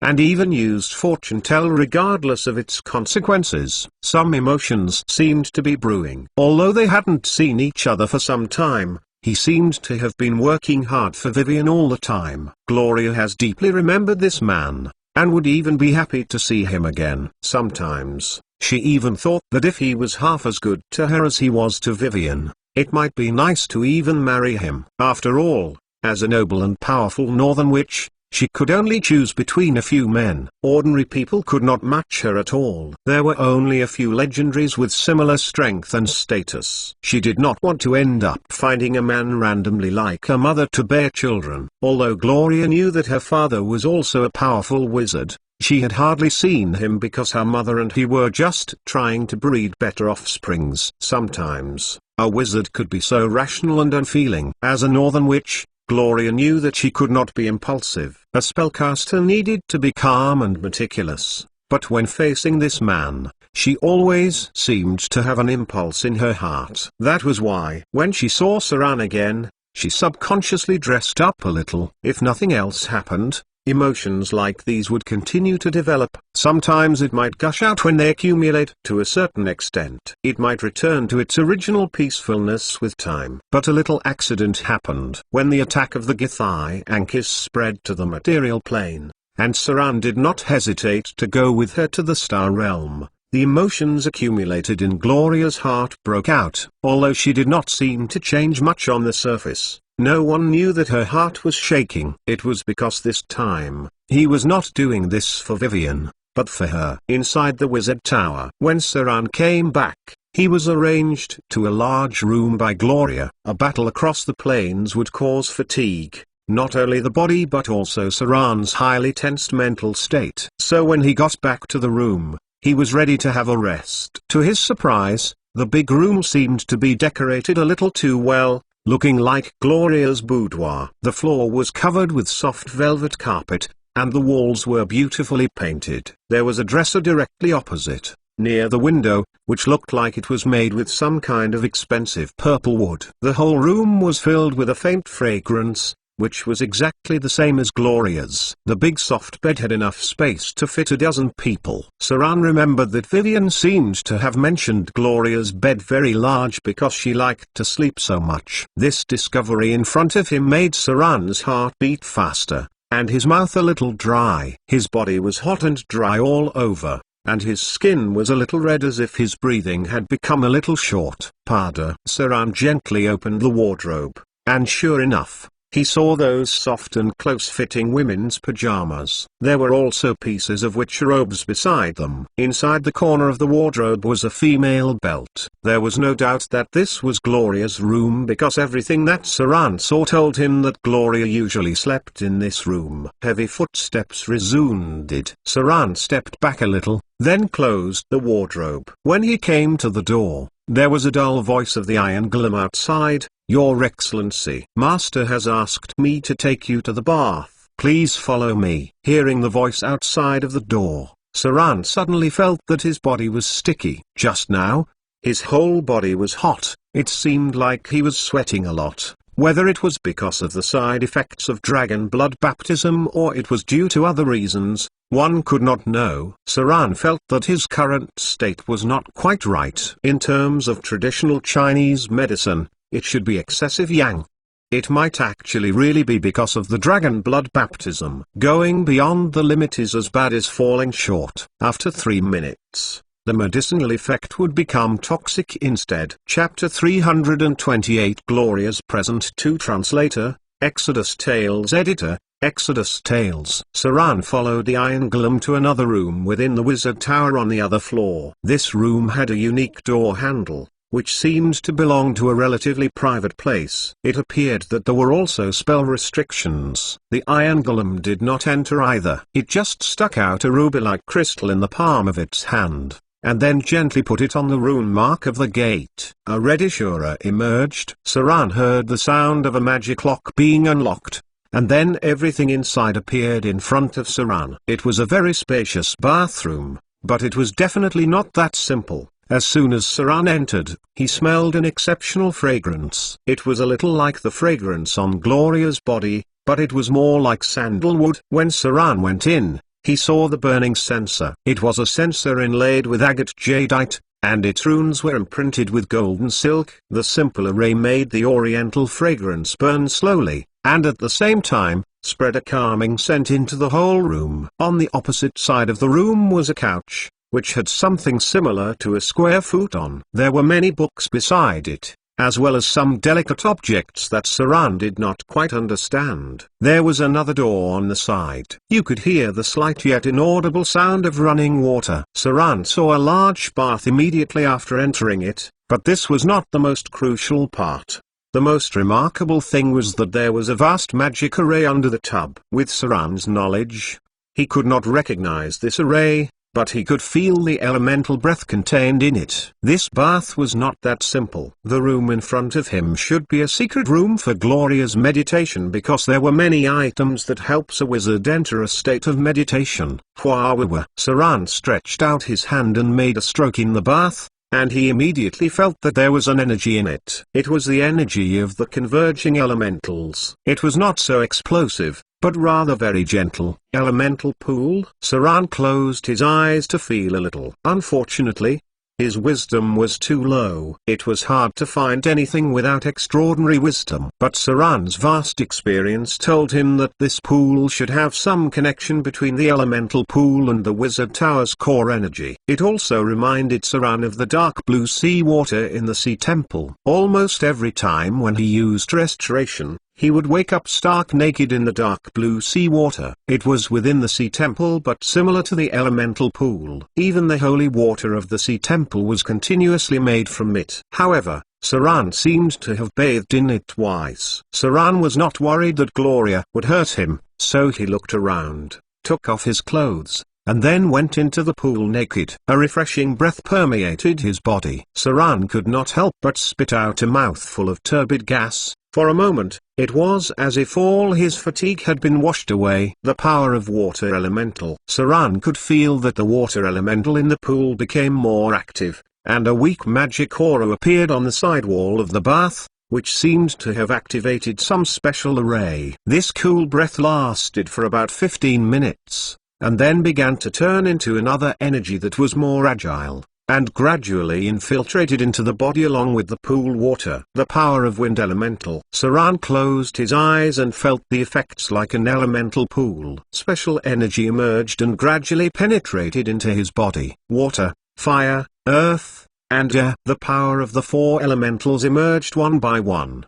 By the time Saran experienced the whole process, it was nearly an hour. Then a row of data appeared. You've acquired a special energy effect. You've experienced the basic baptism by the elemental pool transformation. You've automatically mastered minor magic resistance ability. You've acquired a minor magic creature property. Minor magic resistance gifted ability. For some reason, your body has acquired magical properties, which increases your resistance to magic. In the face of any spells, you would gain an additional resistance bonus of 1 point. This resistance bonus could be applied to the test of spell immunity and would be converted into 1 point of damage reduction effect when suffering from magic attacks. This ability could not be improved by conventional means. You will gain a stronger resistance bonus with the increase of spell resistance. Saran stood up in surprise. He looked at his newly acquired abilities, and helplessly showed an expression of surprise. Magic resistance. This was one of the most difficult gifted abilities to acquire. Unlike cold, fire, poison, and other resistances, magic resistances were challenging to obtain by conventional means, and the magical resistance ability could be increased with the immunity ability. When it accumulated to a certain extent, he could be directly immune to some low-level spells. Saran had not seen legendary equipment that could increase magic resistance before. This was the first time he had seen a way to add such abilities directly. It seemed that Gloria had just activated something by herself. Magic creature. That refers to the real supernatural life, the legendary monk's perfect self. making himself entirely immune for any non-supernatural weapons attack, thereby belonging to a complete transformation into a magical creature. At the level of the legendary monk, he had basically wholly separated from the constraints of ordinary people. It was like having run out of energy. The magic light in the whole pool gradually dissipated. Saran stood up and took a look. Then, he put on his clothes and went out. Legendary wizards had some means to transform their bodies. The simplest way was to pay the price to increase their attributes by using wish, and then, using all kinds of energies to strengthen their body. Live enhancement was a very sophisticated segment. Basically, only wizards in the period of the Arcane Empire could do it. At present, the experts of body enhancements were liches. Ordinary liches could enhance to nearly 50% of physical resistance and magic resistance. If they were demigod liches, their resistance would be more powerful. After all, they were all dead creatures. Even if they broke their bodies, it did not matter. At most, they could just recreate and replace their bodies. In contrast, other wizards obviously had it harder. It seemed that Gloria had also studied the topics of the Arcane Empire. Saran walked out of here and then went towards the room from the start. There was an iron golem that was not activated on the corridor. Normally, they were all dormant, and only activated when they were met with a situation because the energy pool of the wizard tower could not maintain their long-term operation. The most coveted knowledge of all wizards should be the secrets of energy sources during the period of the Arcane Empire. They were enough to activate huge energy sources to sustain the floating city, which was the key for the archmages to fight against the gods. Even Saran, a half-dabbler wizard, knew that energy sources were the key to sophisticated combat effectiveness. Back to the room. When Saran pushed open the door, he paused for a moment, then walked to the front bed as if nothing had happened. There was one more person in the room. Gloria was wearing snow-white pajamas. Now she was reading while lying on her back with a soft pillow. Her white and slender thighs overlapped. Through the gaps of pajamas, one could see her fair skin like white jade. Each toe was round and jade-like. In this era, few women were like her, even her toes were like pearls. This required a superior living environment, like a princess. Regarding Saran's arrival,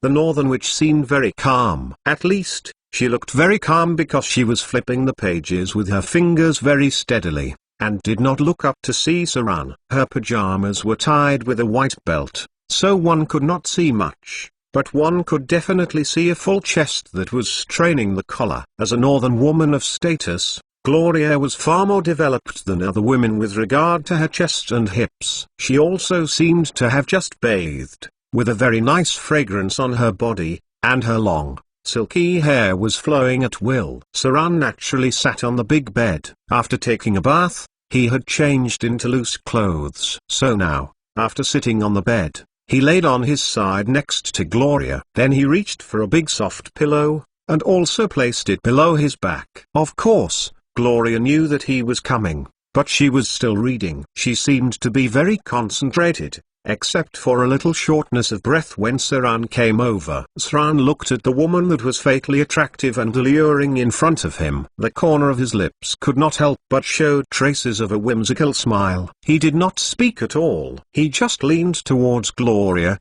pretending to read the things in the book. In fact, it was regarding a very profound knowledge of magic, which Saran, a half-caste wizard, could not understand. But it did not matter if he did not understand. Saran's purpose was to deliberately approach the woman in front of him to let her feel his breath. He breathed onto the side of her earlobe, but what he saw was her delicate skin, seemingly having tiny goosebumps. The entire progress only lasted a minute or two. Soren felt a little dizzy after reading the book for a while. He pretended to stretch. Then he raised his arm up and slid it down through Gloria's back naturally. The woman beside him trembled a little, but there was no repulsion. Then Saran's arm encircled Gloria's slender waist from her back, which made her involuntarily lean onto Saran's shoulder. She did not speak but turned her head to look at Saran rather thoughtfully, and then continued to focus on her book. Gloria's face was still calm, but her cheeks blushed a little more. "It's nothing much." Saran began to speak with his voice sounding as if he was a little sleepy. He closed his eyes directly and said, "You can keep reading your book. It's nicer to sleep while cuddling like that." The warm palm of his hand was pressed against her navel. Saran closed his eyes as if he was sleeping, but his fingertips were brushing slightly across Gloria's smooth abdomen. He could feel the slight tremor of the other part of his body, where his grin on the corners of his mouth became more and more obvious. Inadvertently, he started drawing circles around her navel. Gloria's breath was a little short, but her expression was still very calm. She did not even look at Saran. Her eyes were still on the thick book, but she seemed to be a little absent-minded. His fingertips were circling inch by inch. It was not a surprise attack. Saran's fingers ran down her navel, and he could feel the slight tension of the skin. Gloria could clearly feel the fingertips near her chest, so the moment when he was about to touch her front, she involuntarily took a deep breath. Then Saran stretched out his palms and held something soft and plump, a silk-like touch. It was so warm and smooth like jade, so much so that he could not let go of it. He also vaguely remembered that he had not been so close to a woman for a long time.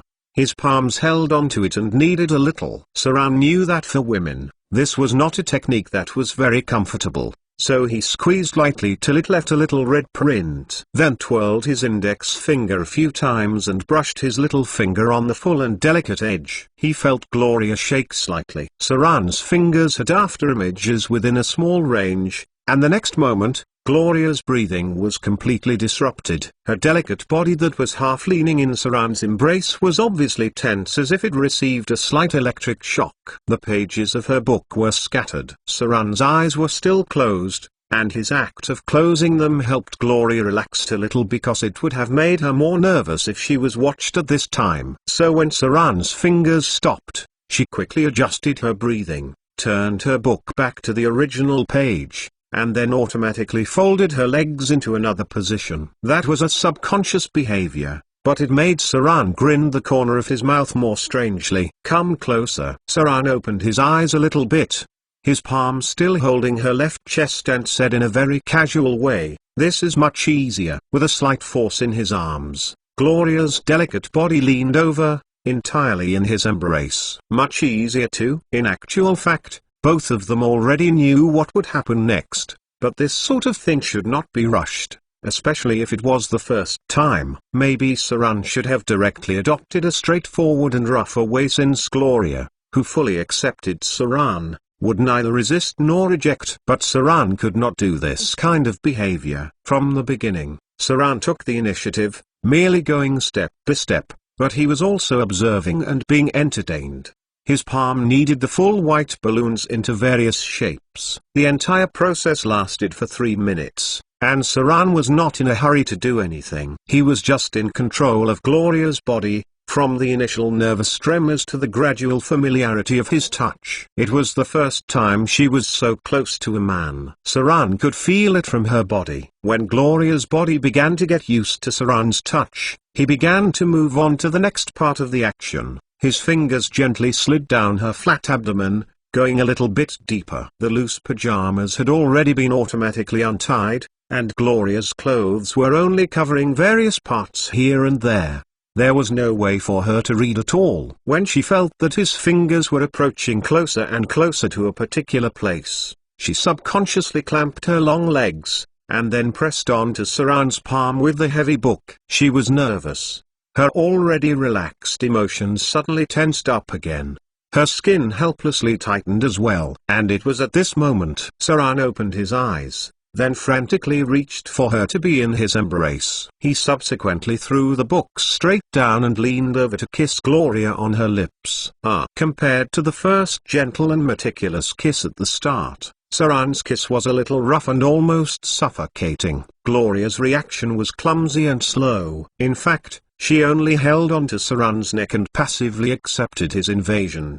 His hot breath and devastating momentum gave her no room for resistance. They kept kissing. After the first fierce invasion, it gradually turned into gentle nibbling, licking, touching, and intertwining the tip of their tongues. The breathing was so close, maybe not as thrilling as an electric shock, but it made Gloria have a kind of harmonious sweetness. Kissing would always be an expression that was the closest, even closer to each other's hearts than the last step. Then, she began to feel a finger continuing to slide downwards. But this time, she did not have any rejections, and she was not even that nervous either. Maybe it was because she was a little out of breath now. His fingers touched skin that was as smooth and delicate as ever. This surprised Saran a little because he had touched the lubricated, wet, honey-like spot, but he did not feel any hair. Gloria clamped her legs at the moment when they touched, almost trapping Saran's hands in them. But that did not matter. Saran's fingertips were wet and moist, and then he slid along her delicate and tender skin. He could feel the sudden tremors of Gloria. She seemed to want to make a low sound from her mouth, but because he kissed her lips, she could only make a slightly nasal sound. Saran was seemingly gentle. His fingers were circling in a small radius, and then occasionally vibrating with a fantastic frequency. Gloria's body was taut. In fact, from the moment Saran started, she was entirely in a state of unprecedented pleasure. Omnipotent hands. There were only a few people in the world who were more flexible than Saran. Ah! The uncontrollable moan finally came out, and Gloria fell on his chest, breathing heavily. Her beautiful face was flushing red. Her white forehead was covered with a fine sweat. Her 5 fingers tightly held her legs, and her feet were shaking. Even her legs were shaking. She had just experienced an odd feeling. It was quite strange to her, but the aftertaste was still intoxicating. This is just the beginning. Saran withdrew his lubricated fingers and smiled gleefully. It seems like you are ready. With no extra movements, a beautiful communion of spirit and flesh was unfolding. It was still early. She still had enough time to enjoy the novelty and intoxication. Chapter 329. A peaceful day. The morning sun was shining. Saran woke up slowly from his deep sleep. He might have gotten a lot of satisfaction last night, or maybe he had never had such a good rest for a long time. That was why he actually slept through the day and woke up at noon. His nose was still surrounded by a light fragrance. It seemed that his fingertips were still tingling with the soft and delicate touches of last night. However, Gloria had not been here for a long time, and even the messy traces of last night's madness were cleaned up. That was just a piece of cake for a high-grade northern witch. There was even a set of brand-new clothes stacked neatly on the bedside cabinet. It was not the adventurer's clothes that Saran used to wear, but the kind of simple, loose, and comfortable clothes. The style looked like those that were fancied by the northern aristocracy. The clothes of the northern aristocratic men and women were styles that had a tad bit of waist binding. Saran stood up naked and stretched his muscles a little. Then he put on this rather casual set of clothes. At this time, he found that his past had been so tense that he had never prepared the sort of clothes for home except for the adventurer's clothes, combat clothes. Yes, all of Saran's clothes were designed for fighting. These sorts of clothes, where he could not open his legs widely, were those which he would not have even considered before. All the clothes he prepared were like those training clothes, which could open and close his hands and feet. But in fact, the clothes people usually wore were a little similar to the clothes we were wearing now. It was just a time bomb for a spinning kick with raised legs to have the pants open up. If it had been before, Saran would not have put on such clothes, because he was ready to fight at any time. However, this was obviously prepared for him by Gloria, so he still put it on. Besides, this was Gloria's wizard tower. He heard sounds coming from the room. There was a dull sound of footsteps immediately, and a clay golem came in with a breakfast box. He lowered his head slightly and said, "Your Excellency, this was what the master has prepared for you. She's in the lab now, and the master tells you to go find her when you wake up." Clay golems used lesser energy. They were the regular low-level golems within the wizard tower. They were basically in operation all day long. They were also the ones in charge of cleaning in the wizard tower. Many of them had been injected with a higher level of intelligence. After seeing Saran's nod, The clay golem served the breakfast box like a servant and put it on the table stably. It weighed about 600 pounds, much heavier than adults, and was suitable for a lot of heavy work. Breakfast was simple, because it was the Wizard Tower. The cuisine was also very wizardly. Most wizards also liked to drink morning tea. Tea bricks from the east were ground and made into something similar to milk tea. Saran did not like the taste very much, but it was not to the extent of totally rejecting it. He just ate a few bacon slices, then a large piece of white bread, and finally filled in with milk tea. If it came to food, there was no other region or race other than halflings that could match the Greater China's food. Saran soon headed to the laboratory. Gloria seemed to have lifted the restrictions for him within the Wizard's Tower, because Saran could give simple orders to the puppet golems, such as leading the way, opening a room, and more. In fact, the powerful women in the world were all very strong-willed. Saran never expected the other party to be so obedient because of their closer relationship. He was a man that rose from the underdark. He was a man where the drows from the underdark stuck to. But for the sake of benefits, had sliced him up into pieces in the turn of an eye. It could be imagined that the men who have stayed in the underdark were not thought to be so naive by any woman. In the laboratory, by the time Saran came in, Gloria already knew. But instead of turning to look at him, she stared intently at a small piece of silvery white metal in front of her eyes. Gloria, with a special pair of black-framed gold-lining glasses, was shining slightly on the crystal lenses at the moment. She was surrounded by many intricate instrument parts and a test tube filled with an unknown liquid. At the moment, she had lost the charm of last night because she was now wearing a thick wizard robe. The robe had many dense defense runes. In case of an accident, the magic on this wizard robe would trigger collectively, and then protect her from all kinds of emergencies. No wizard's experiment was absolutely safe. It could be said that alchemy was trained through continuous explosions. If a wizard was not careful against accidents, they could easily die during experiments. "You're awake." When Saran's footsteps came nearer, Gloria gently flicked her fingers, put down the silver and white metal using Wizard's hand, and slowly took off her gold and black glasses. She turned to look at Saran and said with a gentle smile, "You really slept like a child last night. After I got up, I saw you sleeping soundly. I couldn't wake you up." Saran looked at the beautiful woman in front of him. Even if she was wearing a thick wizard robe, she could not hide her delicate body. He stretched out his hands and hugged Gloria in front of him. Instead of dodging, she leaned into his arms meekly and arched like a kitten for a more comfortable position. A warm hug. Saran could smell her hair at the tip of his nose. His always sharp eyes seemed to soften a lot at the moment, and he said slowly, "I slept quite deeply last night. But I didn't expect that you had just thrown away your armor. You recovered so quickly today." When Gloria heard that, a blush formed on her charming face. She gave him a gentle thump and raised her head to say,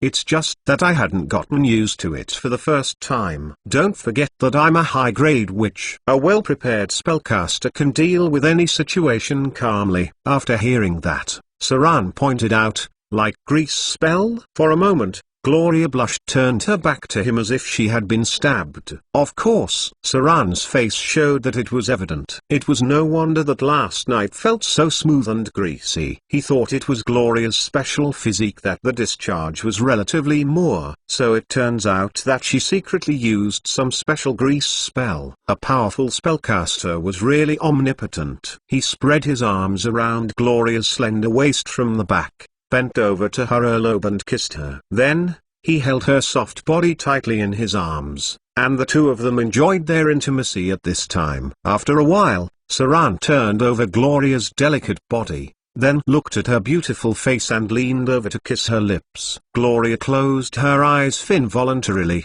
and then placed her hands around Saran's neck. Compared to the astringency of last night, she had learned some skills from Saran. She could also occasionally counterattack during the engagement between their lips and tongue. Her breath was a little hasty, and her charming face was flushing. "One more time?" Saran briefly panted, his hands already holding on to her bosoms, and gently kneaded them over her clothes. Gloria's delicate body trembled a little, and she shook her head gently.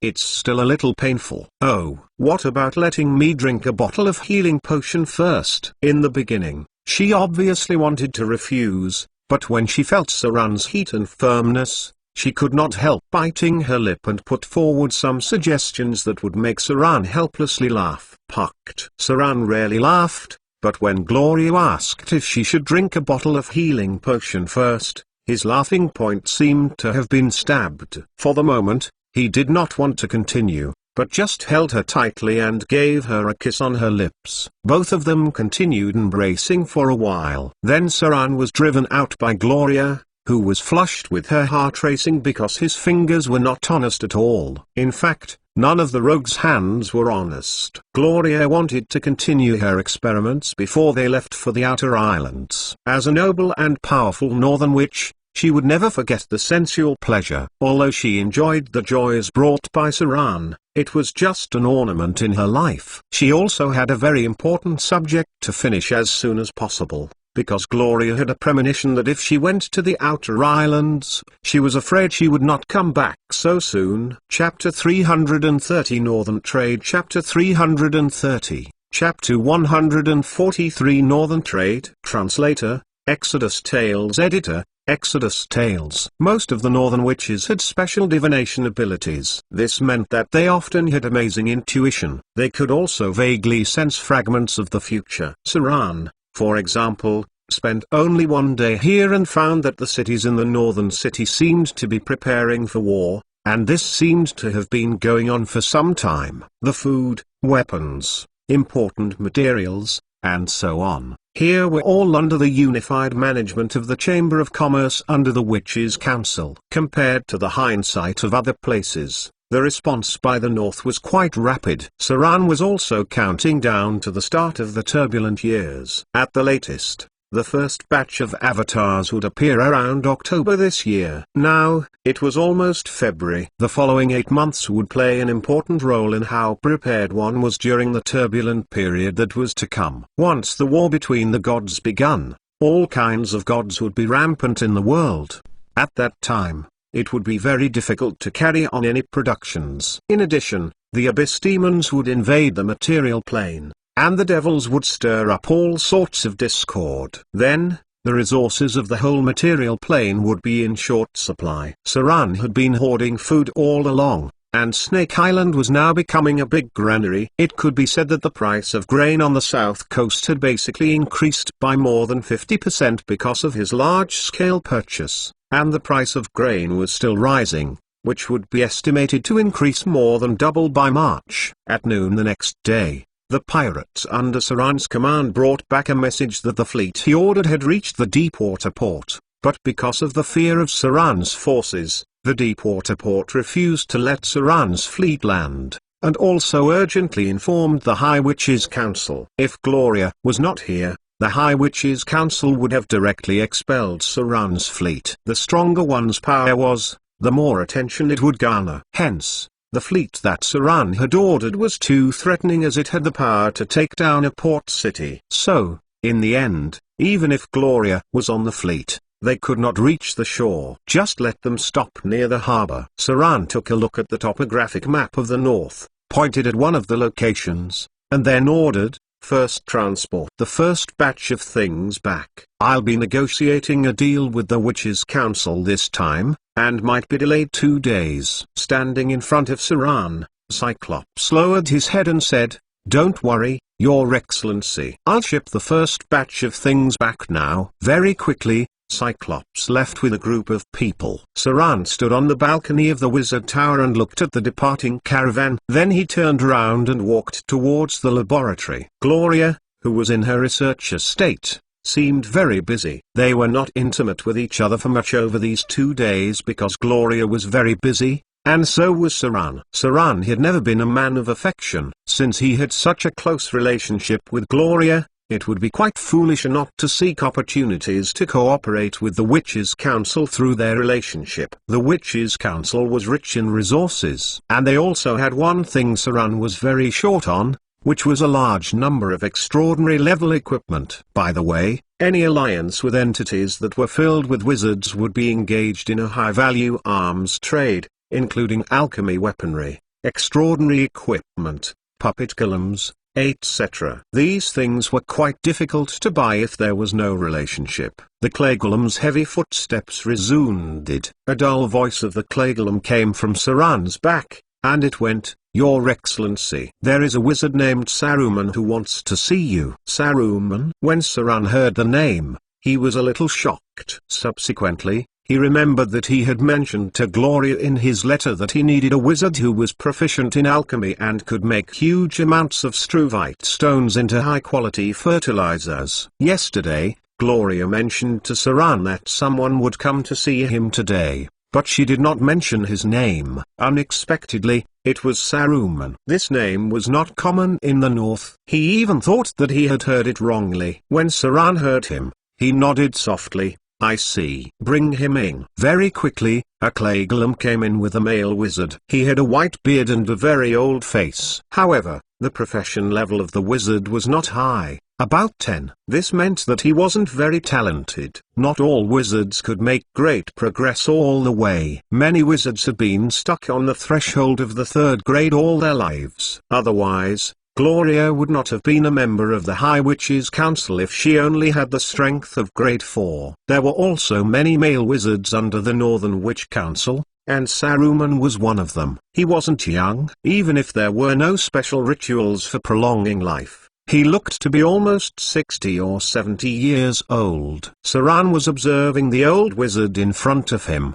and the other party was also observing Saran. From any point of view, this was a wizard who could never advance to legendary strength. Although he was dressed neatly, he looked a little disordered and down, his eyes were tired and bloodshot, and he seemed to have not had a good rest for a long time. On his staff, one could see a part of it being damaged, but there were no signs of repair. As Gloria has said, this was a wizard who was a little tight on his finances and was barely surviving. Wizards were rich, but most of the time, they were short of money. Even Gloria's liquid money might not be as much as a third of what Saran had. Otherwise, while playing last night, that lady would not have asked for more than 30,000 gold emeralds from Saran when they were having their intimate moment. She needed a lot of expensive alchemy materials. Anyone who had managed a business knew that the proportion of working capital would be quite tight. If Saran was not doing businesses that did not require capital,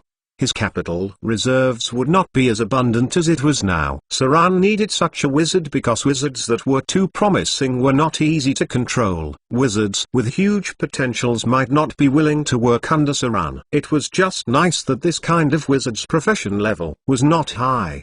His age was not young either, and he might not have much ambition of advancing to legendary. At the same time, he had a rich experience in alchemy, which was the kind of man Saran needed under him. They should have told you what has happened before you've come, right? Saran looked at the old wizard named Saruman and said slowly, "Your job for the next 3 years is to serve me. I will pay you 12,000 gold emeralds every year. At the same time, you can also pay for the magic, knowledge, and materials from Gloria, and she will give you a higher authority at the exchange." A wizard's debts were all apportioned layer by layer. The expensive cost of learning spells must be apportioned to the middle and lower grade wizards, at last. Otherwise, the cost of training for high-grade wizards would be too astronomical. Saran set a time of 3 years. 3 years was enough for him. After that time, if the wizard wanted to stay, then he could. If he did not want to stay, then he could leave. This sort of wizard, who probably could never advance into legendary, wouldn't have a problem to obediently work under him even if it was for a year or 2. Yes.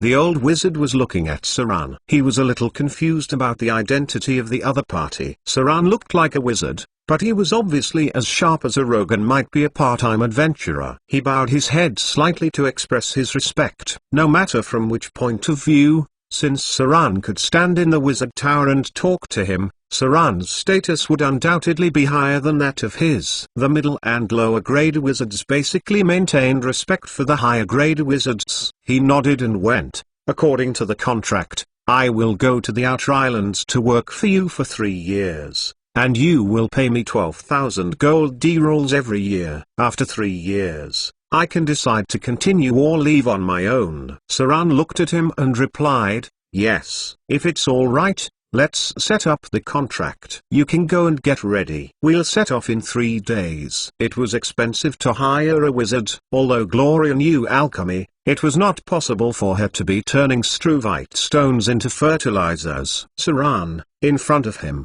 was also a wizard who knew alchemy. Gloria said that he had an uncommon level of alchemy, and this sort of work should be a piece of cake for him. When high-quality fertilizer got produced, Saran would have a new way to make money, and the cultivation of the outer islands would rise strongly. Basically, self-sufficiency would be easy. Because of Gloria's presence, Saran did not need to worry about the wizard in front of him having any tricks up his sleeves, so he paid half a year's remuneration quickly. Anyway, after killing the adult white dragon, his assets had increased by a large part. He had plenty of money in his hand, and the goods from the east were easy to get rid of in the north. The witches have no way to refuse such exquisite silk and porcelain. No matter in any era, the consumption potential of women was quite amazing. These rich witches could spend 100,000 gold D-rolls randomly. There was not much to take away from the wizard tower. Even though Gloria was in charge of the wizard tower, it was not her private property. Hiring alchemists was only a part of Saran's plan. In addition to that, he also needed a batch of superior weapons to arm his elite guards. The limit that can be bought on the south coast was the meticulously forged military weapons, which were far from the first-grade extraordinary equipment. Saran wanted to buy more than 100,000 gold D-rolls worth first-grade weapons from the Witches' Council at a time to arm his pirate army. This plus one extraordinary weapons could only be equipped by the elite army on land. So whether it can be bought depends on Gloria's vocal authority. Such a big arms deal must be approved by the Witches' Council. According to the current market price, the price of a grade 1 extraordinary weapon was about 200 gold D-rolls. Saran was going to buy exquisite equipment for 500 elite armed men this time. It was estimated that even the elite troops in a small city might not have such a high level of weaponry and equipment. Chapter 331 Arms Trade Translator, Exodus Tales Editor, Exodus Tales. A day has passed again. It was also unknown how Gloria's research progress was going,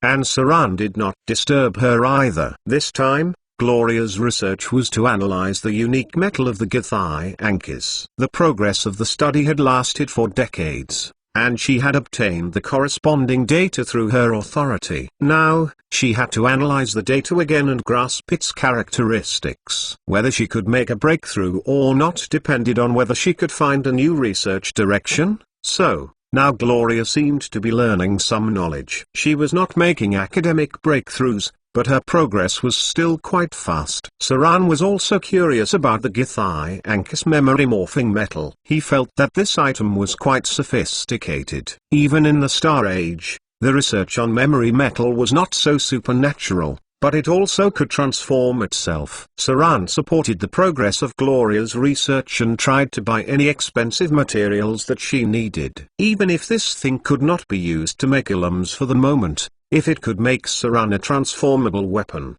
that would also be quite amazing. Githai Ankis transformable weapons required spiritual power. But Saran had no spiritual power, so he could use the Silver Sword of Gith, but he could not transform it. So if there was a breakthrough in Gloria's research progress, maybe they could try to make it have the ability to transform through energy storage. For top rogues like Saran, weapon transformation could bring out an unconventional combat power. On the third day, even with Gloria's status as a member of the Witches' Council, Saran did not receive the approval until the day after. The Witches' Council had very strict control over large-scale food and weapons trade in the north, let alone such extraordinary weapons. Even ordinary military weapons were also very strict. The high-grade witches in the north were more confident about themselves. If it was in other places, such as some kingdoms in the south, they might even have a large iron trade under strict control. Like the salt and iron monopoly in the Central Plains, many kingdoms were worried about weapons falling into the hands of foreigners. For example,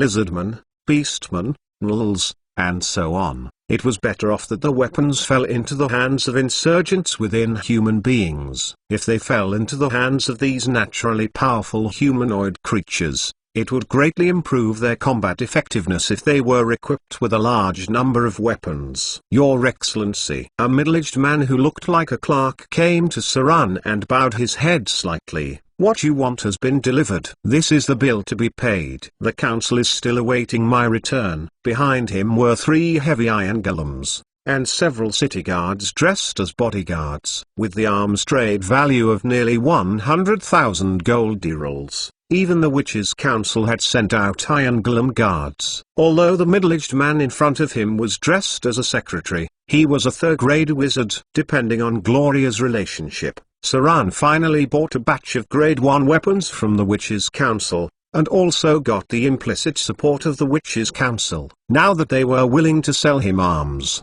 the witches' council had accepted Saran's identity. No problem. Saran looked to the second mate behind him, then opened a box filled with weapons in it. All he had ordered were weapons. Weapons supported half of the fighting capacity of the pirates. On the contrary, the need for armor was not as great. Besides, Saran had a dragon and a group of toe-legged Quetzalcoatlus near his camp. If he needed armor, he could make a batch of high-quality leather armor by himself. Pirates did not wear heavy metal armor. Their fighting style was not suitable for heavy armor. Glang. Saran pulled out a long sword and looked at its attributes. Item type: long sword +1 enchanted. Item grade: extraordinary grade 1. Description: the weapon was made of precision-forged steel. It was infused with other special materials when forging. It was made by Folding Forged Steel Craftsmanship of the North. After completion, it had a simple alchemy enchantment. This weapon has a basic rune on its blade, which could cause additional damage after hitting the enemy. Requirements: strength 8 points and above. Effects: folded forged steel. Characteristics: sharpness +2. Penetration +1, energy damage +1. Based on its attributes, such a grade 1 weapon could not compare with Saran's personally forged curved sword +1. After all, these were all extraordinary weapons that were mass-produced. However, as the extraordinary weapons were made in the north, they all had a quite obvious feature, that was, all these weapons had undergone a simple enchanting process. Although it only increased 1 point of energy damage, it had a great impact on the battle, especially when dealing with some enemies. Dang! Saran swung his sword and slashed it at a commonly forged dagger. The latter had been broken directly, but the former had no scratches at all. After all, extraordinary weapons were still superior weapons. Once compared with ordinary weapons, the gap was quite obvious. He nodded to the man next to him, and immediately 2 men brought in a heavy box. Saran's profits from this trip were all in it. Even the profits from killing the white dragon were mostly used on this batch of weapons. When these weapons were shipped back and equipped, the pirates under his command would have combat power equivalent to that of a city's standing army against the indigenous people, against another pirate king, or even when attacking cities on the south coast in the future. Saran's elite pirates would have the ability to engage regular forces. It was impossible for Saran to stay on guard overseas all the time. At the right time, he would finally stretch his hands back onto the mainland. It was getting closer to February. Saran unexpectedly stayed here for 5 more days, and then waited until Gloria finished her research on the Silver Sword of Gith. Then they set out on their way back to the outer islands. Before leaving, Saran took another look at the port city in the north and did not know whether it would still be so peaceful when he came back the next time. Because there were powerful witches in the north, the impact would not be very big. He just received a message that some kingdoms in the south have fallen into war.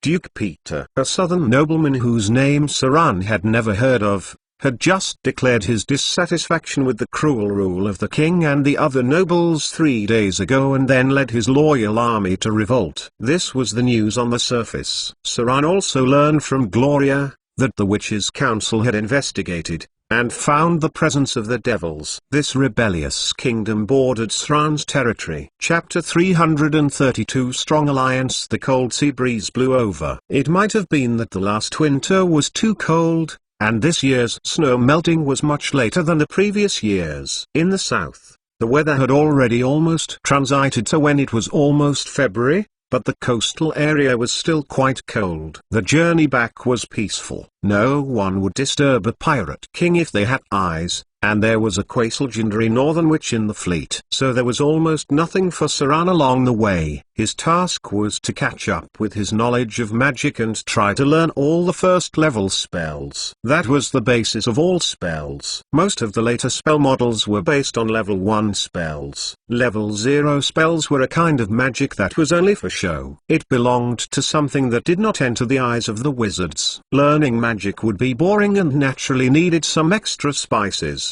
So Saran was always willing to explore the exquisite and delicate body of teacher Gloria in his spare time. It seemed like there was an inconceivable life meaning within the depths of the valley, and he could not help but indulge in the sea of knowledge. Although this research would easily turn into a fierce battle, there was no doubt that both of them are powerful forces. Of course, Saran's fighting capability was needless to say. Although Gloria's physique was not good enough, there were other ways as a high-grade witch. So, in the end, it was either him or her. There were not many choices. In the end, it was inevitable to seek a truce, rest, and live to fight another time. Life on the sea was a bit interesting, but with half a month's voyage, even the patient Gloria was getting a little bored. So, Saran stopped at the shipwreck bay and went to Port Tylan after a simple rest. For the rebellion in Kingdom in the south, Saran did not put too much energy into it, because now he did not have enough ability to intervene on the mainland. One should know how much appetite they had to determine how much they would eat. If the rebellion lasted long enough and had not been put out in a short time, then it would be worth Saran's investment.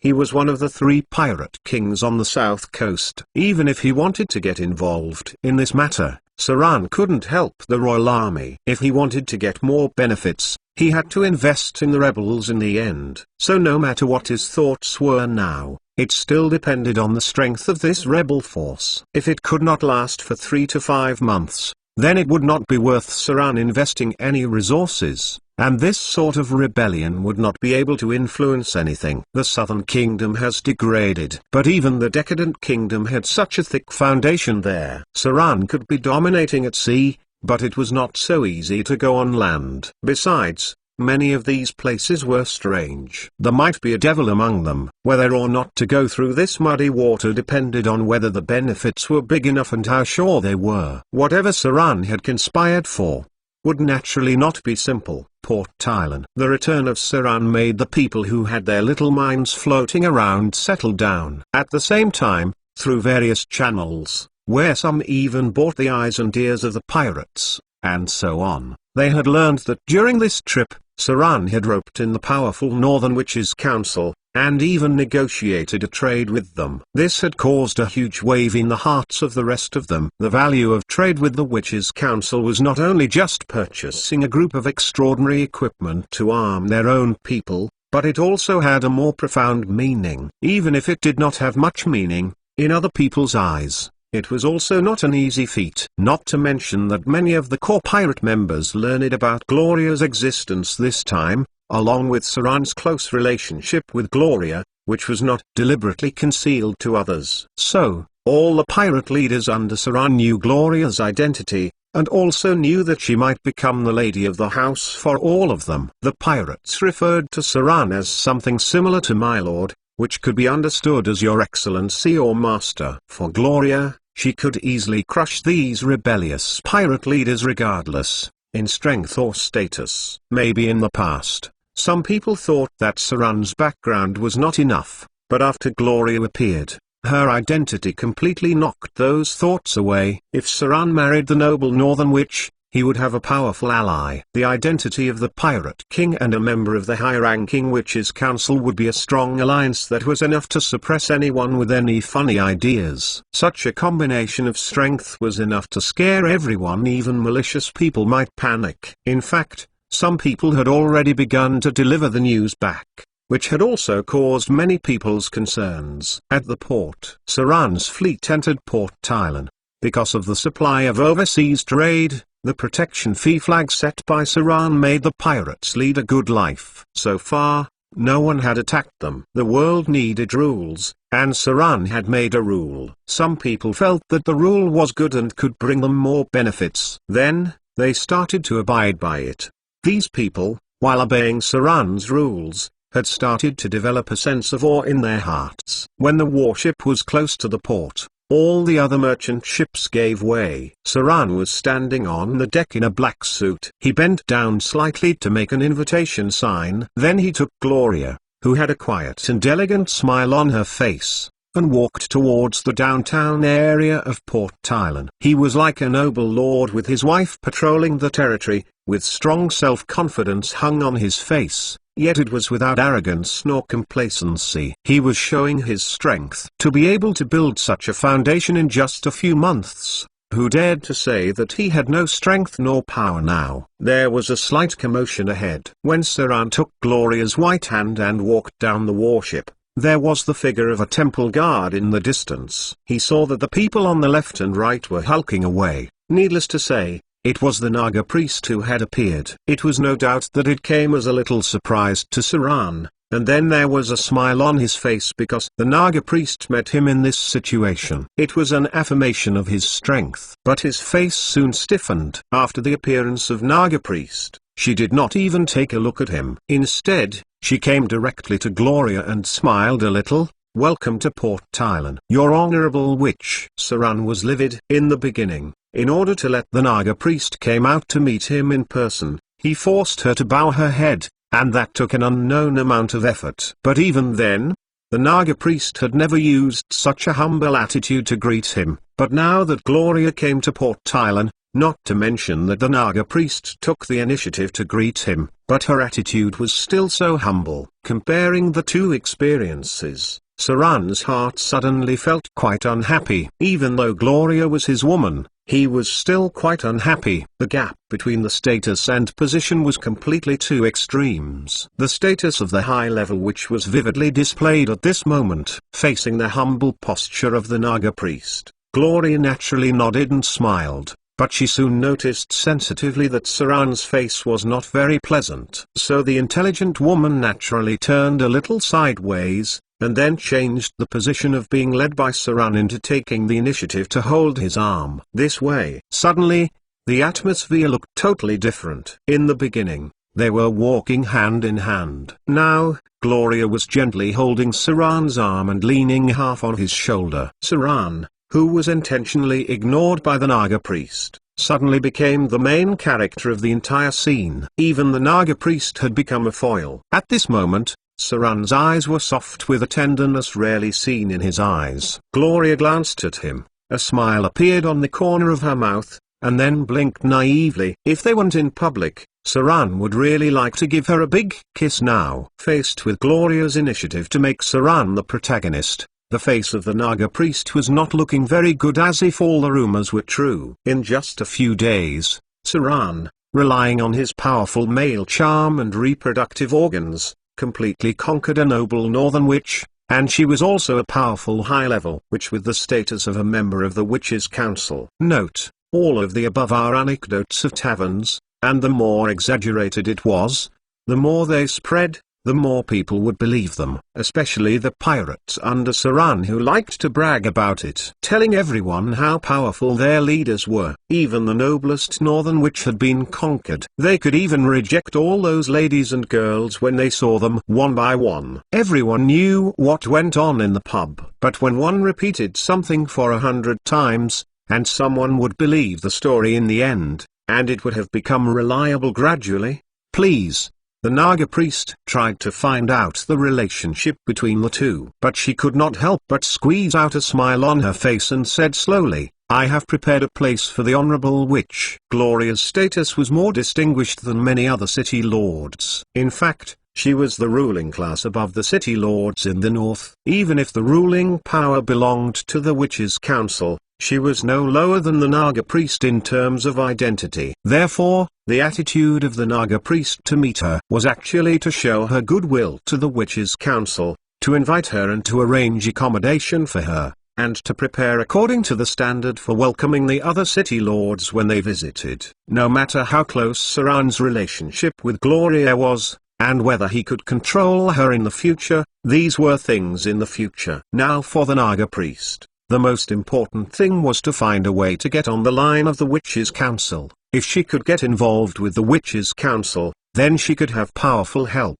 Saran's growth was beyond the estimation of the Naga priest. Especially now, with the help of a northern witch, he had become the most powerful pirate king force on the south coast. It looked like a reshuffle would begin here soon. Chapter 333 The Red Dragon Duchess with Gloria. Saran was even more powerful. No one could ignore a powerful high-grade witch, let alone an influential member of the Witch Council, who owned territory of her own. Information about Gloria could hardly be concealed from others. After all, she had ruled a city in the north for nearly 10 years. Gloria reached a high grade 10 years ago above profession level 15, but had only recently become close to the realm of legend above profession level 18. A wizard's power grew slower at the end, but Saran was the odd one. The lifespan of legendary witches was quite long, far longer than that of any close combat profession, so they also had many requirements when it came to choosing their spouses. Otherwise, they were still in the prime of their life,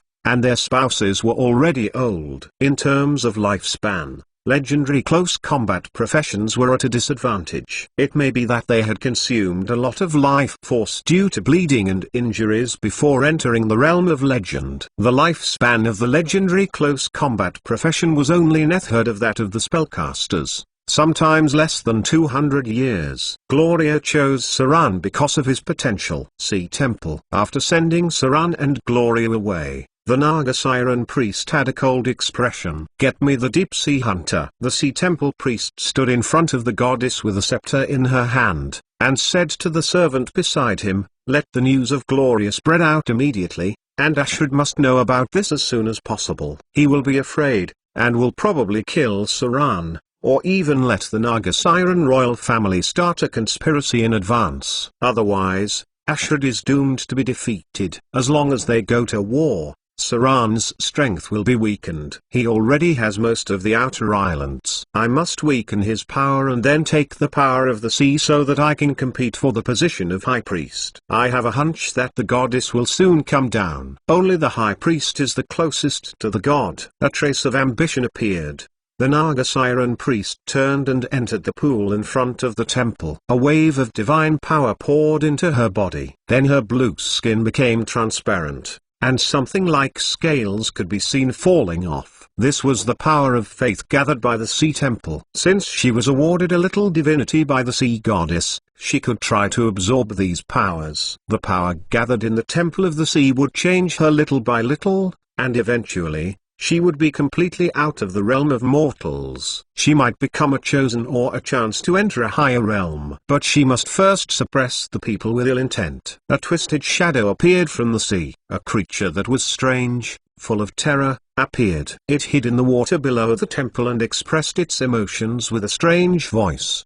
The Naga Siren priest took off her robe, looked at the ambiguous hunter of the deep sea, and said slowly, "Pay attention to the restless Naga Siren royal family. If there is any change, open the prison door of the deep sea immediately. Let the pet of the sea goddess give them relief." While saying this, the Naga Siren priest had a strange smile. The blurred shadow gradually went away. Its body twisted in the sea water. Although it had no shape, it had a deadly aura. It was a very horrible predatory aura. The Eastern Sea Route. On an island near the eastern trade border, it was a transit station similar to Port Tylan, and also a place that belonged to the pirate king Ashrid. "What did you say?" A man with a stern face listened to the report from his subordinates and said, "He got a high-grade witch? How is this possible? How can a proud witch of the north be with a pirate king? Is the Witch Council ready to step in on the south coast?" "No." "Why would the Witch Council care about the benefits of the south coast? This is the territory of the Sea Temple." "Damn it. I knew I should have tried my best to eliminate the throat cutter. I never thought he would become so powerful so soon." "No. Send a message to the Duchess of the Principality of Rose Ard immediately." Since the Sea Temple had attacked the outer islands last time,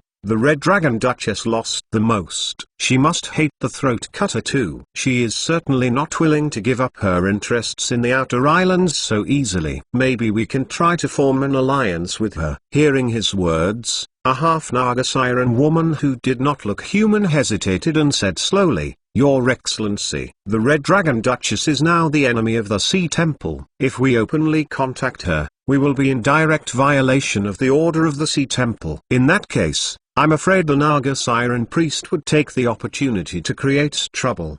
The man frowned, looked up at her, and said slowly, "I don't care. If we don't ask for the help of the Duchess, we may not be able to withstand the joint attack of the Throat Cutter and the High-Grade Witch." The Throat Cutter had a grudge against us when he dealt with the Swamp King. This time, with the Northern Witch's help, he would surely take his revenge. "Man, I want to write a letter to the Red Dragon Duchess. The Outer Island Sea Route." Saran didn't stay in Port Thailand for long. Now the territory of the Outer Islands was his foundation. So, after a short time, he led his fleet back to the Outer Islands. This time, however, he brought back quite a lot of people. There were 12 ships that Saran's men robbed. There were quite a lot of goods to be transported this time, and more than 800 men needed to be brought back. Half of them came from the mainland. Many of them used to work in mines, but for some obvious reasons, they recently fell into Saran's hands. It had to be said that a group of villains were really efficient as subordinates. Saran's current slaves could easily dilute the proportion of local slaves he had on the outer island. Saran had asked for a group of mainland slaves since he wanted to transform the local slaves into more civilized people. The journey on the sea was quite boring. For half a month, Saran had to turn his attention to learning magic again, and at the same time, explore the secrets of Teacher Gloria. With a high-grade witch as his teacher, Saran's learning of magic knowledge was much faster. After learning the most commonly used level 1 spells, Gloria suggested that Saran should stop learning more spells, but instead become familiar with them and improve the speed of casting. In other words, she hoped that Saran would research deeper, using his mastery to get the battle ability practiced spellcaster. Therefore, Saran's next day was to keep remembering spells, and then continue to cast them after that. He repeated this continuously so as to gain the ability practiced spellcaster. After 3 days on the sea, a late data log appeared in front of Saran. Astral Plane Battle. Legendary battle. In the middle of January 1676 in the New Moon era, when you went to the north to invite a witch to the Outer Islands, you accidentally encountered the Giths attacking a wizard tower. In this legendary event, you chose to help the Northern Witch against the Giths and killed an adult red dragon in the battle. This greatly improved your relationship with the Witch Council and spread your reputation beyond the material plane. However, as the Witch Council had strictly blocked the news of the Battle of the Astral Plane, your name would only spread among the Giths. Legend rating +3. Previously, when Saran joined in the Sea Battle of the Betrayers, there was also a delay before he got his legend rating notification. However, it was longer this time. Maybe it was because the matter had only ended, or because it was a cross-plane battle. Saran obviously had no time to think so much about it now. He merely glanced through and continued to train his spellcasting ability. With the experience of the astral plane, Saran had felt the secrets of instant cast early on. At the same time, he also got part of the information for practiced spellcaster. Success was within his reach. He could feel that he was going to master a new magic ability soon. Days went by. When Saran arrived back on the outer island, someone from the base camp immediately came to welcome him. A new lighthouse had been built near the port. It was more than a month since Saran had left. According to the layout Saran left, the people in the camp were very busy with construction work. Even the natural port nearby had a relatively simple port. There was also a 5-meter wide paved road, which was used for transport, extending all the way to the east gate of the camp. The crew of the ship became busy, unloading the many things on board. Saran looked at the dock, led Gloria's hand and walked down. Before they could get on land, Vivian appeared in a white princess dress. "Big brother!" The little girl yelled with joy and went straight into Saran's arms. Chapter 334 Saran's City. Translator, Exodus Tales Editor, Exodus Tales. Vivian. Saran caught the girl and swung around with her. Then, he lowered his head and kissed her cheek. The little girl put her hands around Saran's neck and hung on his body. Then she raised her head and looked at Gloria, with open arms as though wanting a hug. Vivian opened her arms and pounced on her. Sister Gloria, I missed you so much. Seeing the lovely girl, there was a gentle smile on Gloria's face. She reached out to catch the girl and stroked her long hair. She said softly, Vivian, I missed you too. The little girl hung on Gloria and laid her head on Gloria's chest comfortably. After a while, Vivian suddenly frowned slightly, then shrugged her nose. She sniffed like a dog, which made Gloria feel a little uneasy. The little girl went around Gloria, and could not help but say, Sister Gloria smells like Big Brother. Hearing Vivian's words, a flash of red appeared on Gloria's face. It was extraordinarily charming and moving. Oh,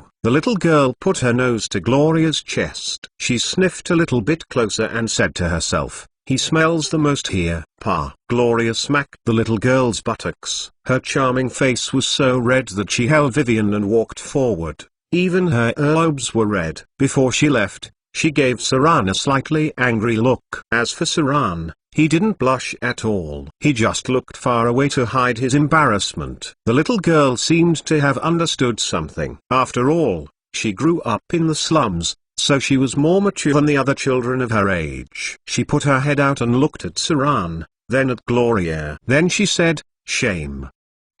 Sister Gloria, did you do something shameful with Big Brother? Pa. Ouch. The little girl touched her small buttock that was hit again and did not speak again. But her big eyes turned several times, as though she was thinking about something. She did have a curious expression. The little girl soon forgot about it. Then she took Gloria's hand and took her toward the camp. At the same time, her little face looked proud. She led Gloria and told her that the paved road was completed only the day before. Also, all the monsters in the neighborhood were cleaned up by herself. After walking a little bit, they saw a camp surrounded by fences. The place now seemed like a town. Saran had to deal with cargo, so he was still at the port. Meanwhile, Vivian led Gloria and explained everything to her. The little girl did take part in the building of the camp. After all, the camp was now different from when Saran left. First, the fence was much higher than before. It was 3 layers thick and couldn't be easily hit by powerful beasts. At the same time, it was convenient to increase the number of towers. At present, there were 16 watchtowers in the whole camp, which was comparable to many medium-sized towns in terms of scale. Saran had no plans to build a solid wall for now because it costs too much,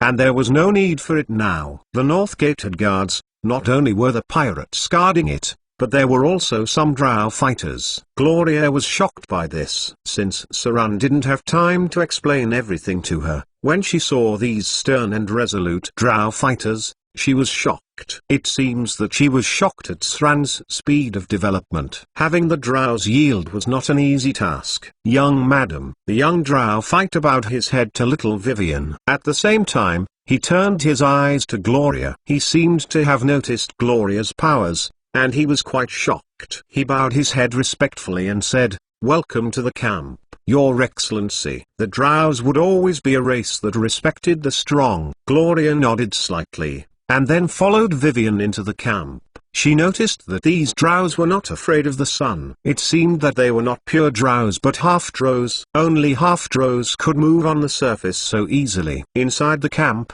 there were 4 big roads. Unlike any town Gloria had seen before, she felt a strong visual impact as soon as she entered the camp, not because the buildings were impressive, but because everything here was very neat. It was more orderly than any city she had ever seen. The straight roads divided the area into 4. The drainage channels on both sides were the same too. All the built houses were of the same style, a kind of brick house that looked very strange and neat. The design of the houses was not clever, but because they were arranged in rows on both sides of the street, it was very pleasant to watch. At a glance, Gloria liked this place a little more. She liked this clean and tidy environment. There was no excrement on the road. Even though there was a large population here, There was no foul smell in the air. Although the pirates dressed messily, they obviously knew a lot about following rules. When they saw Gloria, who was with Vivian, they all bowed their heads to show their respect. There was a blacksmith in the corner of the street. The noisiest places were the 3 pubs. It was hard for pirates not to have alcohol. There was also no brawls here because Saran had set up a special competition arena. Any personal grievances had to be resolved in the arena, and the leaders were also required to be present during the duel. Gloria saw many slaves. However, unlike slaves in other places, they were strong, not at all weak or skinny. Some of them even looked ruddy, which meant that they had enough food. From the west gate, there were cars of bricks and tiles. There were still many open spaces that had been divided into areas but had not yet been built.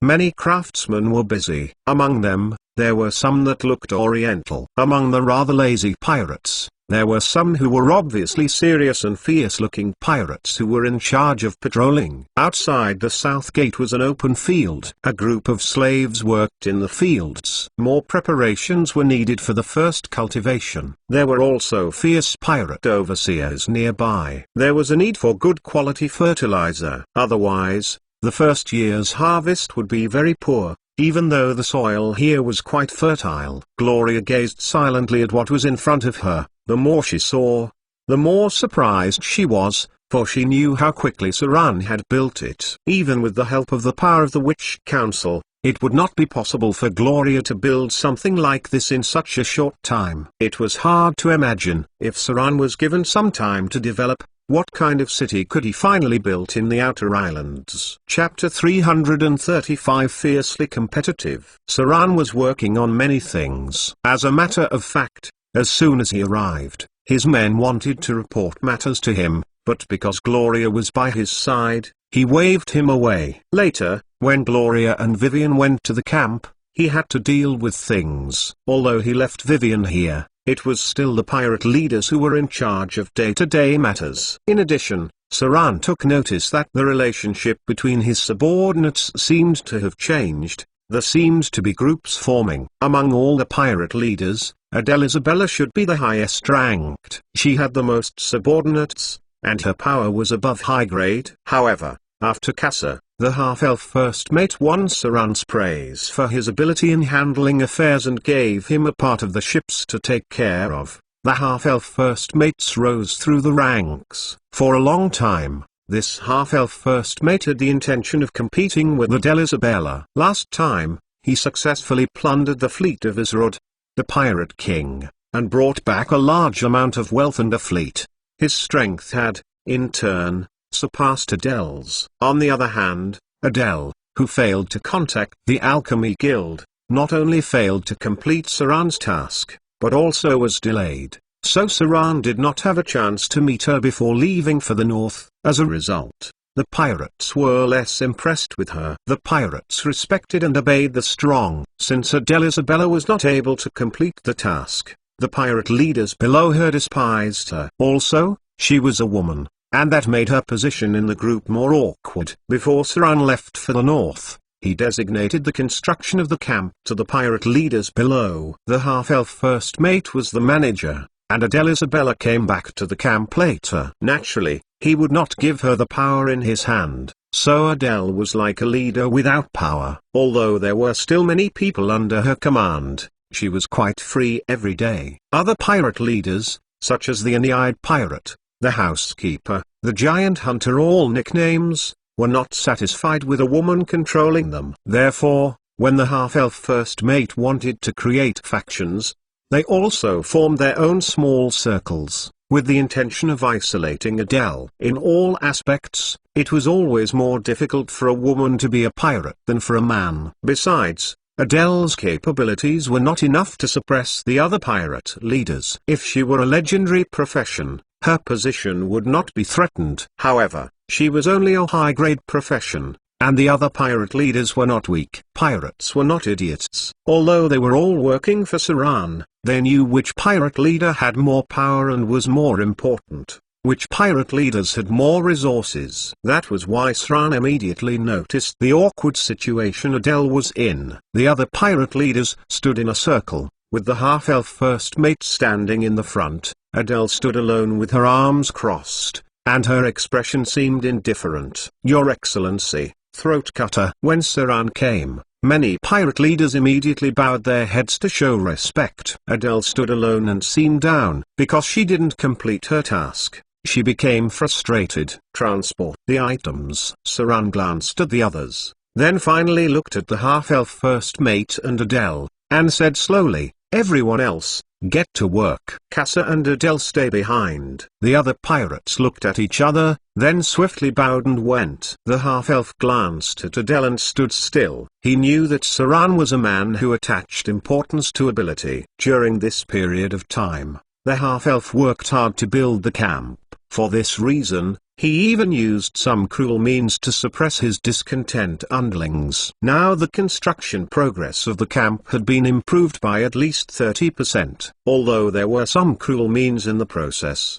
His underlings had been overwhelmed by him. In all respects, Casa had perfectly completed his task. Therefore, the half-elf was very confident. He believed that Saran knew who was the best. "Good work." Saran looked at the lighthouse, the road and the wharf, then said slowly, "It seems like it was the right decision to give you this task. There haven't been any problems, right?" Hearing Saran's words, Adele became even more down, while the half-elf first mate showed a confident smile. He bowed his head slightly, then said in a deep voice, "There was no big trouble during this period of time, but we did encounter natives from another tribe a week ago. They seemed to have come from another side of the island. They were scouts and didn't attack us, but they did send people to monitor the other side of the river. There was also a group of Quetzalcoatlus nearby that took 3 slaves from us half a month ago, but they didn't attack us again. It should be just an accident. In addition,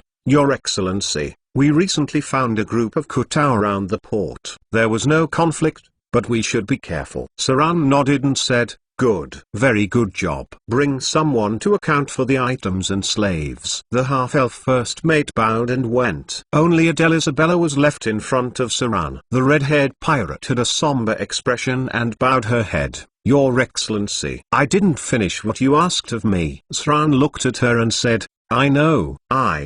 Adele felt conflicted, a sense of disappointment and frustration. "I am useless." Saran did not console her. He was one of the 3 pirate kings on the south coast, not a kid who played around. Saran's rapid rise to power and at the same time, able to control a group of elite pirates, was due to his style of reward and punishment. Saran was able to make his men serve so actively because he would reward good work. If he broke the rules for Adele, then the name he had built up in the past would be affected. He couldn't make an exception because she was a woman. Saran looked at the red-haired female pirate in front of him and said slowly, "Put down your work in the camp. I will take charge of the fleet for the time being. I will send you to receive the training of the drow fighters in 2 days. You have the talent and are much stronger than others. I hope you can go close to the realm of legend as soon as possible. Soon, I will give you a very difficult task. I hope you learn not only the fighting skills of the drows but also their insidious and cunning methods, because this time, the task is very difficult for you. You will deal with many noble and religious people who are good at playing these games. You must learn to use intrigue and cruel means. The drows are the expert in this field." After hearing this, Adele was shocked and trembled slightly. Saran was depriving her of her power, which was a severe punishment for her. However, when she heard about a difficult task, her eyes could not help glow with light again. She nodded solemnly. "Don't worry, Your Excellency. I will surely not let you down." As long as there was a chance, she would prove herself and regain her power and status. "Good." Saran looked at her and said, "Go now. I hope you can enter the realm of legend one day." He turned and left. After saying that, Adele Isabella stood there and took a deep breath. Her gaze was fixed on Saran's back. Her hands clenched. This was not it. How could she easily be surpassed by a half-elf who was not as good as herself? Her body flowed with the blood of the Amazon. How could she admit defeat so easily? Chapter 336 Saruman's Accidental Discovery. Translator, Exodus Tales. Editor, Exodus Tales. Saran quickly went to the camp. Once again, Saran had returned to his base, completely designed by him. Saran had a rare sense of pride. It was not easy for him to have made it this far. From a petty thief in Amber City to a pirate king on the south coast. How much blood he had shed and how many injuries he had suffered along the way. But it was all worth it, especially when he saw the work he had built. A sense of satisfaction emerged in Saran's mind because he firmly believed that if he was given enough time, he could change everything and even affect the fate of the whole world. On both sides of the broad avenue were rows of brick houses. Saran watched the new houses with satisfaction, then entered a hidden room in his apartment. "Your Excellency." A man, who was hidden in the shadow, knelt on one knee and said respectfully to Saran, "I have done what you ordered." Saran had a stern expression and replied, "Good. Are there any movements from the drows? Have they caused any trouble?" A rogue. He was also a rogue with a profession level of more than 12. Not all of the pirates were fighters. Although few casters became pirates, it does not mean that there was no other profession among the pirates. Saran was a careful person. That was why as soon as he became a pirate king, he immediately set aside some men whom he trusted. There weren't a lot of people, but they were all potential rogues and had received simple training from Saran. Thus they were good at stealth and spying. Perhaps their combat ability was not great, but they still had their uses. As a rogue himself, Saran put great importance on information and intel gathering. "Your Excellency." The man in the shadow handed a dossier to Saran and said, "The Drow warriors contacted their group several times and sent something back secretly. However, there was no obvious movement. I did not want to get discovered, so I did not get too close." Saran did not trust the Drows. In fact, anyone that had gone to the Underdark would not easily trust the Drows. Because of Saran's current strength, these Drows dared not act recklessly and disobey his orders. But as long as Saran showed a little weakness and made them feel that they had a chance, the possibility of these Drows betraying him was quite high. This was their natural instinct. Saran took the dossier, looked through it,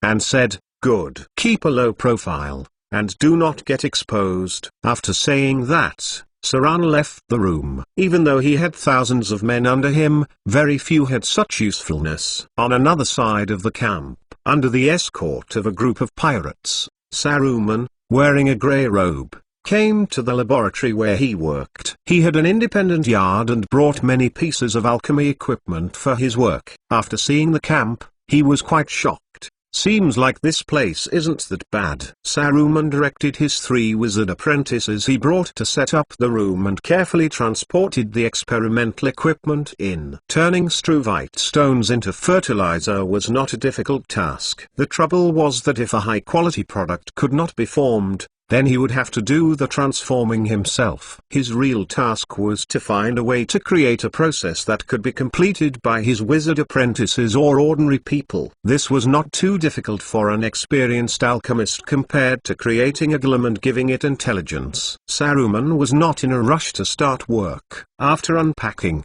he walked around the whole base, curious about what Saran had done. "Your Excellency." A Drow ranger on patrol stopped Saruman. He looked at the other side and explained, "Please don't get close to that side. There are dangerous plants, some cannibal plants." "Cannibal plants?" Saruman, with a curious expression, reached for his staff and said slowly, "Young man, rest assured, a wizard wouldn't be harmed so easily." After saying that, he went into the forest. The Drow behind him hesitated but did not stop him nor follow him in. The plants inside were too strange. Saruman frowned a little as he entered, and then he used 2 protective spells to advance cautiously.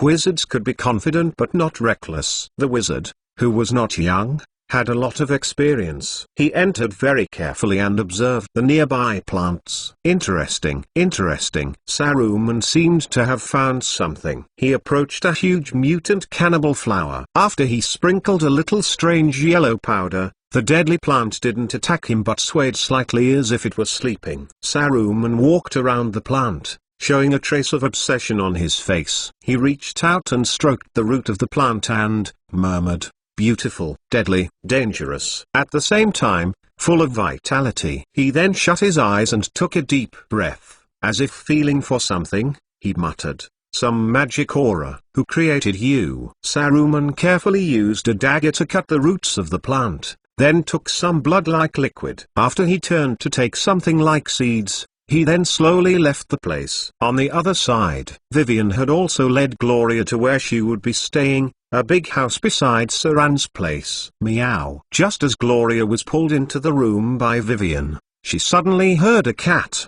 Then she saw Vivian rushed in with a cheer, and then brought out a little girl with obvious animal characteristics. The little girl was about the same height as Vivian. She was wearing a beautiful floral skirt. She had a pair of furry cat ears and a curled tail. Besides that, she had other characteristics similar to humans. Gloria had been shocked many times today, so when she saw the cat girl in front of her, she was calm. A catfolk? I thought these creatures were extinct already. Vivian led the cat girl to Gloria and said with a smile, "Sister Gloria." She's called Lulu. Don't underestimate her.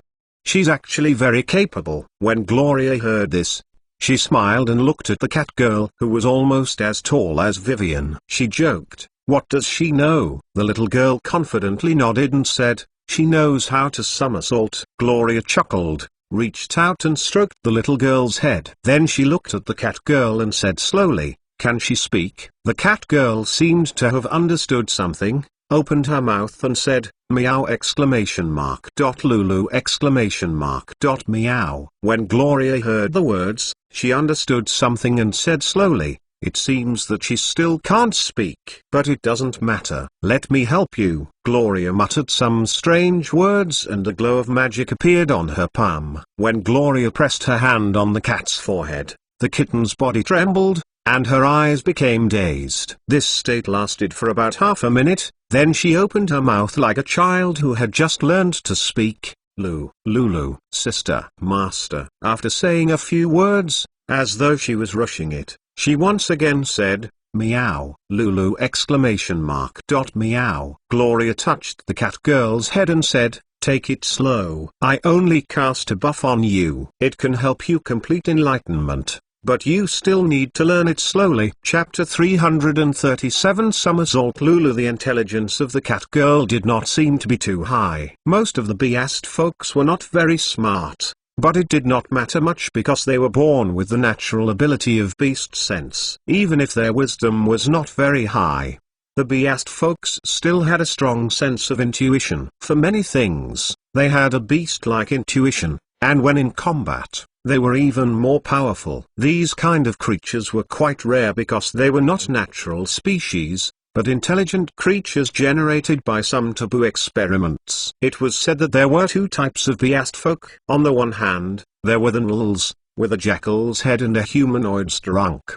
The other was like the cat girl, with a human appearance and some animal characteristics. The former belonged to the creation of nature, while the latter was produced artificially. All the rumors point to the taboo experiments of the Arcane Empire because it was recorded that among them, some great arcanists mixed the blood of humans and animals and wanted to cultivate excellent servants with special purposes. They interfered with nature and created a new life form. For thousands of years, many conspiracy theorists believed that the fall of the Arcane Empire was due to the creation of these forbidden life forms. Lulu. The little cat girl opened her mouth and talked as if she was a little pleased. She stammered, Brother, Your Excellency, Master, eat." Hungry. As though a child was speaking. As soon as she spoke a little too fast, "Meow!" Lulu! Meow. What the cat girl said was what she heard the most. After saying about 30 or 50 words in a row, she suddenly shuddered and hid behind Vivian with great agility. Meow. The little cat girl seemed to be a little frightened. All her hair stood up, and she immediately went behind Vivian. Vivian touched the cat girl's head and asked, "Lulu, what's wrong?" Gloria too looked up to the door, and then saw Saran's figure coming in from outside. When he noticed that all the people in the room were looking at him, he was a little stunned and asked, "What's the matter? Why are you all looking at me?" Vivian turned around and stroked the cat's hair. She said softly, "Don't worry, Lulu. Brother won't hurt you." The kitten curled up and looked at Saran with a kind of fear in her eyes. It was as if a beast had seen a tiger, or a new recruit encountered a veteran who survived hundreds of battles. Her instincts sensed something from Saran, a very bloody aura, which represented the lives he had taken. From the first time she saw Saran, he was the one she was most afraid of. She was more scared of Saran than the pirates who caught her. Even after spending so much time with Vivian, she still hasn't eliminated her fear of Saran. Slaughterer. The end of each life left more blood smell on Saran. Ordinary people wouldn't feel it. Only a beast like her could detect it. Perhaps because of Vivian's consolation, the cat girl mastered the courage and took a look at Saran. Come. Vivian took the cat girl's little hand, took her to an open space, and said seriously, Lulu, do a few somersaults. Show them what you can do. Maybe because of the distance, the cat girl's nervous expression relaxed a lot. She was held by Vivian's little hand, and she seemed to be a little hesitant. But when she saw the little girl's eyes, she nodded softly. After Vivian backed off, the little cat girl did a somersault. Not 360 degrees, but a complete 720 degrees. The cat girl's petite figure fell to the ground after spinning 2 rounds. Her body was so flexible, her slender waist looked almost boneless. The somersault was just the start. The cat girl's small body turned in the air. Her speed was dazzling, which meant that she not only had amazing toughness, dexterity, and coordination but also had far more physical strength than ordinary people. Meow. The petite cat girl landed on the wall, but she didn't fall down. Instead, she continued climbing the wall, as though she had the ability spider climb. She rolled and leapt between the walls. The 90-degree vertical walls seemed to be flat ground to her. At last, Saran and Gloria were shocked. Natural extraordinary dexterity. Saran was quite shocked.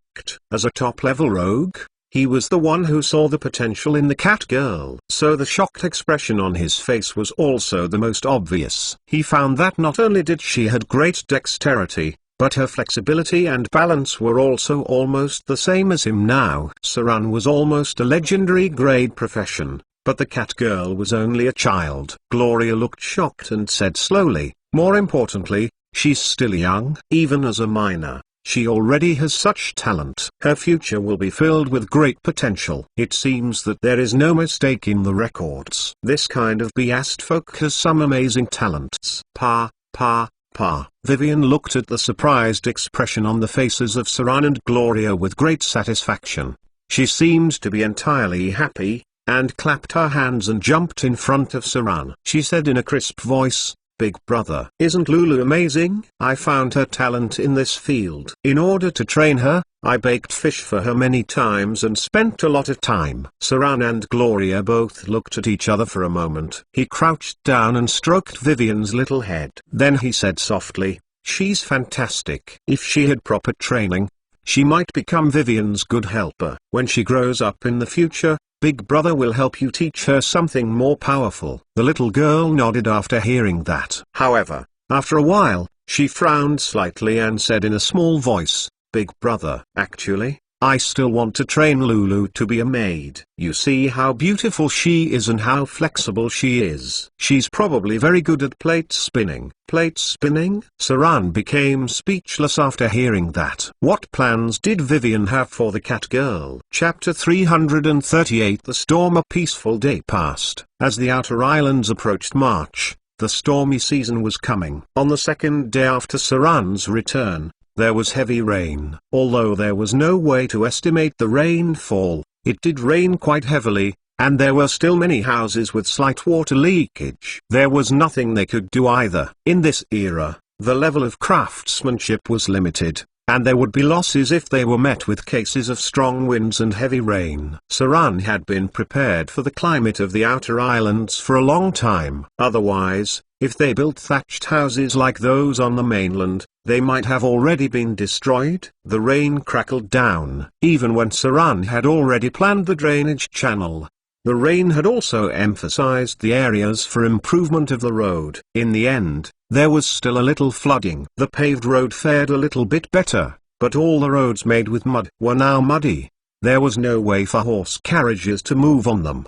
Because of the rainstorm, The slaves were unable to work. Now, they were all taken into custody, and men were sent to guard them and look out to slow down the epidemic. The indigenous people were a little better. Some of the mainland slaves they just brought here were not accustomed to the climate and were vomiting and having diarrhea. Fortunately, there were doctors with them and there were no casualties. Having no priests was still a problem. The climate of the outer islands was harsh, and there were many stormy seasons. At the same time, because of the beliefs of this area was considered to be under the storm lord, the storms here were likely to be accompanied by thunder. Now, for example, flashes of lightning went across the sky. From time to time in the distant rainforest, it looked as if someone was controlling it. It rained the entire day. If he was in a wooden house, it would have probably been wet inside.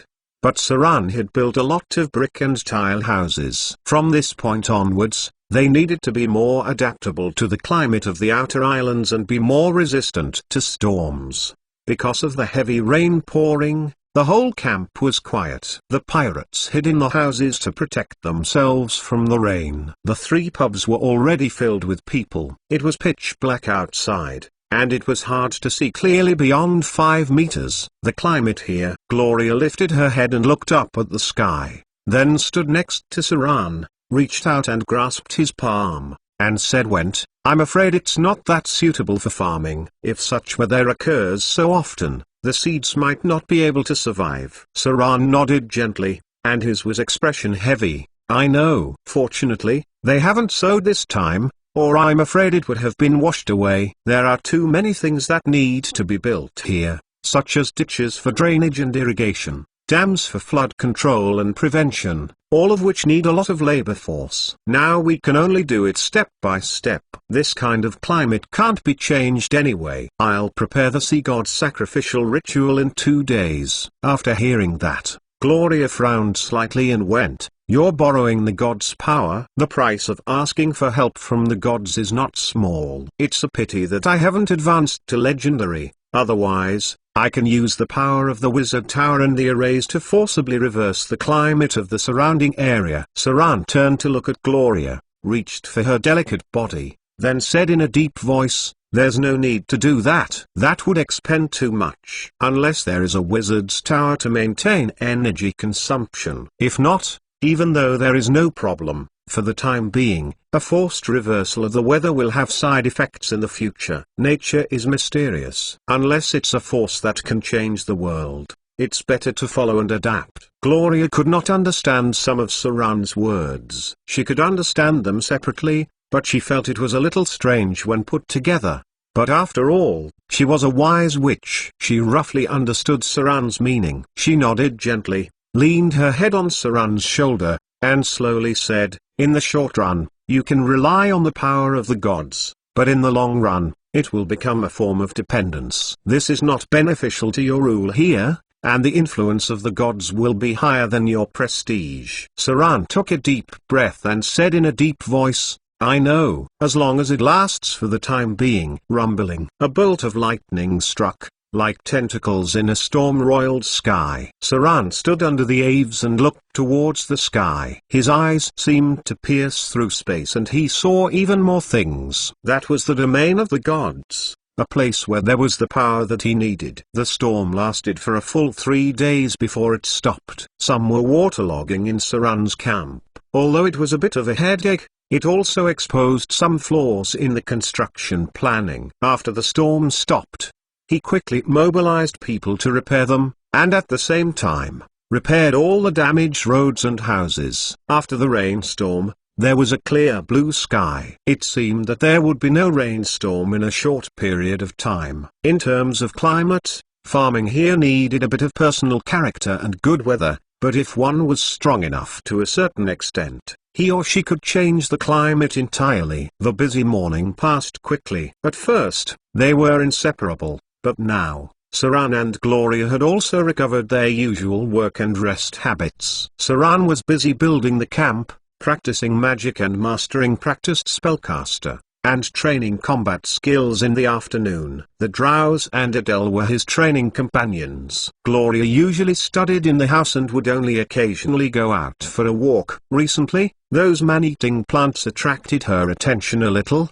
but she had soon turned to the study of the shadow plane. Gloria wanted to build a portal that uses the cracks in the shadow plane to connect the two worlds, so that when they were exploring the wizard tower, they could return to the material plane at any time and close the portal at the same time in case of any sudden situations. This was the safest way. In addition, they would maintain a frequency of 3 distance to enjoy each other's time for 2. No matter if it was Saran or Gloria, they were not the kind of people who were easily indulgent in lust. They had pursuits that were higher than a material body, which was to attain a realm superior to the mundane world. It might have been because of Gloria's existence that Saran's baleful aura was much lesser than before. This led many pirates to be grateful to the Honorable Witch. One needed to know that Saran in the past was a murderous and merciless man. The pirates under his command would always be afraid of him rather than respectful of him. Now that Saran had committed fewer murders, and even if some of his men made mistakes, they were only flogged. It was better to get whipped than to lose one's head. The slaves started to get busy. There were many things to do in the camp. It wasn't easy to get everything from scratch. Sometimes, even Saran felt exhausted. But it was all worth it because the foundation had been established here. Even the Drows, after seeing the growth of this place with their own eyes, gradually felt more accepting of it. There were even suggestions from the Drow warriors to move their tribe here. It was safer, more comfortable, and more convenient. It had plenty of food, excellent equipment, and various daily necessities. But, because some of them within the Drows were worried that Saran would turn from cooperation to annexation, and devour the entire Drow tribe completely, the female Drows in the group were quite opposed to this. Saran was not in a hurry. He was going to leave it to time, but when the time came and they still did not understand, then they should not blame Saran for using some cruel means. A large area of wasteland had been reclaimed towards the south of the camp. However, it had not been sown yet. It was estimated that they would have to wait till March to sow them. The construction of houses by burning bricks and tiles was still in full swing. Saran's preliminary plan had nearly 500 houses, enough to accommodate all his people, and even a small number of slaves was considered in it. Wizard Saruman had begun to study how to turn struvite stones into high-quality fertilizer. It was estimated that there would be results in a month or so. At that time, he should have almost begun to sow the farmland, and slaves transported from the mainland would have all mastered deep plowing. Conducting precision farming was necessary here. Recently, Saran learned from his subordinates that Saruman was interested in the man-eating plants, which had piqued his curiosity. But fortunately, Saruman had not delayed his original work. Hence, Saran did not inquire much either. In the afternoon, Saran was in the training ground practicing his white raven sword style. Just after he and Adele had finished fighting, cries of the slaves and pirates could be heard from a distance. Bang! Saran seemed to have heard something, and his figure immediately came out into the air and rushed towards the direction of the cultivated lands. Successive figures have emerged one after another. Saran's pirate leaders ran out one after another, leapt and landed on the roof one by one. Then, they quickly went towards cultivated land. Nearly 10 pirate leaders with the strength around the 4th grade went closer at full speed, and then they crossed the fence and rushed to the reclaimed land. The one rushing in front of them was Saran. As his figure drew closer, he immediately saw the huge Quetzalcoatlus. They swooped down from the sky with their wings flapping, and their huge dragon claws pierced 2 indigenous slaves in a flash. With their dying screams, the Quetzalcoatlus, like eagles, grabbed their prey and flew away into the distance. Saran's face was gloomy when he saw that the bipedal pterosaur had killed his own slaves in front of his own eyes. A trace of anger and murderous intent immediately rose in his heart. Swoosh, swoosh. The elven warbow appeared in Saran's palms. When he was within the range, he successively shot one arrow after another. Most of them accurately hit the Quetzalcoatlus, but most of them hit the wyvern's wings, and it was not anything vital. The Quetzalcoatlus moaned and their figures shook a little, but it still flew farther and farther. "You want to run?" Saran chanted the incantation expressionlessly, and his figure rose directly. "Fly." His figure flew to the sky. At the same time, in an instant, he pulled an arrow again and aimed at the abdomen of the Quetzalcoatlus. Chapter 339 Flying Shot Translator, Exodus Tales Editor, Exodus Tales, Fly. This was a relatively important spell for a wizard. However, there was a very big limitation on this spell. That was, Fly required the caster to maintain it. It was not realistic to bombard the enemy in the sky because it required a very high mastery of the ability. Even fighter jets needed to fly back and forth to attack continuously. If a wizard wanted to cast spells in flight, he would naturally have higher requirements for the ability. That was combat casting and flight casting abilities. Without the support of these two abilities, the result of a forced casting might backfire, and then the caster would fall from the sky. Saran did not have the flight casting ability, neither did he have combat casting, so there was no way for him to cast spells in the sky. Once he cast the spells, the chances of failure were higher than 90%. However, under the flying state, it would not affect his other actions, such as knocking an arrow on a bow. This action was not part of the casting, but still within the controls of Fly. So when Saran's figure soared and he shot 3 arrows in succession, although it was not as smooth as when he was on the ground, he still found a sense of balance with his strong dexterity. Casting in flight was equal to maintaining 2 spells at the same time. But shooting in flight was a separate matter. Swoosh! 3 sharp arrows flew out, one hit the lower back of the bipedal pterosaur, and one hit the ventral side of the bipedal pterosaur. The last arrow shot directly into the jaw, and half of the arrow pushed into the flesh. Test of Death. Saran's attack seemed to have triggered the Test of Death, and the bipedal pterosaur began to moan and shake, and then its huge body fell unsteadily. The powerful immunity of the dragon species saved it from death, but it still gradually fell from the sky. At the same time, a row of data emerged in front of Saran. Target hit. You've dealt 16 pierce damage to the target. You've acquired part of the information on the ability Precise Shot. Target hit. You've dealt 27 pierce damage to the target. You've acquired part of the information on the ability Mobile Shooting. Target hit. You've dealt 54 pierce damage to the target. You've hit the enemy's vital points. Test of Death immunity triggered. Target has successfully passed the Test of Death immunity. You've acquired part of the information on the ability Flight Shooting. A dense amount of data alerts emerged, and even Saran paused in surprise. He did not expect to see so much information alerts on different abilities in one breath. Dexterity was the most important attribute for long-range attacks. Saran was a quasi-legendary domain in dexterity. Hence, he would be very talented in archery. Even if he was not familiar with it before, he could master it very quickly, let alone, he had many other abilities to support it. That was why the leader of the Drow warriors would suggest Saran try out archery, because he saw Saran's talent in this aspect. The quasi-legendary level attribute would strengthen Saran's ability to master archery, and would greatly improve his speed of mastering such abilities. In the past, Saran had already found out that the speed of mastering abilities under the temporary blessing attribute would increase a lot. The Quetzalcoatlus was already about to fall to the ground. The body of the indigenous slave that it had hunted previously had already dropped, and splattered almost unrecognizably. Although it did not fall directly, it had lost a sense of balance while in flight. Having fallen, even if it did not die, it would also disabled. Saran did not rush down to absorb the slaughter EXP. He aimed directly at the other Quetzalcoatlus. Swoosh. This time, Saran slowed down a little bit. He aimed at the head of the Quetzalcoatlus and then shot directly at it. The arrow turned into a cold flying shot. However,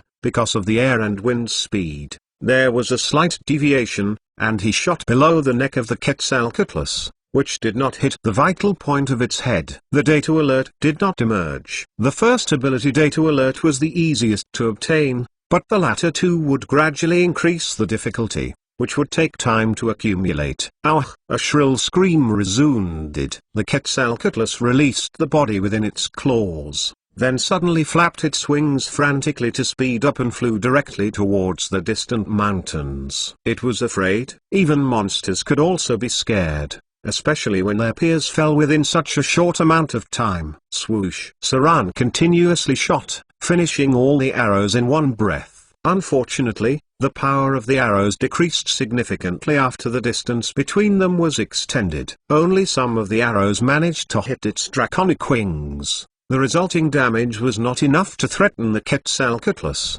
The speed of fly was not faster than that of the Quetzalcoatlus. Saran watched the enemy fly farther and farther. In the end, he could only descend helplessly. Flying in the sky with wings was much more convenient. The dragons were still the overlords of the sky. No one would fight with a dragon in the air. Pada. Saran landed briskly on the ground, and behind him came the cheers of his men and the sound of other pirate leaders approaching. He rushed directly to the Quetzalcoatlus that fell in front. Even if it fell from such heights, it still wobbled and maintained its trajectory. After landing, it did not directly fall to its death, but there were signs of fractures in its legs and abdomen. Not far away was the body of the indigenous slave. His belly was directly pierced by the draconic claws, and a large part of his intestines spilled out. Saran's expression was bleak. He went closer while frowning, and then he slashed towards the head of the Quetzalcoatlus. Pucked. Fresh blood splattered out. Saran beheaded the Quetzalcoatlus,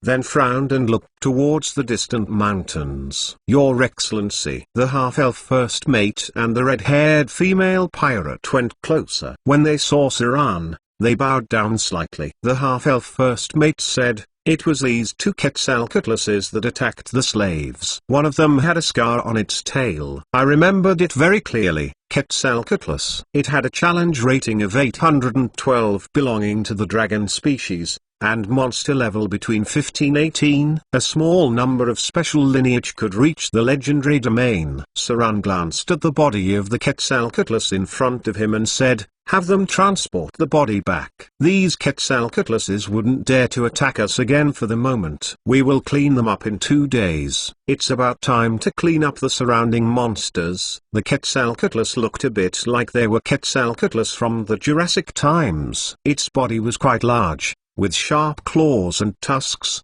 which were very offensive. Their necks were very long, which was a relatively obvious weakness. As a relatively difficult dragon species to deal with, it was still a little more difficult for Saran's men to challenge them. Soon, the others arrived. The body of the bipedal pterosaur weighed close to 2 or 3 tons. It took a total of 20 to 30 people just to carry it back. A bearded pirate at the back held onto the head of the Quetzalcoatlus. When they returned to the camp, someone immediately raised the head of the Quetzalcoatlus. Then, there were cheers from the pirates. Even many of the slaves cheered and looked at Saran filled with awe. Strength could always subdue many things, and the continuous attacks by the Quetzalcoatlus also frightened the slaves. But the creatures they feared were easily killed by Saran. The Quetzalcoatlus, which Saran had to fight with his life on the line, was no longer his opponent. When Saran returned to the camp, Gloria also happened to come out. She came out to have a look when she heard the cheers outside. Gloria glanced at the bloody body of a Quetzalcoatlus in the distance and frowned slightly. "What happened?" Saran smiled when he saw her and went, "There's a Quetzalcoatlus nest nearby. It just attacked the slaves. I managed to kill one, and another one escaped." Gloria nodded slightly, raised her hand to lift her long hair to the back of her earlobe, and said with a playful smile, "Do you need me to make a move?" "No need." Saran smiled too, and said, "I'll get rid of them tomorrow. You can focus on researching the arrays. It would be better if you were able to open and close a portal stably. The shadow plane that's connected here always gives me a strong sense of danger. If we could travel back and forth freely, then it would be easy to deal with it." Gloria nodded and said softly, "Yes, I know." The bipedal pterosaur was soon carried away to be skinned and have its tendons ripped. The pirates were also eager to taste dragon meat. The drow warriors were also busy giving orders. As dexterous warriors, They could not afford to equip themselves with expensive silver and golden armors. The extraordinary leather armor made of dragon skin was the best armor they could get. However, the drow warriors could not easily ask for it because they have not yet fully relied on Saran, and their status was no better than those of the elite pirates. Only a small portion of the extraordinary weapons shipped back from the north was allocated to drow warriors, and most of them were used to arm the core pirates under Saran. Rewarding should never be done haphazardly. If he just solely thought of trying to rope in the drow warriors, would it not mean that that would shun away the pirates under him? Now, these pirates were the ones that were Saran's most loyal men. On the other side, the leader of the drow warriors, Darkblade Andrai, looked at everything in front of him and fell into deep thought. After a while, he called a drow ranger and gave a few words in a low voice. He went, "Get someone to send back the news. He's getting stronger and stronger. Tell those stubborn women they better not to act brashly. This man is not so easy to make use of. They just want to make use of his strength to strengthen our tribe, but they would have never thought that the one that was feeding them was a ferocious tiger." Prideful female drows. These female drows, who dominated in the Underdark, had statuses that were much higher than the males had still yet to fully accept Saran's identity. To Darkblade Andrai, this was a very dangerous thing because he knew very well how dangerous His Excellency Throat Cutter was, and at the same time, how cruel his means were. He was very worried about when His Excellency has exhausted his patience, what kind of terrifying things would he do? Chapter 340 Combat Casting. Dang dang dang. The sound of the roaring wind, accompanied by the sound of weapons colliding, and then the sound of Gloria's coquetry with a ponderous voice. That's all. So, you're such a useless man. What about your spells? Why is it so easily interrupted? Weren't you so cocky last night? Now, where has your manliness gone to? Come here, use your spells to attack me. You are as soft as a woman now. Where's the bravery you had last night? Have your legs gone weak? Dang dang dang. Gloria's white tight dress was as beautiful as a blooming snow lotus, but her attacks were extremely fierce, as if she had strengthened with draconic strength. She wielded her heavy staff and swept towards Saran's entire body's vital points repeatedly. As a northern witch that was close to legendary, she was not without any close combat abilities. On the contrary, the world's top wizards have all received melee training. It could be said that even if she did not use magic, her close combat was equivalent to a fighter above grade 2. Come on. It might have been due to physical exhaustion, or Gloria might have gotten a little excited by what she said, but her charming face appeared a little flushed.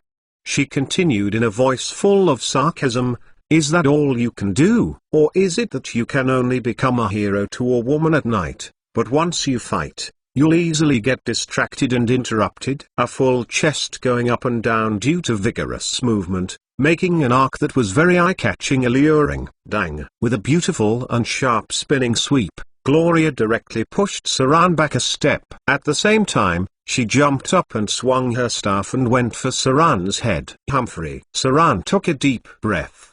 The expression on his face was speechless. In any case, it was a very saddening look. From the beginning to the end, he only defended and did not attack. Hence, he had been freely attacked by Gloria and forced to such an embarrassing state. Several times, when he finally had a little time to cast a spell, he was immediately interrupted by his opponent's busty fierce attack. After parrying 2 rounds of his opponent's attacks, Saran seized the opportunity to fight back with 2 arcane missiles. But Gloria's protective energy field could not even be broken. The result of the fight made Saran a little bit sulky. He was feeling oppressed. Dang dang dang. At the end of the new round of attacks, Gloria stepped back like a butterfly from a flower. Her full chest was slightly undulating. Then, she took a breath and said, "That should be all for today." After all, the physical stamina of a wizard could not match that of a melee profession. Sullenly, Saran kept his curved sword, then looked up at the woman with an expression of inexplicable excitement and a charming face that resembled a peach blossom in front of him. He said in a sulky voice, "I can't believe that your sneering is so good." This was a woman with the skill to ridicule. How could he not see that her skills in sneering were at such a high level before? What she said while they were having an exchange really affected Saran's performance a little. Weakness. Saran was a very strong man and was even with a strong will and determination. But when he was being ridiculed by a woman about his sexual life, especially by his own woman, it undoubtedly would still affect him a little bit. When Gloria heard him, she gave him a mischievous look, raised her fair fingers and gently flicked her drooping hair. She then said with a gentle smile, "A wizard must learn to ignore the taunts of his enemies. This is the first lesson in mastering combat casting. Many enemies can read your emotions clearly, and then use words to provoke and agitate you to influence your casting. You may not be affected if it was close combat, but from the perspective for casting, you are not focused enough. To master the ability of combat casting is not simply just dealing with the enemy's attacks, but also to learn to ignore their interference to you through their words. Concentration was the key to determining combat casting. Previously, the Gloria who was very brave and ferocious has now turned into a gentle and charming woman again. It was as if she was not the one who had said all kinds of provocative and even shaming things to agitate Saran. She slightly raised her eyebrows and untied the hairband, letting their long, silky hair fall at will. Then, she glanced at Saran, playfully. "Are you angry?" "No," Saran replied with a single word in a muffled voice. Then, he went straight over, picked up the noble witch in front of him, then lifted her onto his shoulder, turned around and walked towards the room. Idiot. Saran seemed to have foreseen what would happen next, so her charming face was flushed. But, she did not struggle. Instead, she gently hammered Saran's shoulder, and whispered, "Petty little man. You said that no matter what I said when we were training, you would not be angry, Pa." Saran raised his hand and patted her round buttocks. In a muffled voice, "I'm not angry, I just feel like I need to prove myself again." When Gloria heard him, her tender body could not help but go weak, and her face became redder. She was a bit coquettish while she begged for mercy. "I was wrong. You were as fierce as a tiger last night." Saran kicked the door open and continued to murmur, "It's already too late."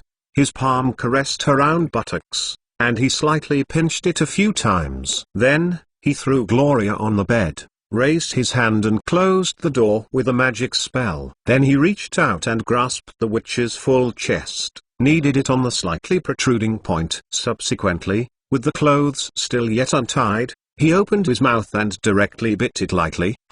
Gloria quivered a little, her hands reached and grabbed Saran's neck. She blushed like the sunset in the sky, and said in a soft voice, "How petty. I already told you that training combat casting would make you angry." Easy. Idiot. Saran did not untie Gloria's clothes either. He directly lifted the long skirt, then reached out his fingers and stroked the spot below a few times. When he took it out, it was already wet. There was a playful grin on the corner of his mouth. He slowly said, "It seems that you don't mean what you say. Were you using those words to provoke me? Do you get excited as well?" He entered mercilessly. Saran lifted Gloria's soft body and let her sit on him. He opened his mouth and kissed Gloria's lips. He moved his waist gently. It was at an intensely hot yet uplifting rhythm. The lingering kiss made Gloria a little intoxicated as she closed her eyes. She blushed and held onto Saran's neck. She twisted and moved her body slightly together with the impact. In this intoxicating blend of happiness, she suddenly felt Saran's lips close to her earlobe, and then he said in a low rasping voice, "Gloria, I think I've fallen in love with you." Her body went stiff for a brief moment. At the next moment, Gloria's whole body jerked like an electric shock. Her mouth could not help but let out a moan, and then she had a slight convulsion. She suddenly pushed Saran down onto the bed and kissed him on the lips, a little crazy, and a little obsessed. After a while, Gloria gently raised her head. Her white fingers wiped the corners of her mouth. Her face was as charming as a peach blossom. She gently pressed her palm on Saran's chest, and her slender waist swayed with the ups and downs. She said softly, "I've been waiting for you for a long time. I love you. I don't know when it started, but I think it should be love. You know what? When I first realized that I was longing for a man, I felt a little overwhelmed. It was an intimate unity. The passionate rhythm seemed to be lingering soothingly, and Gloria leaned forward to kiss Saran's lips again, and then gently stretched her hand behind her back to untie her dress. Outside the window, the sun's rays shone bit by bit. All the lust in the unity turned into tenderness. Everything seemed so wonderful. Mainland, Octo Valley. A group of armed fighters approached closer there. They were dressed in black full-length armor, and their faces were cold and merciless. They did not look like ordinary fighters, but more like fallen blackguards. Behind these blackguards, there were also a group of priests in robes, who did not bear the insignia of any gods on their chest, but this also meant that they belonged to some forces that could not see the daylight. Behind them was a priest in a black robe, who looked coldly into the valley and ordered everyone to enter. He. A strange voice came from all sides of the valley. One could see the vampire bats circling in the dark, along with some strange figures flying around the valley. They had scarlet pupils and sharp fangs at the corners of their mouths. Welcome to my territory. A demigod vampire that wore a blood-red formal dress descended from the sky. He smiled and looked at all the people in front of him. Finally, his eyes fell on the black priest. Playfully he went, "High priest, I didn't expect you to come so soon." The priest in black took a step forward and said angrily, "You shameless thief, how dare you steal the divine power of our Lord? I'll capture you back today." "Oh really?"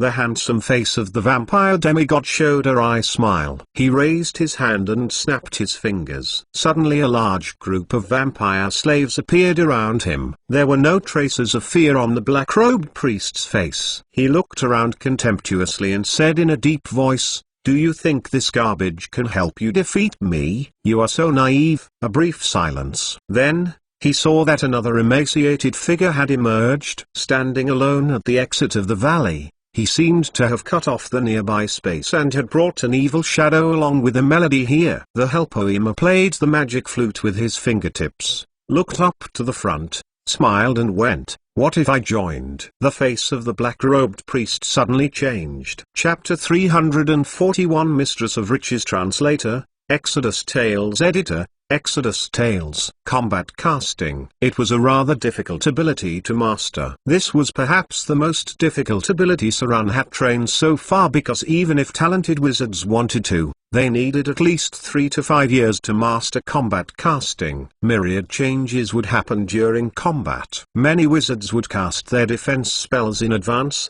and would then rely on the energy protection field to drag for time to cast. Even with Gloria's guidance, Saran had been slower in mastering this ability during training. One could not help but say that this woman had a very high sneering ability. While attacking and interrupting Saran's casting, she also had a keen insight into Saran's emotions and then relied on her language to provoke and influence him. Damn it. Saran felt that he had to learn how to sneer at the enemy. After all, his accumulation of basic skills was a little slow. The ability training could not be rushed for now. So, having fed Gloria, Saran began to be busy with other things. The camp should never be set aside. In the future, regardless if it was Saran or Vivian, they might require the population and strength here. This was the preparation and foundation for the accumulation after Legendary. Otherwise, when the Avatar's crisis broke out, he would not have the time and energy to accumulate even if he wanted to. Under this progress,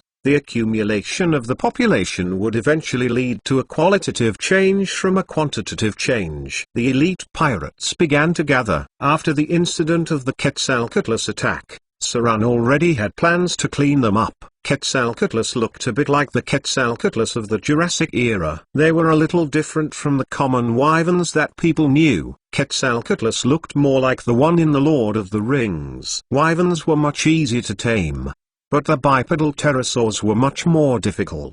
That was why when Saran had a little idea of taming them, he gave up. It was very difficult to find someone who had mastered dragon training, and it would require a lot of time and money. Groups of elite pirates gathered and heavy javelins were distributed. However, just as Saran was about to go and resolve the Quetzalcoatlus, an unexpected visitor arrived. A ship was docked at the port. It was a very special ship with the emblem of the goddess of riches engraved on it. On the south coast, this was a place where the forces of the gods were complex. There were neutral gods, such as the goddess of riches, evil gods, such as the sea goddess, and even some demon lords' forces from the abyss, as well as some underlords hiding in the dark corner. So when the ship with the emblem of the goddess of riches was close to the port, Saran immediately put down the matter of resolving the Quetzalcoatlus and rushed to the port with his men. He did not know how the believers of the Mistress of Fortune found this place. But as the most powerful god's temple in the south coast, Saran could not afford to easily offend the Mistress of Riches that had great divine power. Temple of Riches, a powerful force that had remained neutral and had a power that had reached all over the world. When Saran came to the port, there were already many people gathered here. The pirates were always lawless and greedy for wealth. But after seeing these people decked out in jewelry, they were quite honest, and some people even bowed down to pay homage. The goddess of riches was a universally believed god. She had a large number of believers. However, it was difficult for her to have a fanatical believer, so her power was much weaker than some other powerful gods. Sometimes quantity did not necessarily exceed quality. Your Excellency, throat cutter. Coming down from the deck was a woman in a silver robe with gold inlaid cuffs. She had a head full of long blonde hair, and on her 10 fingers, she had 6 jewel rings on. It was said that the goddess of riches loved gold, and many of her priests had long blonde hair. These priests were shining with jewelry and liked to wear expensive accessories. Their clothes were also exquisite and luxurious. This was a well-endowed and tall woman, wearing a string of pearl necklaces of amazing value on her chest. She bowed slightly towards Saran and smiled. She said slowly, "Your Excellency, I have brought you goodwill from the Mistress of Riches." The Mistress of Riches' goodwill? Saran's heart did not relax because of it. He looked at the tall woman in front of him and said slowly, "Welcome, your honorable priest, to such a desolate island. I'm curious how you found this place." The tall woman did not answer directly, but smiled and said, "The Mistress of Riches has always been watching us." It seemed like someone had disclosed the news. Saran was not very angry because as such a huge target, it was hard to hide from a powerful god's temple. He just wondered how the other side knew the sea route here. The tall woman in front of him looked around and sized up the harbor in front of her. Then she said with a smile, "Your Excellency's eyesight is very good. The port here alone would bring you great wealth in the future." Speaking of this, her expression was a little playful. "Aren't you going to invite me in to have a look?" She would surely be ill-intentioned. Although the other party had always been smiling, Saran felt that this might not have been a good thing, because at his back stood the Sea Temple. If he was carelessly involved in the confrontation between the two gods' temples, it would be a terrible disaster. "Please." Saran turned and made a gesture for an invitation. Even if he was one of the 3 pirate kings on the south coast, he did not have that big of a gap in status when facing a senior priest from the Temple of Riches. The necessary respect was still ascertained. Not many people would want to offend the Mistress of Riches. Who would have ever despised money? The face of priest of the Goddess of Riches revealed traces of a satisfied smile, then got up and followed behind Saran, while observing the surroundings at the same time. Behind her, there were 2 low-grade priests, as well as the temple's fighters who were well equipped with gorgeous armor. The Mistress of Riches was the richest god, so most of the temple fighters who believed in her had first-class equipment. Just the 8 temple guards behind them were enough to kill one team of Saran's elite pirates. Because Saran only glanced at them briefly, he was able to tell that their weapons were mixed with pure gold. The Principality of Rosat. In the middle of a huge hall sat a woman who looked rather dangerous. She looked at the emissary below with cold eyes, and a trace of a ponderous smile appeared on her charming face. Her red lips opened softly. "Do you mean, Ashford wants to ally with me? He. Does he deserve it? A puppet supported by the Naga royal family. He's so naive. thinking of allying with me. I'm afraid he can't even deal with the newly rising throat cutter now, right? Now get the hell out. Go back and tell him. If he wants to ally with me, let the royal Naga behind him send their messengers. Humiliation. The humiliation from the Red Dragon Duchess made the emissary in the hall rather angry, but he did not dare to explode at all, because in front of him was a very scary and dangerous woman with extremely cruel means. It was said that she slaughtered her entire family for power. The purpose was to use some kind of evil magic to extract the power of other sorcerers' bloodline in the family. This made her a legendary in just a few years, becoming the most powerful dragon disciple on the south coast. And so far, no one had seen her fight with all her strength. Many people thought that she had the strength close to a high-grade legendary dragon disciple. This was not only a powerful spellcaster but at the same time, also a rather horrifying fighter. Red Dragon Duchess. Her eyes was more exaggerated than that of the now rumored throat cutter, a cruel woman who just appeared as the newly married wife of the Duke of Rossard. But not long after she married the old Duke of Rossard, the old Duke died. Subsequently, his 3 sons also accidentally died. At last, she took over the power as expected and at the same time took over a principality in a few years at an amazing speed. It could be said that she was one of the most feared women on the south coast. Her ruthlessness and cruelty could be compared to those of Drowse in the Underdark. Almost anyone who dealt with her was extremely cautious because if one was not careful, they would be doomed. The emissary slowly withdrew from the main hall. Before leaving, he took a look at the woman on the throne deeply, then turned round and left. Chapter 342 Imposingly Rich. On the way to the camp, the priest of the goddess of riches had been observing the surroundings. These people who believed in Mistress of Riches had very keen insight, especially within the grasps of wealth and business opportunities. Regarding the Mistress of Riches, Saran did not know much. She knew because she was usually a very low god. Even when the new Mistress of Riches replaced the old Mistress of Riches, people didn't realize until hundreds of years later. The reason for the discovery was that the Mistress of Riches was promoted from lesser divine power to great divine power, and at the same time, she changed her original divine title. In the past, the Mistress of Riches was the goddess of trade and riches, but now she was the goddess of riches and trade. This change of a position meant that the power she had mastered had been multiplied.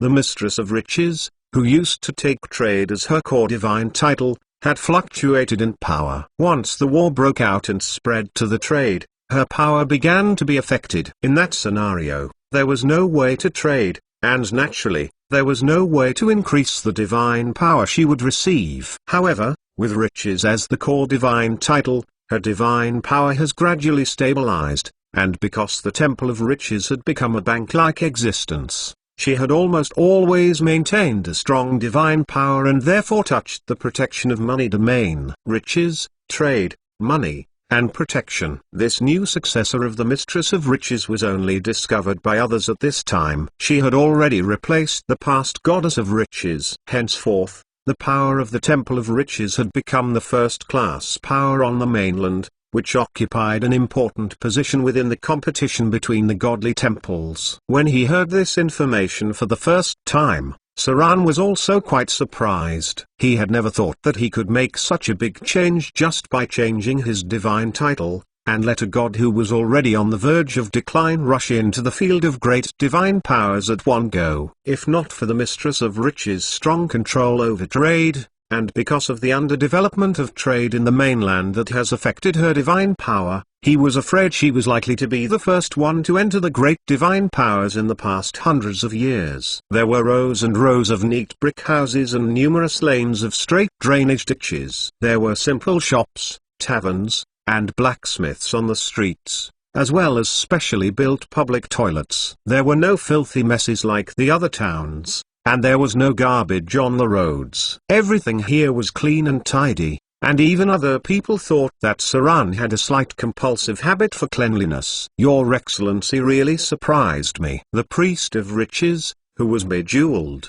looked around her and revealed a thoughtful expression, then said slowly, "There is full of life and vitality here, that is the breath of riches. In such a town, As long as there was stable public order, it would soon attract many businessmen. Overseas trade was now in Saran's hands. Port Thailand and the town under construction were 2 points, strangling the ends of the outer sea routes. If Saran was willing to open up a little, he could attract a large number of adventurous businessmen. Trade was exactly what Mistress of Riches needed, which could expand her faith and strengthen her power. The decline of the City of Wealth had temporarily affected trade, and the turmoil that had happened previously had not been able to recover in a short time. That was also the reason why she came here.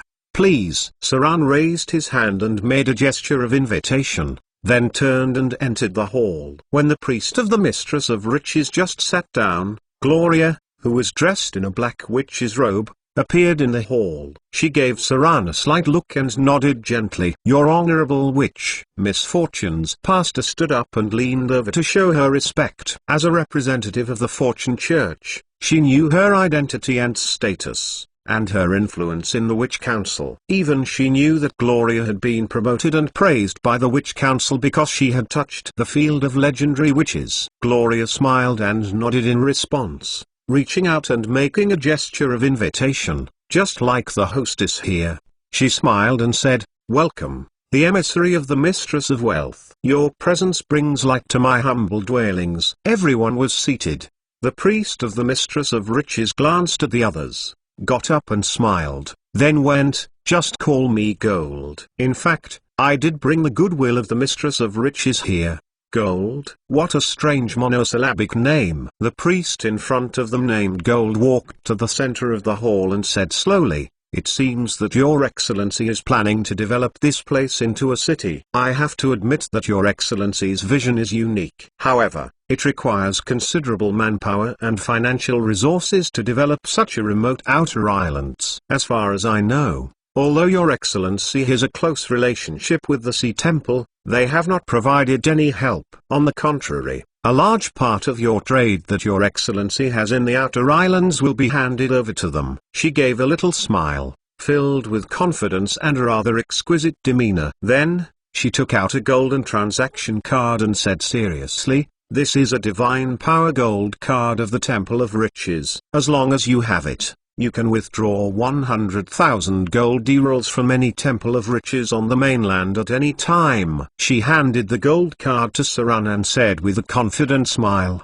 "This is just a small gift for Your Excellency. Please do not reject this. This gift is not included within our next transaction. Whether we cooperate or not, this gift just simply represents our good intentions, and to express our thanks for re-establishing the rules on the south coast, restoring the trade to a normal order." 100,000 gold derals. Even Gloria, at the side, was astonished. Even with Saran's experience, it was not that he had never met a person that was rich and imposing. He had been in contact with the royals and godly temples and so on. However, it was his first time receiving 100,000 gold derals so freely. The Temple of Riches was rich and imposing. With the gold derals, Saran could not help but breathe heavily, and then smiled and reached for it. He might as well take it. Seeing Saran accepting this divine power gold card, the priest of Mistress of Riches showed a satisfied smile at the corner of her mouth,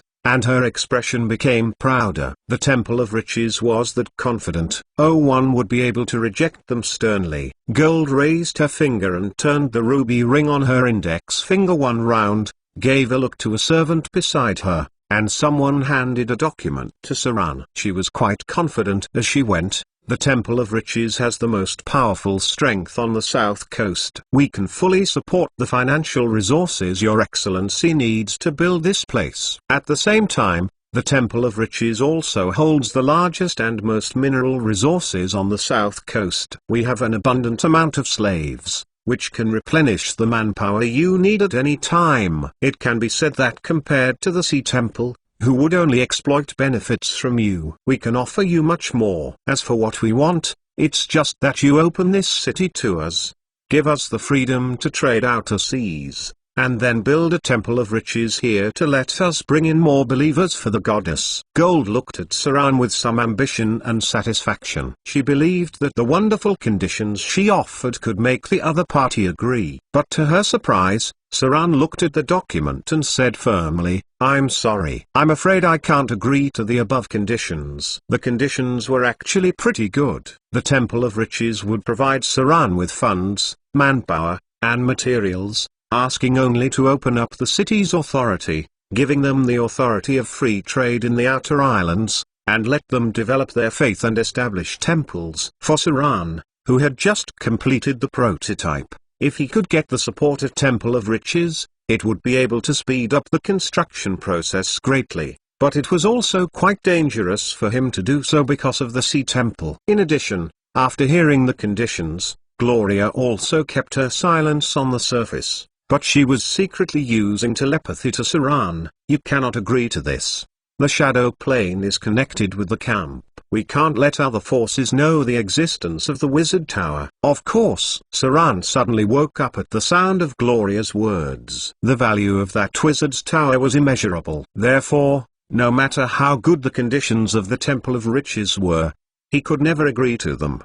The authority of the city must be fully controlled by himself, and the establishment of temples with open authority would interfere with Saran's influence. Furthermore, he relied on the Sea Temple behind everything. Now, the Sea Temple had yet to get stationed. If the Temple of the Mistress of Riches took station before the sea gods, they would surround to settle the disputes. Gold's face was full of astonishment. She had no idea that Saran would refuse so firmly. Saran couldn't be too rigid with the Temple of Riches, let alone they just gave them 100,000 gold dirals. So he pondered for a moment and said slowly, "But as for my goodwill, I am willing to open part of the Free Trade Authority to the Temple of Riches. As for other things, I'm afraid I have to seek for the Sea Temple's opinion on this." The Sea Temple. Having heard this, Gold could not help frown. She came here because she knew that the influence of the Sea Temple on Saran was far from great. If he asked the Sea Temple about this, they would never agree because the Sea Temple also required faith. This place has not been developed yet. Once it became an existence similar to Port Island, the Sea Temple would send priests to settle here.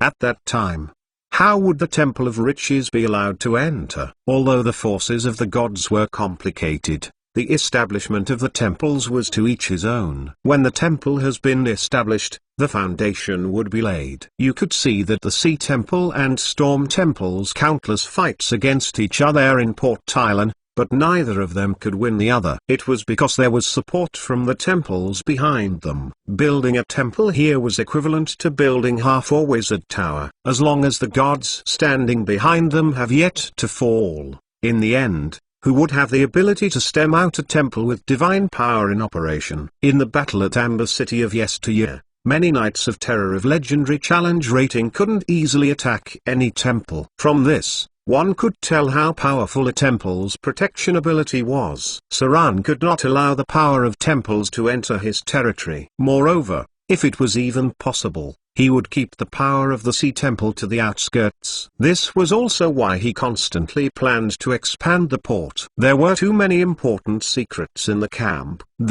Gold's expression was a little shocked and disappointed. But she did not give up on the idea. The temple would lower its evaluation of her if she could not finish her task. With a smile on her lips, Gloria said to Saran through telepathy, "Hold her back. We could use her as a counterweight, and seize this opportunity to demand from the Sea Temple." Eating from both sides? Saran was stunned for a moment, and then he thought for a while. He turned his head and looked at Gloria in surprise. This woman's political acumen was so high. Facing Saran's surprised look, Gloria smiled quietly, then raised her hand to lift the long hair near her earlobe gently, and her eyes wandered to look at him. Therefore, Saran stood up and said, "If your honorable priest is not in a hurry, maybe you can stay here for a few days. I can immediately send someone to ask for the opinion of the Sea Temple." "Your honor, You should see the port here where the land is very open. In fact, I'm going to sell some of the lands there. Although it's a little expensive,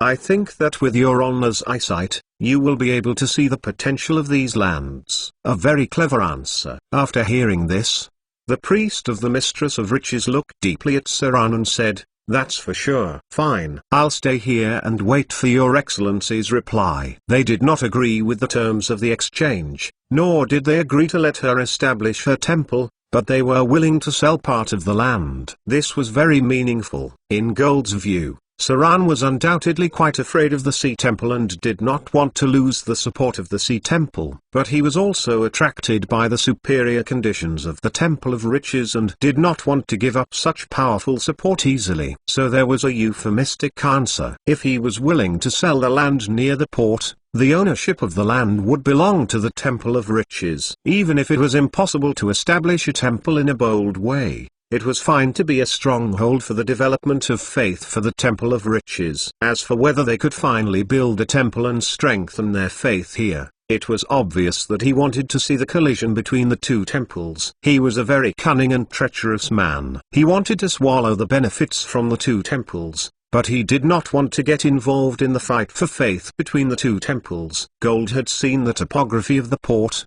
which was a very superior natural port. If it developed into a place like Port Tylan, the port would undoubtedly be the place with the most prosperous people, and the fleets coming and going would fill the whole port. On the contrary, the camp here was not so advantageous geographically because it was built inside, surrounded by mountains on both sides, close to the tropical jungle on one side and a little far from the port. However, the terrain here was quite open, which could be used to develop arable land. When she came, she had already seen a lot of arable lands. Gold had a little more contempt towards Saran. After all, he was just a pirate leader with little business sense. He only thought about what was dug out of the land and did not realize that the biggest wealth here was trade. If she came here to build, the city would be close to the coastal port and directly built into a port city. Now, if the port was developed, it would be divided into two cities. Even though the distance was relatively close,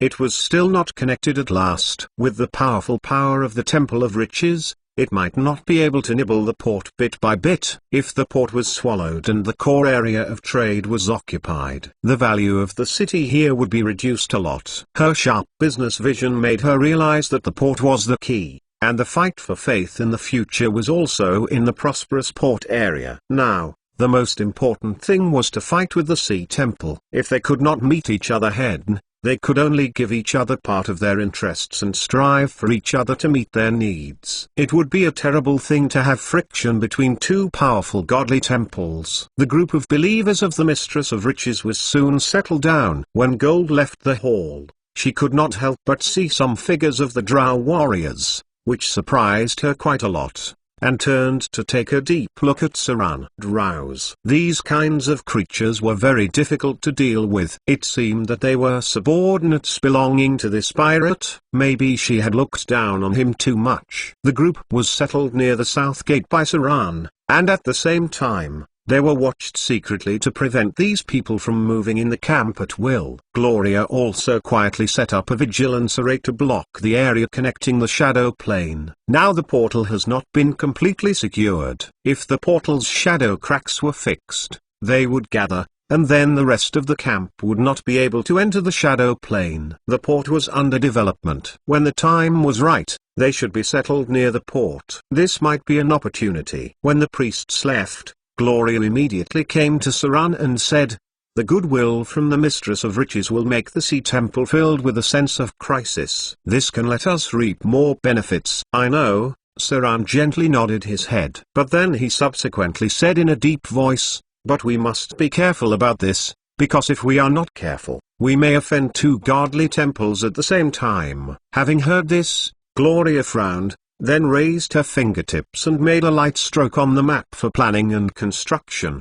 then separated an area from it, and said slowly, "Give up part of the benefits. Let them fight for it." Chapter 343 Dragon Egg. The arrival of the Goddess of Riches priest made Saran slightly cautious. As his strength grew more and more, it would inevitably attract the attention of many old and powerful forces. Fortunately, it was the priest of the goddess of riches. If the Storm Temple secretly sent someone to contact him, it would be even more troublesome. Saran's island was very close to the Amazons, thus rejecting them would mean hostility. If Saran was able to ignore the Sea Temple, then he would have the power to do what he wanted. He must enter the realm of legends. Saran felt that he must quickly become more powerful. If there were 3 figures around the realm of legend, then no temple would try anything on them. After settling the priest, Saran then brought some men to deal with the Quetzalcoatlus. With Gloria in the camp, the eye of the wizard was always watching the cracks in the shadow plane. Thus Saran was not worried about the other party discovering the secret here. That was why he took a group of his men out early in the morning to hunt the Quetzalcoatlus. As a dangerous dragon subspecies,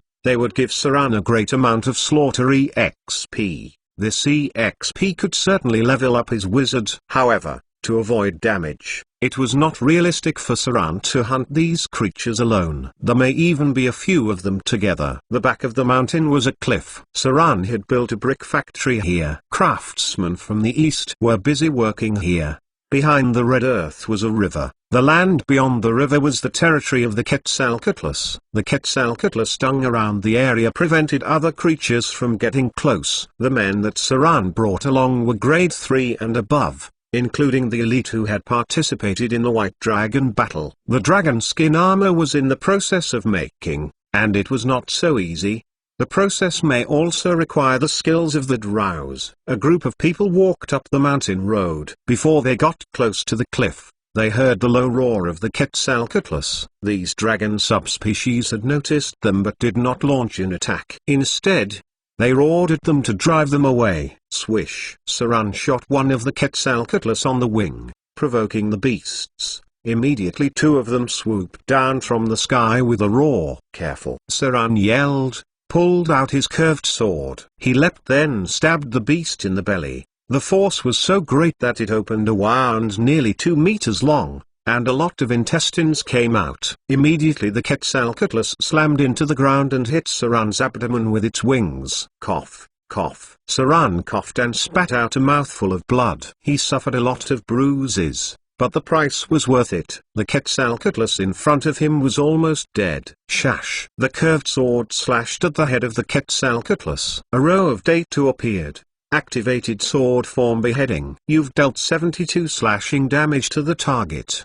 Beheading successful. Target dead. You've gained 5,600 slaughter EXP. Even though Saran was doing well, his men were not doing very well. Although they hit the enemy with a harpoon when they dispersed, another Quetzalcoatlus had also rushed in. The iron armor could not block the sharp claws of the Quetzalcoatlus. Its claws pierced the armor and went into their flesh. Their ribs were even lifted. The attack of large dragon subspecies was quite fierce. With its huge size advantage, they were powerful enough to lift a mammoth. One diving attack, and immediately it killed one of Saran's men. Immediately the Quetzalcoatlus wanted to fly away. Saran wasn't going to let it get away. He immediately picked up a harpoon and threw it out. The harpoon shot out and hit its wing, making it stumble to the ground. Without the chance to fly, the Quetzalcoatlus immediately swept its tail, and then opened its mouth to bite the nearest man. Allow me. Saran needed the slaughter EXP, so he wouldn't want his men to kill it. He yelled out, everyone move aside, use the harpoons to attack it. Bulls. Strength. Haste. Saran activated the permanency haste spell on his legendary boots, and then his whole person became a blurry figure. Although permanency spells could be activated all day long, it was not so convenient in normal life, and sometimes it may even become useless. Most of these permanency spells were activated during combat. Some permanency spells were tattoos that required special environments to activate. For example, the Dragon Wing-like permanency spell. If the spell was revealed early on, it could even be a disadvantage. Shang. The curved sword became a cold light and slashed on the back of the Quetzalcoatlus. After the White Dragon and the Red Dragon, these dragon subspecies became easier to deal with. It might be harder if he was alone, but now he had his men to help him kite the beast. With the light of his curved sword, The Quetzalcoatlus in front of him was killed quickly. Saran stood beside the body of the Quetzalcoatlus and gasped for a moment, then said in a deep voice, "Go straight up. Don't worry about the bodies. We'll deal with them when we come back." The rugged mountain road winds up. Sometimes there was no road at all and they had to rely on ropes. They soon got to the Quetzalcoatlus's nest. Immediately they saw two Quetzalcoatlus guarding the nest. There was a reason why the Quetzalcoatlus stayed in their nests and did not help their companions when they were attacked. Neither did they run away when they encountered powerful enemies. Saran was a little stunned when he came up, and then he looked past the two Quetzalcoatlus and saw several eggs hidden behind them. Spring seemed to be the time for Quetzalcoatlus to lay their eggs. Then in summer and autumn, they would go out and bring food back. Careful. Saran looked at his men and ordered, "All of you, do not attack the dragon eggs. They may become useful." Taming dragon subspecies was very difficult.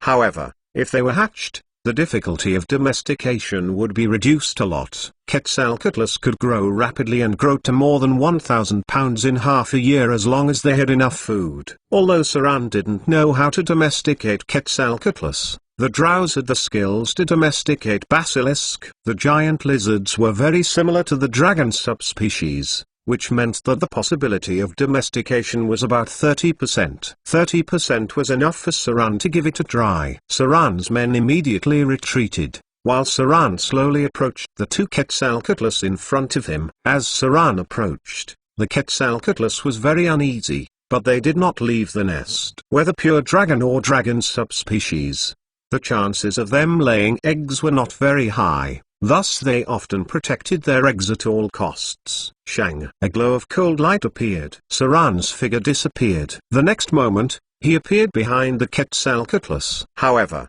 he didn't attack the enemies in front of him. Instead, he went directly to those eggs and collected 5 eggs one after another at a dazzling speed. Attack! Saran stabbed the Quetzalcoatlus at the back and yelled, "Kill them!" As long as they didn't need to worry about the eggs, they could attack the Quetzalcoatlus freely. This Quetzalcoatlus was not hard to deal with. If Saran transformed into the slaughter form, it was not difficult to deal with these Quetzalcoatluses alone. Chapter 344 Practiced Spellcaster Pang. As the last Quetzalcoatlus fell to the ground, Saran could not help standing up and gasping. He clenched his teeth and pressed his arm, then put back the arm which was almost dislocated by the dragon. There were 3 dead Quetzalcoatlus in front of him. How are they injured? Saran moved his arm and turned around to look around at his men. Someone had been hit by a Quetzalcoatlus near the dragon's nest. They were hundreds of meters from the foot of the mountain,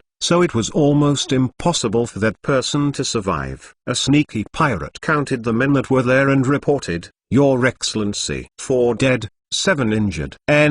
Saran nodded. This was acceptable to Saran since the dragon subspecies were dangerous creatures. 1 Quetzalcoatlus gave him nearly 5,000 slaughter EXP. Clearing this place up, Saran got nearly 30,000 slaughter EXP, which was enough for him to level up his wizard once. However, for the time being, Saran wanted to hold off spending the EXP. Since Saran had acquired 2 notification on the ability Practiced Spellcaster, he would master the meta magic ability after getting the next notification. Combat casting progress was slow. However, if he mastered the ability Practiced Spellcaster, acquiring combat casting would become faster. It was difficult to move so many corpses back. Saran could only take his men back first, and then arrange other subordinates to take the corpses back. Saran went back with 5 dragon eggs and got rid of the Quetzalcoatlus. The camp should be relatively safe now unless some dangerous creatures were migrating. Inside the camp, just as Saran returned, he saw the attendants of the Goddess of Wealth. They were observing the place, but because Saran had banned certain areas, they could only secretly observe the layout here. The location of the shadow crack was close to the warehouse, where people were not allowed to approach freely. They could only observe the situation of the south gate and the east gate at most. Big brother? After Saran returned, Vivian soon came to him. Today, she wore a black princess dress while her beautiful long hair was tied with a bow. She came near and immediately saw the dragon eggs Saran had placed neatly, Behind the little girl was the petite cat girl. Today, she seemed a little timid, following Vivian nervously. Maybe it was because the little girl in the black princess dress put more pressure on her today, or because of other reasons. Practiced spellcaster. The little girl widened her eyes and asked, "Big brother, are these dragon eggs?" "Oh number." When Vivian asked about the eggs, Saran thought it was bad news. He knew that the little girl had always wanted to have a powerful pet. Now that she saw these dragon eggs, she would want one. Wow! The little girl jumped close to the table, reached out her little white hand and touched it, then cheered, "It's a dragon egg. I have long wanted one. Big brother is the best." Vivian stood on the chair, tiptoed and kissed Saran on the cheek. Immediately she ran out with a dragon egg in her arms. She ran away like the wind. According to the little girl's judgment, Saran had a 90% chance to disagree with her keeping such a dangerous creature, but she still really wanted to keep a fierce pet. So in the end, she decided to run with her brother's dragon egg after kissing him, and wait for 2 days to hatch out the baby dragon. Then Saran wouldn't be able to say number. Vivian. Saran finally let out a sigh. He didn't trust the little girl to raise a dragon, even if it was only a dragon subspecies. The dragon family had a genetic memory, so they were naturally wild. Dragons would not recognize the first person they saw as parents. Those were just the story of bards. The real domestication of the dragon species was controlled by magic. "It'll be fine." Gloria's figure appeared outside the door. She was wearing a long black dress and her hair was tied up casually with a hair band. After entering the door, she took a look at Lilu, who was sneaking out. Then she said to Saran, "With Vivian's powers now, there should be no danger in raising a dragon subspecies. It may be dangerous if it were a pure dragon." She walked to the table and looked at the rest of the dragon eggs and said, "Do you plan to domesticate it?" Saran nodded and said, "I have that thought." Gloria reached out and touched the eggs, then frowned and said, "One of the eggs has died." It's very difficult to domesticate the dragon species. Only the people from Dragon City would know the secrets of dragon domestication. Maybe it's easy to hatch them, to control them, but it would be very difficult to make them listen. Saran heard her and pressed his hand on the dragon egg that Gloria said. The egg was dead. This dragon would not be able to hatch. Even with dragon eggs, some of them would not hatch. Sometimes it was similar to chicken eggs. Only some of the eggs would hatch among a large number of eggs. Saran put the egg aside and replied, "I'll give it a try." The drows have the skill of taming basilisk. During this period, they relied on me to supply materials, but only sent a team of drow warriors to work. It's time for them to do something. By the way, we should also test the attitude of female drows. If these female drows do not recognize the current situation, then I'll have to end them. Gloria raised her hand and gently tugged her long hair. She looked a little worried and said, "Drows are all about conspiracy and betrayal. I still can't trust them." "You'd better be more careful. Surface creatures do not trust creatures of the Underdark." It was also the same the other way around. Saran nodded and said,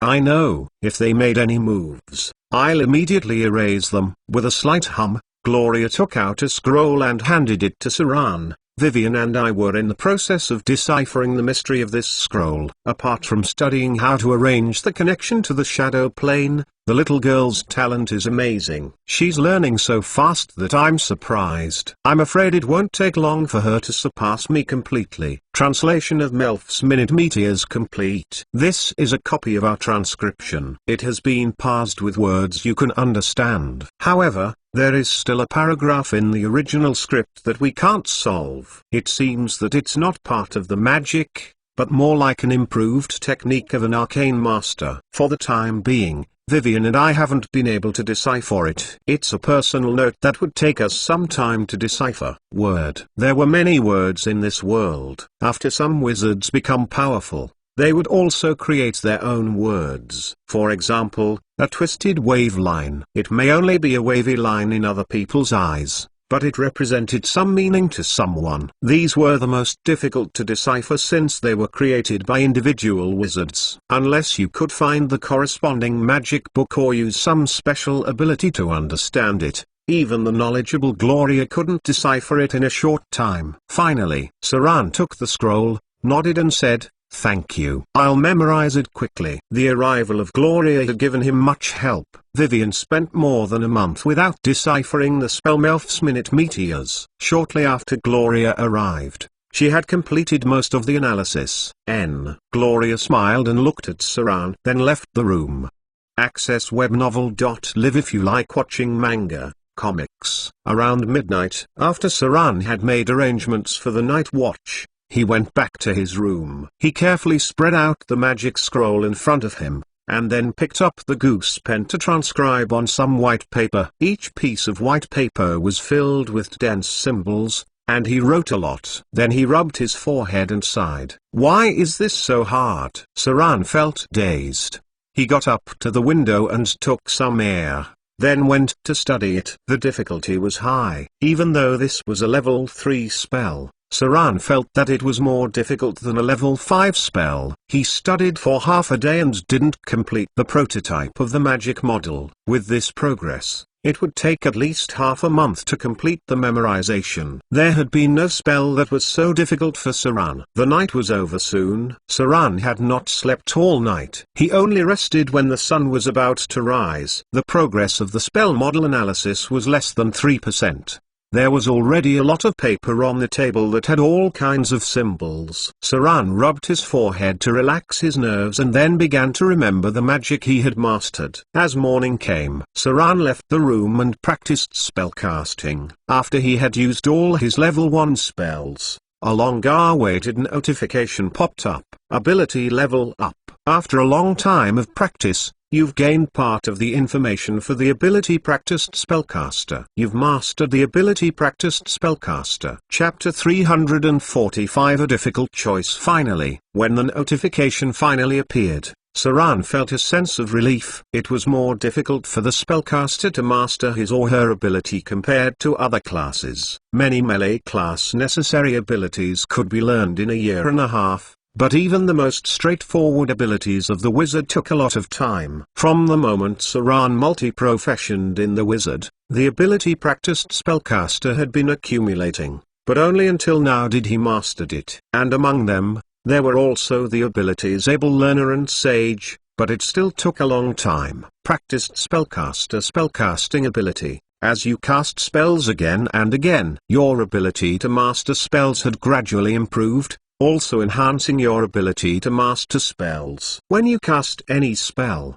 the time spent would be 1. If you cast a spell that takes only 1 second to cast, you would instantly cast the spell. This cast time reduction effect can be stacked with other equipment of the same effect. Arcane Missile. Saran gently raised his fingers, without even chanting. Then a series of arcane missiles shot out, penetrating the target in front of him. Practiced Spellcaster was the core ability of a wizard. Many of the meta-magic abilities mastered in the future would come from this basic ability. Since he had mastered the ability Practiced Spellcaster, Saran did not need to save up on the slaughtery XP he got. A row of Day 2 appeared. The profession wizard is now level 10. Received 27 dex 21 plus int 2110 times 0.5 skill points. HP increased by 10. Profession HP 4 plus con 2210 times 0.5. Acquired 1 free attribute point. Acquired 1 ability point. Saran allocated skill points to literacy and concentration. He still couldn't master combat casting quickly enough because he didn't have enough concentration and was easy to be interrupted during battle. The concentration of a wizard had a wide range of functions. Learning magic or combat casting, all of this must pass a test of concentration. The concentration level of a pure wizard was relatively high. The most important test of concentration was the ability mobile spellcasting. The free attribute point was allocated to wisdom, something important when he needed to master legendary spells. Then there was a very important ability point. Maximize spell meta magic abilities. This meta-magic ability can maximize the power of a spell, and increase the damage of a certain spell by 100% at the cost of upgrading 2 spell levels. For example, A level 1 arcane missile will become a level 3 spell after using this meta magic ability to memorize it. The damage caused by the arcane missile to the enemy will be increased by 100%. Note: a prerequisite for Empower spell. Silent spell meta magic abilities. This meta magic ability could silently cast a spell at the cost of upgrading one spell level. This allows spells not needing any casting actions and casting any spell silently. The spell ignores any silent spell, and it's hard for the enemy to notice that the wizard is casting. Until the moment when the casting is completed, it would not be detected by an enemy. Note: prerequisite for the epic ability Silent Spell. Spontaneous casting meta magic abilities. This meta magic ability allows spells to be instantly cast at the cost of upgrading 3 spell levels. Instant spells cannot be interrupted by any normal means. They are also immune to silence and counterattack. Note: prerequisite for the epic ability Spontaneous Casting. Saran looked at the 3 choices that had appeared and went into deep thought. Among them, Maximize spell was an output maximization spell, which could greatly improve the power of a spell. If a person wanted to go all in, this ability was quite useful. Then there was the Silent Spell, which was a very effective ability when sneaking an attack on the enemy. During the Astral Plane Wars, the Eye of the North used this ability to cast a legendary spell silently. No one noticed that she was preparing a legendary spell. They only noticed it when the spell had been cast. This ability used to be popular with trickster wizards because it could catch an enemy off guard. Finally, Spontaneous Casting, which everyone was familiar with. It was able to turn a spell into an instant cast spell at the cost of making it 3 levels higher. It was a rather useful ability that came at a heavy price. Whether it was Silent Spell or Spontaneous Casting, they were both prerequisite spells for future epic abilities. After mastering this meta magic ability, advancing to Legendary Wizard would allow the mastery of other epic instant cast spells. Spontaneous Casting Silent 0, Spontaneous Casting Silent 1, Spontaneous Casting Silent 2, and so on. As long as you master this epic ability, the corresponding level of spells would not need to be increased additionally. For example, if you mastered the epic ability Spontaneous Casting level 1, then all the level 1 spells would be automatically converted into instant cast. This epic ability could be upgraded to level 9. After mastering level 9 Spontaneous Casting,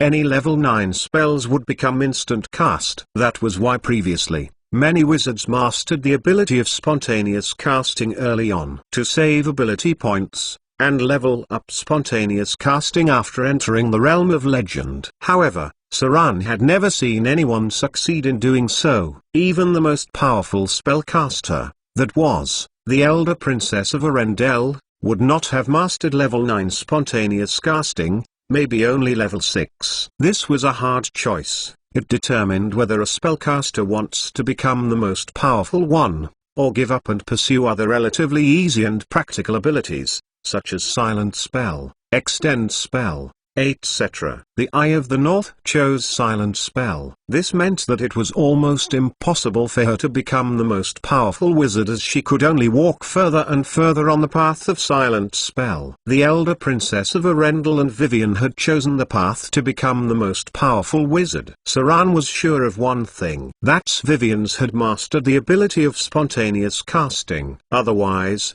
her casting speed would not be so fast. Many low-level spells not even requiring any chanting. Now, it was Saran's turn to pick, and he was not sure which path he should take. If he picked Maximize Spell, then he would pursue the path of greatest damage. In the future, when combined with the ability Epic Spell Penetration, it would be very devastating to the enemy. However, if he picked Spontaneous Casting, he would be able to get close to the most powerful wizards. This was a hard choice. Chapter 346 Spells. Saran went into deep thought. He went back to the room. When he saw the scroll of the level 3 spell Melf's Minute Meteors on the table, he made a decision as he remembered something. Instant cast was something of a legendary level, and the most important thing for him now was his current combat power, since it was too hard to save up enough ability points for the legendary Spontaneous Casting. Furthermore, if he had become a god,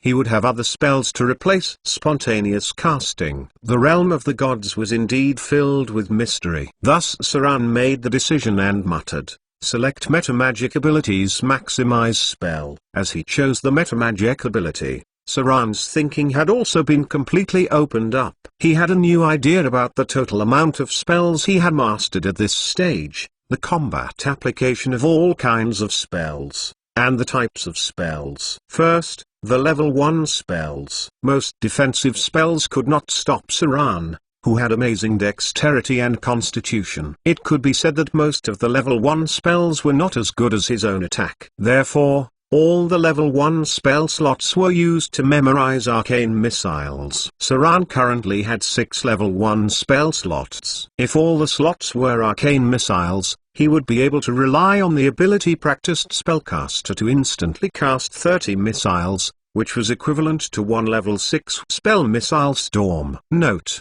arcane missiles maximum 5 rounds. Lesser missile storm maximum 15 rounds. Cast time 2 seconds. Greater missile storm maximum 30 rounds. Cast time 3 seconds. In addition to the transformation type wizards, there were also ice wizards, necromancy, arcane missile wizards, and wizards that specialize in Bigby's hand. The most powerful ones were the transformation wizards and the wizards that specialize in Bigby's hand. These two wizard systems were born before the Arcane Empire. At present, few could master these two sets of combat magic systems. Note: Bigby, one of the most famous battle wizards in history, is the inventor of Bigby's interposing hand level 5, Bigby's forceful hand level 6, Bigby's grasping hand level 7, Bigby's clenched fist level 8, and Bigby's crushing hand level 9. These 5 spells were the legendary battle spells of Bigby's hand,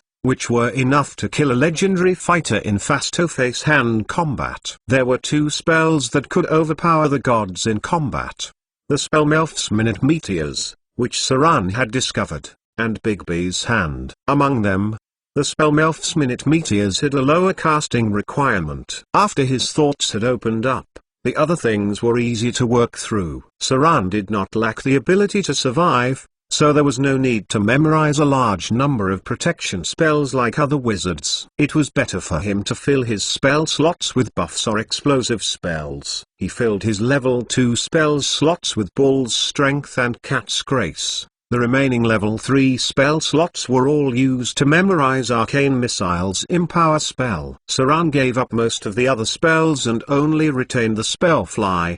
He used the other spells to memorize Arcane Missile Maximize spell. With that, his ability to bu would be complete. From level 1 to level 3, he had memorized a total of 12 Arcane Missile spells. With this amount of firepower, it was possible to end an enemy within moments. From level 4 spells onward, Saran was more careful about which spell to memorize. That was because they were important in battle and great buffs. In the end, he chose Bull's Strength Maximize spell, Cat's Grace Maximize spell, and Greater Invisibility. As a level 10 wizard, Saran still had the remaining 2 level 5 spell slots. However, he did not want to use it for other spells. Instead, he wanted to use it to memorize his ace, Melf's Minute Meteors. Even though it was a level 3 spell, after combining it with the Metamagic ability Maximize spell, it would require a level 5 spell slot to memorize. Since he wanted maximum damage,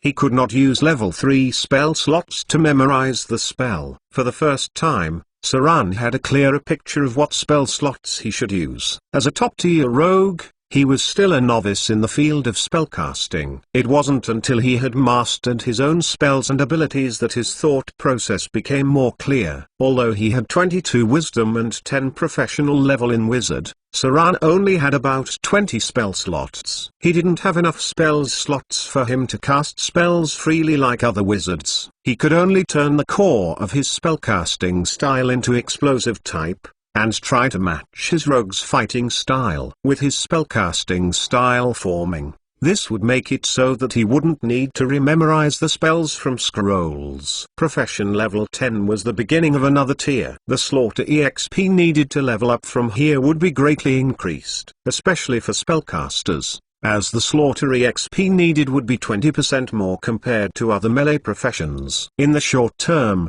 Saran would not have enough slaughter EXP for his wizard class. Instead, he wanted to focus on his rogue and the legendary ability Shadow Realm. The afternoon passed quickly. After having a clearer idea of what to do, Saran opened his attribute page. Saran was now not a thief who lived in the streets of Amber City and had many advantages compared to before. His attributes were now: name, Saran; race, half-elf son of slaughter; attributes, strength 19 plus 7, belt of giant strength plus 6, dexterity 26 plus 2, constitution 22 plus 1, intelligence 22 plus 2, wisdom 16 plus 1, charisma 19 plus 3, sadness of Mo plus 2. Alignment, lawful evil. Profession, level 10 commoner, max level 7 rogue 01265000 level 5 shadow dancer 018500 level 10 wizard 014850 grade 4. Health points HP 292,292 strong. Experience points EXP 72,075. Slaughter EXP 1,545. Profession EXP unassigned. Skill points, none. Attribute points, none. Legend rating, 27. Divine points, 12. Minor divinity. Level up to lesser divinity requires 30 divine points. Status, normal. Profession skills, sneak 225, literacy 275, steal 75, picklock 80, snare 75, focus 65, diplomacy 75, appraise 45, deception 40, intimidation 75, taunt 20, performance 25, listen 45, evade 120, parry 55, block 30, heal 65, search 45, detect 50, scribe scroll 45, spellcraft 35, survival 45, use magic device 35, cooking 35, alchemy 25. Legendary skills, omnipotent hands, epic dexterity. Special skills, blessing of the maid of misfortune, blessing of the sea goddess, dragon blood baptism level 2, heart of slaughter, slaughterer. The ascetic, sage. Personal abilities, nimble left hand, eidetic memory, perseverance, able learner, practiced spellcaster, reflex evasion, danger sense, dodge roll, dark vision, spell control, empower spell, maximize spell, minor magic resistance, lesser cold resistance, lesser poison immunity, greater dual wielding, regeneration moderate, 10 feet telepathy. Profession abilities, grasp of shadows, martial weapon proficiency, curved sword legendary. Combat skills, shadow strike, conjure shadow, shadow jump, shadow leap, fear gaze divine, vampiric touch divine, counter spell, sword form heavy hack, sword form horizontal slash, sword form beheading, sword form spinning strike. Attributes, skills, abilities. Great power came from the accumulation of these three factors. Saran basically had surpassed other professions at the same level in these three elements. The only obvious weakness was his taunt, which was 20. This was natural. Saran's fighting style had always been to deal with enemies in a clean-cut manner, so there was basically no chance to ridicule or provoke the enemies. That was why his taunt skill was the slowest growing one. Maybe it was because he had come in contact with more women, but his acting skills had also improved. A day went past. Saran had devoted most of his energy to the analysis of the Spellmelf's minute meteors. However, he still took time out to work on the layout of the camp.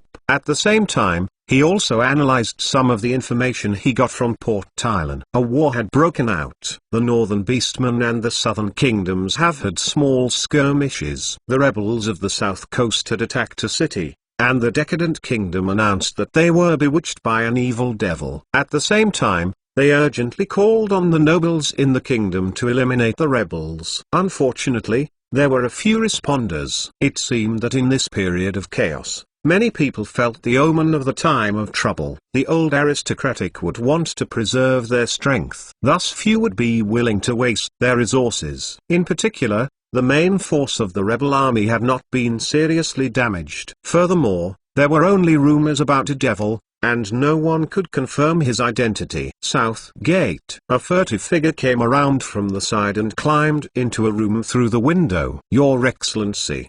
The thin figure took off his cloak, then leaned over slightly and said, "I didn't find anything."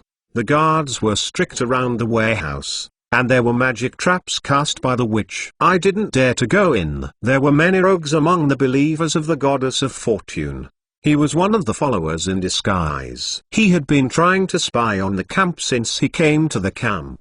Kim wore a gold robe inlaid with pearls and jewels, slightly nodded, and said, "Be careful. Although he is friendly to us, it's better not to provoke him." "Any news from the temple?" A middle-aged man stood behind her. He looked like an average believer but was, in fact, a grade 3 wizard. The goddess of fortune had a wide range of believers, and there were many wizards who gave their faith to money. Hearing this, he immediately replied, "There is no clear message, but the temple is secretly sending people to negotiate with the Sea Temple." Level 5 spell message. After listening to his words, Kim pondered for a moment and then said, "Let them speed up. The decline of the City of Wealth may result in the goddess being dissatisfied with us. If we can establish a trade route here, the prosperous trade could enhance the goddess's power and influence." "Yes."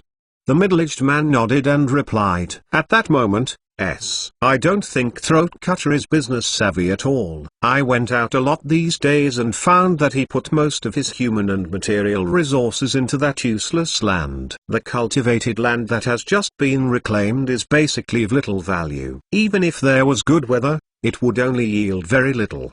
He's better off just doing trade. If he invested all his time, energy, manpower, and material resources into the construction of a port and wharf, he would get 20 years' worth of yield from that field in 1 year of trading. At the end of the day, he's just a rich village pumpkin with little vision. He just wants to keep the land. Kim turned to look at her. It seemed that the identity of this woman was quite high, so her attitude and tone were relatively soft. She shook her head slowly and said, "Maybe it's not that simple." A pirate king who could rise up in such a short time would certainly not be a simple character. Perhaps he has a bigger plan. A bigger plan? What could be this big plan? What plan would make him put more importance into that piece of land and not the wealth in front of him? The woman thought for a while and seemed to have an idea. Sea Temple. With a crash of smashing something, then from the hall came the angry roar of the Naga Siren priest. How could it be? This hungry whitey-eyed wolf. When did he get so close with the Temple of Wealth?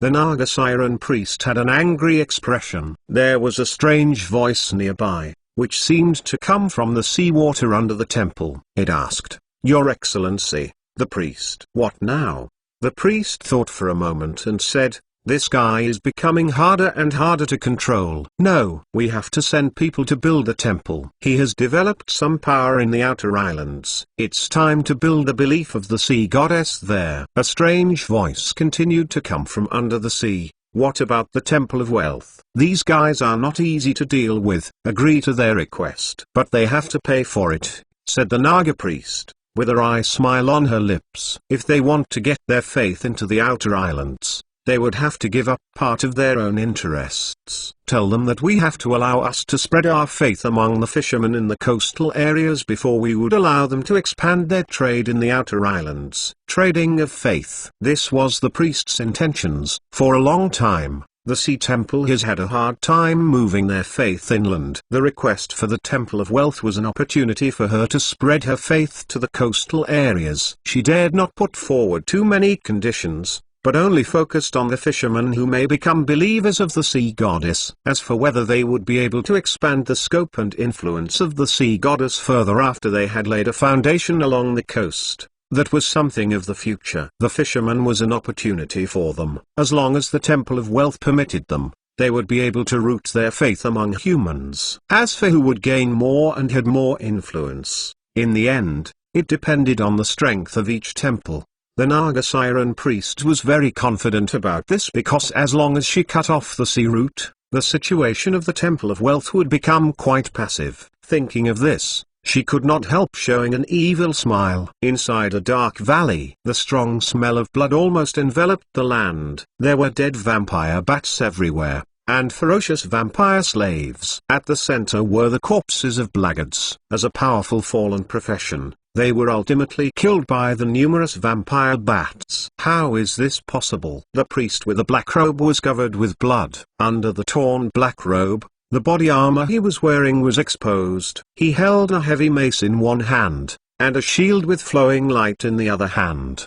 He mumbled in a daze, "How could I fail?" There were 5 followers around him. Only the priests survived, high-grade priests who could wear full body armor without affecting their casting ability. In this kind of fierce battle, the priest would always be the last standing. Thud. The figure of the vampiric demigod descended from the sky. There were serious burning marks on his chest, but flesh and blood there was regenerating rapidly.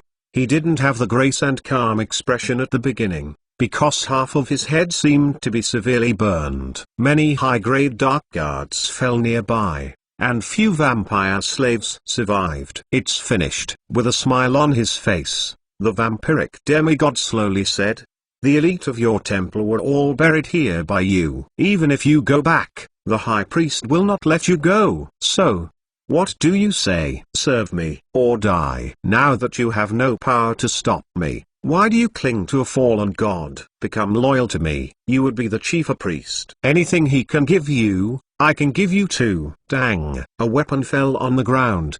The priest seemed to have given up and slowly kneeled down. Ha ha ha! The vampiric demigod let out an uncontrollable laugh. After defeating the Temple of Fear, they would no longer be able to prevent the vampiric demigod from stealing the power of fear. After accumulating a certain amount of power, the vampiric demigod would be able to take up the divine title of fear. In the dark corner of the valley, the Helpoima kept the magic flute in his palm. He was surrounded by corpses with various ways of death. However, they all had a calm expression when they died. He looked silently at the vampiric demigod, as his eyes glowed with a strange light. Chapter 347 Chapter 160 Dragon Skin Armor +1 Saran got up early the next morning because the 3rd shipment from Snake Island had arrived. At present, the transfer stations of the outer bases were all done at Snake Island, where a killer whale was present. Now that the killer whale was almost the size of a blue whale, smaller ships would not be able to bear a single hit from the killer whale.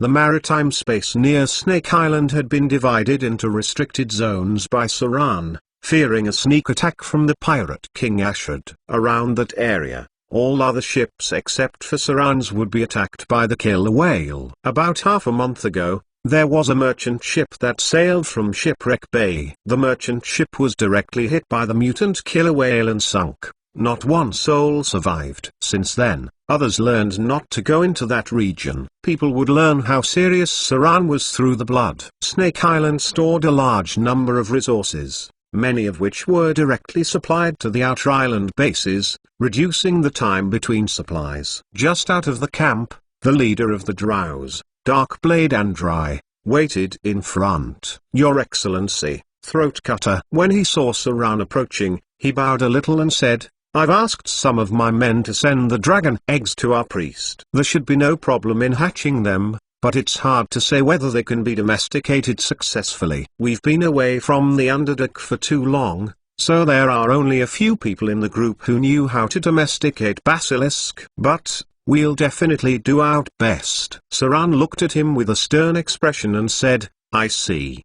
He walked away after saying that. Darkblade Andrai was a little nervous. He hesitated for a moment but did not go with Saran. Instead, he called for a Drow Ranger, frowned, and said, "He is becoming more and more impatient with us. Haven't those damned women come out with a result yet? At least they should show their position." right? I'm afraid Throat Cutter will be more and more dissatisfied with us. The young ranger was also nervous and whispered, a lot of important positions had been taken over by those pirates. We can't get close to the warehouse. The pirates obviously want to prove that they are no worse than us. I'm afraid we will be replaced if we go on like this. Besides, those pirates are all humans, but we are all drows. I'm afraid if we go on like this, Throat Cutter would. The young drow ranger paused for a moment. The two looked at each other and could not help shaking their heads. Darkblade Andrai frowned for a moment,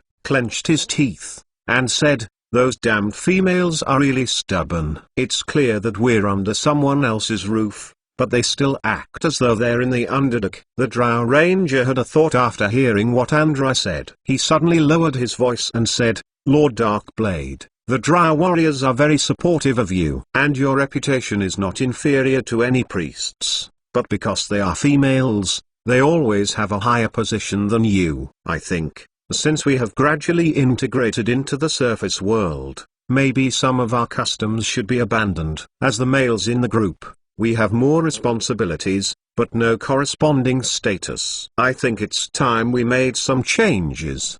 If your excellency is willing to stand up, I believe many drow warriors and rangers would support you. Silence. Darkblade Andrai fell into silence, but his eyes burst with excitement, which seemed to be a little hot. In the society of drows, the status of male drows was very low. They did not have much power. Even in the belief of the Dark Maiden, the female drows were still firmly in the dominant position. After thousands of years of inheritance and accumulation, the suppressed males were not without complaint. It's just that the custom of the ethnic group had been deeply rooted, and the rule of the female drow had become unshakable. However, since they had come to the surface world, maybe there could be a change. In the Underdark, if a male drow of any family was in the upper position, they may be ridiculed by other drow families, or even considered to be challenging the dominant position of female drows. Often they would be punished by the Queen of Spiders or even attacked by other drow families. But they were now on the surface world,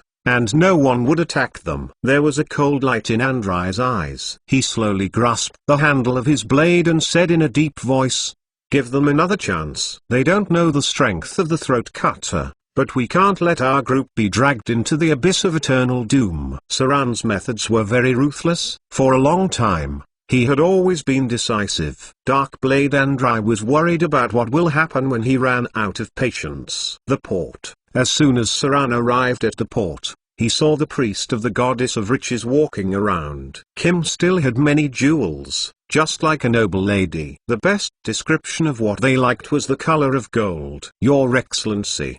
The uni-eyed pirate had been waiting nearby for a long time. Seeing Saran, he immediately handed over a list and said, these are the goods that arrived. Also, here is the message from the Sea Temple. Saran took it over. Half the resources given to the drows, all the other goods give them to the Eastern craftsmen as a reward. Saran opened the letter from the Sea Temple. After looking at it, Saran could not help but frown. He kept the letter without saying a word. Your Excellency. Kim came over with a smile on her face. She played with the agate ring on her index finger and said slowly, it seems that we can sign an agreement. We are interested in the land, from the front slope to the land here, and we are willing to buy it at a price absolutely satisfactory to you. At the same time, if you have no problem, soon, the City of Wealth would send someone to support your construction of the port and wharf. What a great appetite! Saran glanced at the place she was referring to, and the position she had chosen was rather tricky. At one stroke, nearly 1,000 mu of land was zoned out. From the port to the border there, almost a third of the most useful land was zoned out by her. And she seemed to have included a third of the port, which made Saran a little hesitant. Don't be in a rush to reject our proposal. Kim had been secretly observing Saran's expression changes. After noticing that Saran seemed disagreeable, she immediately said, the fleet of the City of Wealth set out yesterday. Maybe you'll change your mind after you see our strength. Money has the most powerful effect on people. I'm sure we won't let you down. Saying this, she could not help let out a confident, playful smile. Saran, however, was silent for a moment and then put the letter away. It seems that the priest had faster access to information than Saran. The fleet of the City of Wealth had actually set out yesterday. This was a way to show their strength. The foundation of a temple that had stood for thousands of years was really greater than a pirate king who had just laid his foundation. At the warehouse, as soon as Saran got back, the half-elf first mate was there waiting for him already. "Your Excellency." Seeing him, the half-elf first mate bowed down slightly and then handed over well-made leather armor. He said excitedly, "We have finished crafting more than 10 dragon leather armor. This is the one just made today. I have tested it slightly. Its protective ability is similar to iron armor but is a lot lighter. Please take a look, Your Excellency." "Is it completed?" Saran smiled and reached for it. He looked at it carefully, felt the weight, and said with satisfaction, "Good. But this seems to be the dragon skin of the Quetzalcoatlus. What about the other parts?" Hearing this, the half-elf first mate said in a soft voice, "The other part is difficult to make. It may take a while, but the quality should be better than this batch." Saran nodded and said, "Tell them to get it done soon. We'll probably be cleaning up the wildlings near here." There was a bloodthirsty smile on the face of the half-elf first mate, and he said, "Don't worry. We will definitely finish the task this month." Item type: Dragon skin armor. Item grade: Rare grade 1. Description: This is a leather armor made of dragon skin of Quetzalcoatlus. It is stronger and lighter than other armor and has good protection ability. Part of the dragon skin characteristics of the species will remain on the leather armor. It is durable against fire, ice, and acid, and will not be easily damaged. This dragon skin armor is rough and is not at its best. It had the potential to be enchanted. Requirements: 8 strength or more because it's dragon skin. It is relatively heavier compared to other leather armor. Effects: Dragon subspecies, Fortitude, Defense +5. Item special effect: Subspecies dragon skin. This dragon skin armor has the protective effects of the dragon subspecies. It is immune to any attack with an attack strength of less than 5 and can reduce the damage it receives when receiving most attacks. Dragon skin was different indeed. Saran took the dragon skin armor +1 in his hand and nodded his head contentedly. Compared with iron armor, the protection ability of this armor was also good. Giving them to his men would greatly increase their ability to fight. Unfortunately, Saran could not wear it because there would be a higher chance of failure if a wizard was wearing armor. If the armor was too heavy, the chance of spell failure could increase to more than 50%. The only advanced class that could easily spellcast with armor was the Arcane Knight. They had a unique ability, which was called Casting with Armor. Arcane Knight Advanced Profession had the ability to be alert and iron-willed. Advanced specialized in combat casting and skill specialization focus. You can wear any armor to spellcast. Note: one of the advanced professions of high-grade heroes. The advanced system of double cultivation of magic and martial arts. The number of arcane knights was too small, so it was hard for him to learn the ability of casting with armor. Therefore, in the future, he could only find a way to get the legendary enchanted robe. The legendary wizard robe also had a strong protection ability, and could even directly be enchanted with a protection field. After a day of work, during the evening, after Saran had finished the work, he walked along the camp. On his way, he went to see the research progress of Wizard Saruman. The reclamation of cultivated land was almost completed, and it would be sown soon. The fertilizer had to keep up with the progress, or the harvest this year would never pass the mark. Now, there were no weeds around the camp. The neat road was almost everywhere. Saruman's lab was in the north corner. He seemed to like studying the plants in the tropical jungle. Saran quickly came to an independent yard. There were specially arranged magic traps nearby. Saran could easily find them by relying on the intuition of rogues. Meanwhile, the traps Saruman set up had also alerted of Saran's presence. "Welcome, Your Excellency." The gate of the courtyard opened automatically. There was a simple alchemy array, from which Saruman's voice came out. "What you need is almost finished. I'm doing some experiments and cannot leave. Please come in freely, Your Excellency." Saran looked around, then went into the yard. As soon as he went in, he saw some strange plants, which looked like pitcher plants. There were many plants that were not easy to identify. These plants were planted around the yard, and they were enclosed by special fences. Each plant had a sign in front of it, recording the planting time and so on. This is? Saran frowned slightly and muttered, "Man-eating plant. He is cultivating these plants. It should be those strange plants." Even though its size was similar, it lacked some life aura. But these plants should be the man-eating plants from the forest. The difference was the plants seemed animated in the forest, while they were just plants here. "Your Excellency." Saruman stepped out of the room, bowed slightly to make an inviting gesture,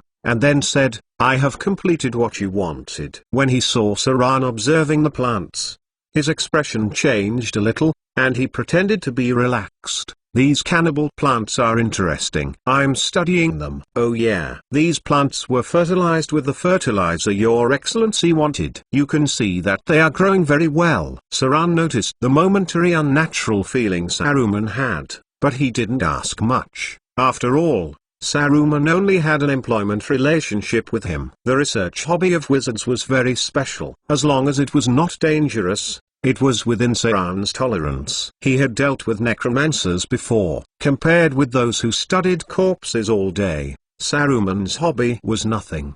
He got up and went into the room. At once, he saw a lot of bottles and cans, as well as a lot of glass test tubes. For a moment, he felt that he was in a chemistry lab. Alchemist. There was a field that included potions, enchantments, engineering, magical constructs, and so on. Even soul building was in the realm of alchemy. There were 3 apprentices busy in the laboratory, beside which there was a heavy clay golem. The clay golem looked very stiff, as if it hadn't been infused the soul. "Look, Your Excellency." Saruman took out a box, which contained something the size of sand, and smelled like urea. He reached for his beard and smiled. "This is what you wanted. I've tested it, and it works with any plant." Saran took one and looked at it. This was a little different from the fertilizer in his memory, but the difference was not too far. It was technically not difficult to convert struvite stones into fertilizers. He put it back and said, "How's the production?" "This." Saruman became awkward and said in a soft voice, "About this much per day." Saran frowned and said, "No, this is too little." How much was there in this box? The amount of land he needed to reclaim was quite large. There were nearly 1,000 slaves in charge of farming alone. This amount of fertilizer would not meet the demand for farming at all. "I know," Saruman continued, "I'm already thinking of ways to change the alchemy engine. If I succeed, the production will increase." Sran nodded. He tapped on his shoulder and said, "Try to increase production. My request is not only that it fulfills our needs, but it would become something we can sell." "I think you understand what I mean." Saruman nodded seriously and claimed, "By the end of this month, the production would beat Your Excellency's expectations." Chapter 348. Sad Vivian. After getting a promise from Saruman, Saran felt more at ease. Since he promised to finish the task by the end of the month, he would wait for a while more. Before leaving, Saran glanced at the cannibal plants again. He didn't know if it was his mind playing tricks on him, but he noticed that the plants moved slightly. These mutant plants were a little special, so hopefully, Saruman's research on them would not cause any trouble. It was close to evening. Saran walked around the camp once, and was ready to go back and research more on the spell Melf's Minute Meteors. This low-grade god-slaying spell was really not that easy. Saran had been analyzing the spell model for so many days, but still hadn't made much progress. There were many quite complex spell nodes and models in the construction of the Melf's Minute Meteors spell model. If a spell model was compared to a circuit board, then level 3 spells were like calculators, while the Melf's Minute Meteors was the difficulty of a computer. This requires an amazing ability of memory and analysis. According to Sran's estimation, it was almost more difficult than level 6 spells. The sea wind blew. Saran came to the west gate. Just when he came here, he saw that the patrol was a little alarmed, but it didn't seem to be a big deal. Your Excellency." The captain in charge of training saw Saran. He trotted over and said, The young madam is walking around with a dragon. A dragon? Saran was shocked when he heard this, then quickly went over. Just around the gate, Saran saw Vivian in a black princess dress, walking at a rather happy pace with a satisfied expression. The little girl led a Quetzalcoatlus the size of a hound. It seemed that it had just hatched for a few days. At the moment, Vivian tied a pink rope to its neck, and then she took it for a walk like walking a dog. The newly hatched Quetzalcoatlus was not big, but its eyes were full of ferocity. Occasionally, when someone passed by, it would open its mouth and roar, and raise its wings to show strength. The growth of the dragon species was slow, but they would have fighting capabilities at an early age. When a young dragon was born, it would be able to fight after eating other eggs. When a pure-blooded young dragon was born, it would have 1 challenge rating, which could easily kill an adult man without combat training. Only 3 or 5 days later, the young dragon would grow tusks and claws, and the challenge rating would be increased to level 23, which could kill some noob professions. Although the Quetzalcoatlus in front of them had just hatched, it still could easily kill 1 or 2 adults. Without proper training, the young Quetzalcoatlus was filled with ferocity, and Vivian was dragging it around with a string. Although it dared to show his teeth and claws to others, it was quite afraid when it turned to the little girl. It seemed that it must have been punished after it had hatched. Young dragons didn't regard the first person they saw as their parents. The genetic memory of the dragon was no joke. They could still distinguish if the creature was a dragon or not. It was much more dangerous to raise such a dragon subspecies than to raise a wild wolf cub. That was why Saran doesn't agree that the little girl should raise the dragon. Big brother. Vivian soon noticed Saran, and the little girl gave a joyful cry. Then she ran toward him with the rope, pulling the Quetzalcoatlus. The young Quetzalcoatlus could not fly and could not run. Look! Vivian looked like she was showing off. She raised the pink rope, then pushed the young Quetzalcoatlus with her leg lightly. She pushed it in front of Saran and said happily, "The egg had hatched." "Brother, look, it's called Blackie. Doesn't it look awesome?" Blackie. Saran twitched his mouth, then nodded relentlessly, "Yeah, it is very awesome." Hee hee. Vivian was very happy when she heard that. Then she raised her small hand and led the Quetzalcoatlus forward. She wanted to take it for a walk to let other people know it. People here were very violent and might kill Blackie if they didn't know better. The little girl walked with joy, holding a rope in her little hand, and dragging the young Quetzalcoatlus behind her. Occasionally, other people would be shocked to see her and her pet. By tomorrow everyone would know that Vivian had a dragon pet. But it really was awesome. Others walked dogs while she walked a dragon. Seeing that the little girl was so happy, Saran could only shake his head and sigh. Around dinner time, Vivian led the young Quetzalcoatlus back. The newly hatched Quetzalcoatlus ate a large amount of food. If they had enough food, they could gain 35 pounds a day. About half a year later, the Quetzalcoatlus could reach 1,000 pounds. The cat girl as a small maid's dress was in charge of feeding it. She carried a big wooden bucket filled with fresh fish from the port. It seemed that the little cat girl was also very playful. She moved the fish left and right, playing with the Quetzalcoatlus before feeding it. A fish that was a foot long was swallowed by it in one go. Just a day or two after hatching, the Quetzalcoatlus was already able to eat a bucket of fresh fish. Occasionally, the little cat girl would also hold a fresh fish greedily and smell it. She seemed to like the fishy smell. Unfortunately, she did not dare to put it into her mouth after looking around, because if she ate raw fish,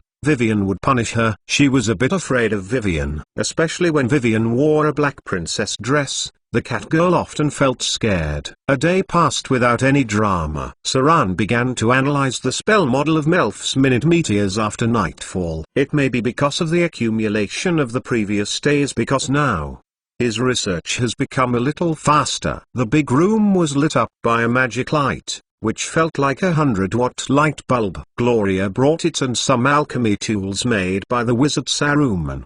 Because there were 2 orthodox wizards around, Saran could also enjoy some conveniences. Most of the time, the world of wizards was full of fantasy. like science fiction. Saran still believed that there was not much difference between golems and high-intelligent robots. Even in some areas, golems were superior to robots. Saran forgot about time as he went into research. Not sure how long had passed, when he finally snapped out of researching the spell model. The outside was already dark. Light footsteps were heard coming in front of Saran's room. Vivian? Saran put down the quill pen in his hand, and then put away a large stack of white paper. With the improvement of his capability, his perception and listening ability was becoming stronger and stronger. Other rogues were less likely to attack Saran, and he became more aware of his day-to-day surroundings. He got up, opened the door, and saw the little girl standing there. Vivian was wearing a pure white nightdress and pink cotton slippers on her feet. Her beautiful big eyes seemed to be covered with tears as if she had just woken up and was a bit confused. "Big brother." The little girl went to Saran, as tears came down her eyes. Saran quickly picked up the girl in front of her, leaned over her forehead and kissed her, then asked, "What's the matter? Why are you crying?" Vivian held Saran tight and said in a small voice, "Big brother, I dreamed about Heath, that loyal dog." Saran also became a little sad when he heard her. He kissed her on her cheek and said softly, "Don't cry now. Heath is buried in the graveyard by us, and it will rest in the kingdom of the god." Perhaps it was because she had a new pet. That was why she thought about the old dog that had been with her. Saran has also been cruel and cold. Not anyone could earn his respect. However, that dog could. It was a loyal dog. Saran could still remember how old it was, but it still guarded the house beside Vivian. Unfortunately, it couldn't even have a good meal before it died. Its mission was also fulfilled because Saran lived. Faith made the old and hungry dog stay up until Saran woke up. Then he unloaded his burden and left peacefully in a deep sleep. Saran buried it in a grave because it had his respect. "Big brother." Vivian felt better after a good hug. She raised her head and said, "Vivian has become so powerful. Could I bring him back? I miss him so much." Silence. Saran was silent for a moment. He patted the little girl's head, kissed it, but did not give her an answer. Vivian seemed to have understood something. "Heath," the little girl sobbed out. "He really died and would never come back?" Chapter 349 Port Mode. Or 3 days went by. Saran was busy analyzing the spell model of Melf's minute meteors, while Gloria had been arranging an array to contain all shadow cracks. The penetration of cross-plane energy was prone to accidents. It would be a very troublesome thing whether the clash of the different energies or the creatures of the shadow plane slipped to the material plane. For Gloria, the important thing was to be able to move back and forth freely before solving the mystery of the shadow plane. As an orthodox wizard, she would surely leave a safe route for herself. Adventuring into the plane without any prior knowledge was the style of a rogue. Last night, Gloria went over to Saran's place to spend the night and also mentioned Vivian. The little girl asked her a lot about souls. She even asked where the soul would return after death and how long a pure soul could exist if it didn't carry out rebirth, where the soul finally arrived after the death, and the law of the transformation of the soul. Many things even Gloria had no answer to. After all, she had just touched the realm of legends. Maybe she had mastered the skill injecting soul fragments into constructs, but she still had no grasp of the knowledge of the spirit realm. Vivian recorded everything seriously, then asked more about legendary spells. As they discussed, Gloria also told Saran very seriously that the little girl seemed to be very interested in the legendary spell Wish. This spell was taboo among the wizards, because it was a legendary spell that could theoretically achieve most of the wishes, but had to pay a heavy price. Wish could revive the dead, increase the person's strength, improve their attributes, and even make people immortal. Theoretically, this legendary spell could satisfy the wishes of most ordinary people, but the cost was high. Saran became silent after hearing this. He didn't say anything, only let out a soft sigh. Wish was one of the most difficult legendary spells to master. The difficulty of memorizing was frightening, let alone achieving the conditions of casting. Ultimately this spell would summon a genie. The effect was a bit like Aladdin's lamp. It may summon a jinn or a dao. The spell may even summon the ancient elemental gods. Currently, there were not many in the world that could cast this spell. Another day went past. Saran's analysis of the spell model of Melf's minute meteors was finally on the right track, with the progress of nearly 45%. As he progressed, the speed of mastering got faster and faster. It was estimated that he would be able to remember the spell in a short time. However, on this day, the fleet from the Temple of Riches finally reached Port Modor, and many people and materials had also arrived. Modor. Gloria gave this name. The name came from the north and had a special meaning. She made a simple fortune tell and finally decided to use the name. Saran didn't care much about this, so he named it Modor. The Temple of Riches assembled a vast fleet. With abundant financial resources, they used many big ships to transport goods and people. When Saran arrived at Port Modor, he saw a group of skinny yellow slaves being escorted down. These were slaves from the mines. The temple secretly controlled many mines, which needed a large number of slaves. Moreover, there was a high probability of the death of slaves working in the mines. Thus the temple had to control a large number of the slave trade secretly. The slaves brought by the temple were a mix of different races. Most were human, but there were also other races. Saran even saw some grey dwarfs. They were excellent slaves, as mind flayers had already controlled them for a long time. The grey dwarfs were also very tough, so many slave owners liked them. Your Excellency. After receiving the slaves, the half-elf first mate trotted over and said, "All have been accounted for." A total of 632 slaves were transported. Most of them are humans and a few other races. 32 of them are sick, and some died on their way to the sea. Shall I settle them down now? Saran nodded as he didn't have much sympathy for slaves. These slaves were seen everywhere. The slavery system was greatly rooted in this world, and even the temples supported it. Many perspectives from Saran's previous world was pointless here. Soon, the slaves were brought to the city of Modor. Then a priest with a lot of jewelry appeared in front of Saran. For some reason, Saran felt the urge to steal something from her. Probably because he was a rogue. Even though the gold and jewelry on her were not rare grade items, they were worth around 50 to 60,000 gold dirhams. All high-grade priests were quite rich, so the priest of the goddess of riches was even richer. Your Excellency. Kim smiled as she stood beside Saran.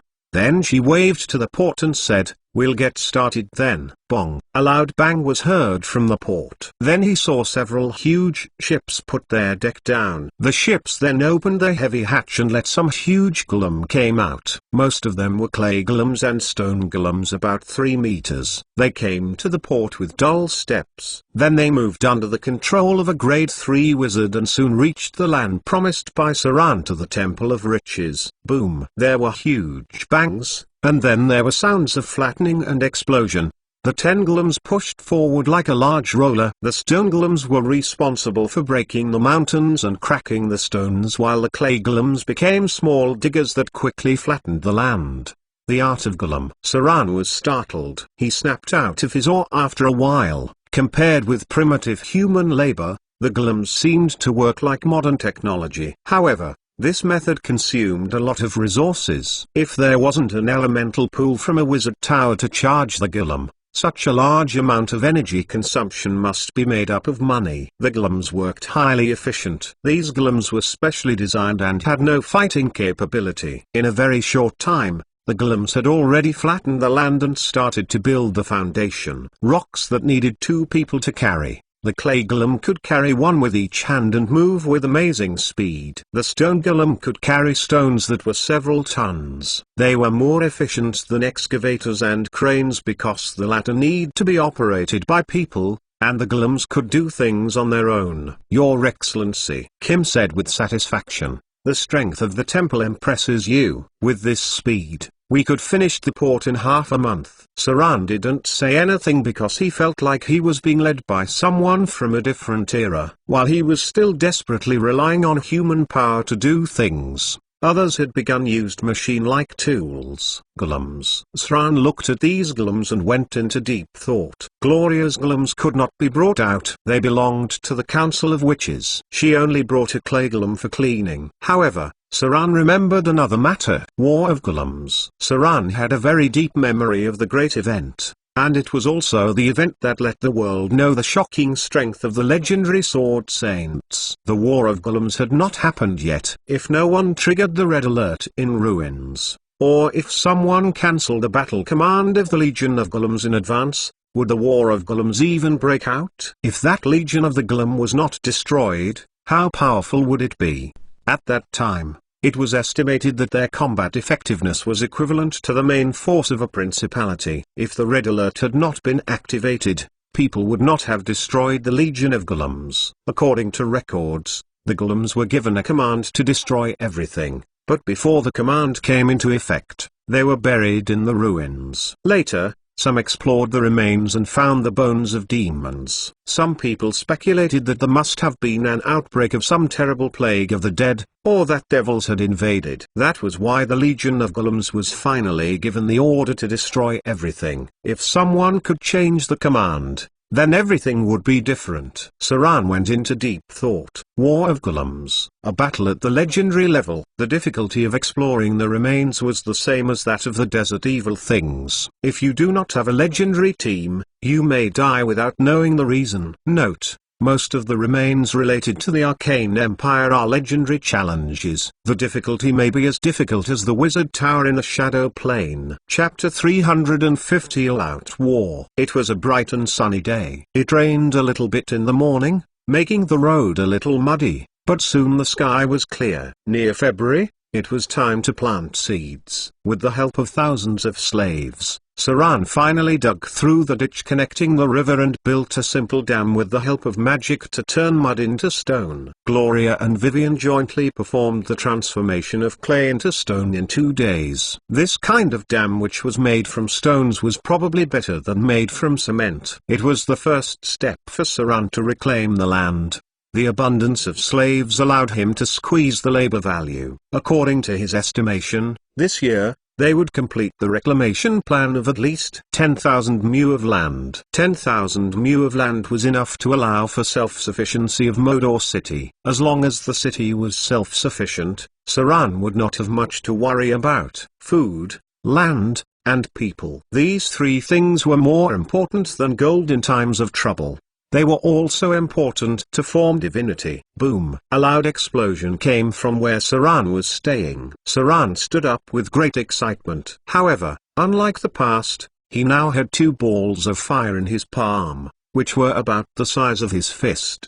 The flames were formed in a highly concentrated state, and then it floated in his palm. Melf's Minute Meteors. Saran finally learned the level 3 spell. Boom! Saran took a deep breath, then looked at the surrounding environment. Then he leapt directly to a height of nearly 12 meters. Then he waved his hand forward, and a fist-sized fireball roared out. Unlike the spell Fireball, the flame was like a solid thing. It felt like a lead ball, not an energy ball like a fireball. The fist-sized ball roared out at an amazing speed and hit the target in front at the next moment. The target was blown into pieces of wood, leaving only a bare wooden handle. Boom boom, boom. In a short time, 5 targets exploded in front of Saran. These training targets were blasted to pieces. Occasionally, 1 or 2 of them were blown open after the ball penetrated the target. Even if Saran used the Elven Battle Bow to shoot at full force, there was no way to shoot through these wooden targets that were nearly 10 centimeters thick. Thud.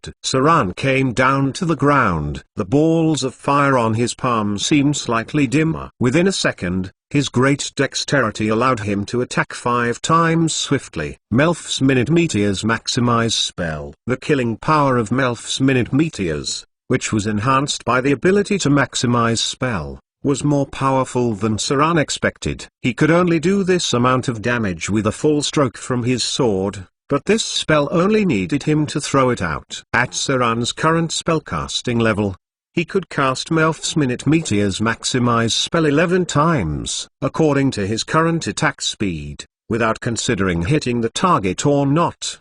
he could throw them out in 2 to 3 seconds. Boom! Since all the targets were blown into pieces, Saran could only turn to the walls.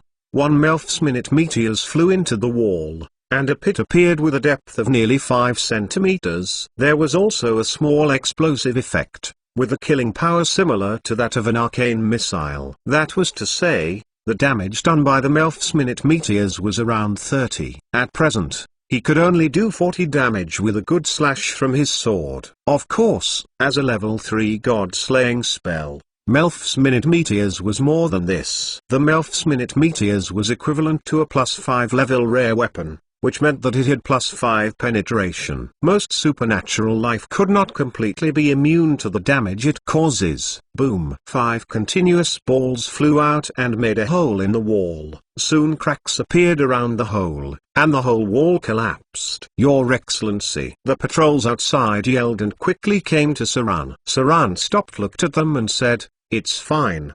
Bring some armor from the storage, leather armor, chain mail, iron armor, and full metal armor." His men quickly went out. After a few minutes, they brought out a pile of different armors. Saran temporarily made a wooden frame with his sword, and then he asked his men to put the leather armor on it. The 2 level 5 spell slots were all used to remember Melf's-minute meteors maximize spell. Saran once again recited the spell and cast it. Then 2 fist-sized fireballs reappeared in his palm. He threw out a ball toward the wooden frame with the leather armor. With the rumbling explosive sound, the leather armor was blown open on the spot, and the front of the armor had been blown out of shape. The second experiment was chain mail. Saran threw out a ball, and explosions were heard again.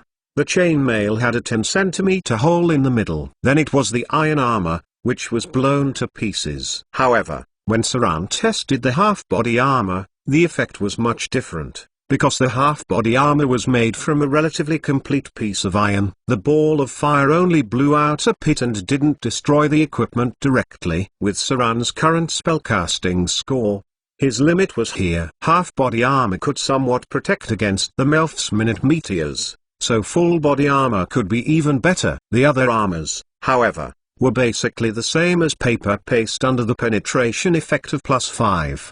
The effects are like a grenade. Saran waved his hand satisfactory and blew a pit on the ground, then ordered, "Tidy these things up." The killing power was shocking. The only disadvantage was that the spell had only 11 rounds, and the hit rate needed to be controlled by himself. Even though the Melf's-minute meteor traveled fast, hitting the target or not was dependent on the user. This spell could not be controlled mentally. In terms of stats, it required his own dexterity to hit. In this respect, Saran definitely had a great advantage because no pure wizard had a higher dexterity than him. After cleaning up a little, Saran got up and went to the port to check. Because of the support of the Temple of Riches, the port of Modor, which had its own advantages as a natural port, had been preliminarily completed. Now there was no problem in docking a batch of ships. What needed to be done next was to expand the port further. On the other hand, the land sold to the Temple of Riches had been built. However, there was only one foundation in the center because that would be where their temple would be built. These rich buggers insisted that the temple had to be built using marble. Anyone who knew a little about architecture knew how much manpower and financial resources it took to build with pure white marble. There was not much marble nearby, and no marble mine had been found. So the materials for building the temple needed to be transported from other places. The bigoted priests were of the opinion that only white marble could match the goddess of riches, so they actually used a fleet to transport the marble from other places. If the temple was expanding too quickly around the port, Saran would be quite worried. Kim was still walking around. The woman was actually very beautiful, and she was very experienced in dealing with people. When she saw Saran, she seemed to want to come over and talk about it. But just then, a warship with a broken flag came in. It was Saran's black flag. Something was wrong. Immediately, Saran rushed over. The warship soon got close to the port. A lot of blood could be seen from a distance, as well as some bodies on the deck. All of them were pirates under Saran's command. Some of them were elite troops that he had a good impression of. Now they were all corpses lying on the deck.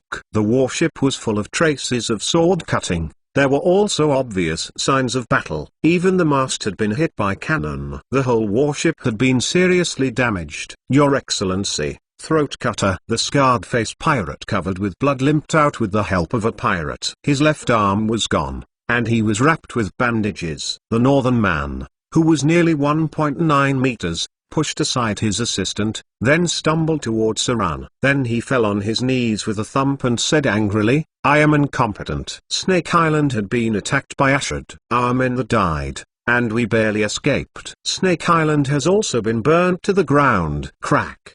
The wood under Saran's feet cracked inch by inch, and his face turned blue for a moment. A strong murderous aura made everyone panic. How is it possible? Saran almost roared out the words and said angrily, "All the elite of Azrod are stationed on the eastern route. How can they have the ability to circle around and attack Snake Island quietly?" Scarface buried his head deep, said with shame, "It was Rossat, Chamber of Commerce. We had no idea that Azrod had conspired secretly with the Principality of Rossat. They attacked Snake Island and caught us by surprise." Principality of Rossat. Saran calmed down and said, "Rossat Chamber of Commerce, Principality of Rossat, the Duchess of Red Dragon." Ashad had formed an alliance with them. What about the Sea Temple? How could the Sea Temple have no reaction or information?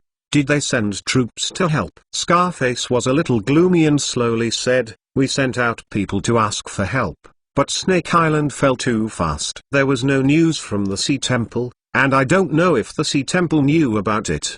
The Naga Siren Priest. How could they not know about the attack? Port Tylan was not far from Snake Island. Saran had hoarded a lot of materials and sent many men to guard them. It was not so easy to capture Snake Island. How could the Sea Temple not know anything? Saran took a deep breath.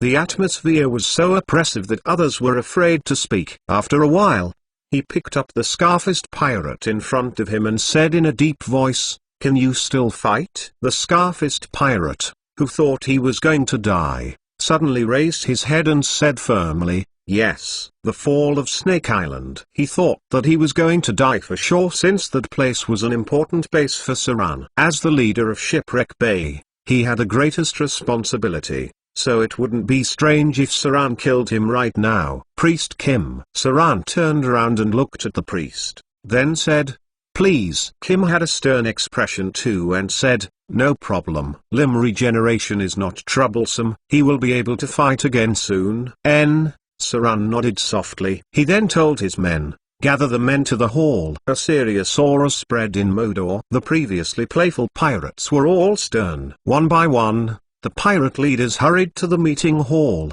all of them looking very serious, as if a storm was coming. The half-elf Kassa, the red-haired pirate, Adele Isabella, Darkblade, Andrai, Scarface, Uneyed Jack, Tiger Shark, Housekeeper. Saran's pirate leaders, big and small, gathered in the meeting hall. Scarface, who had his arm regrown, was sharpening his sword. Saran stood in the center of the hall and said with a serious tone, "Snake Island had fallen."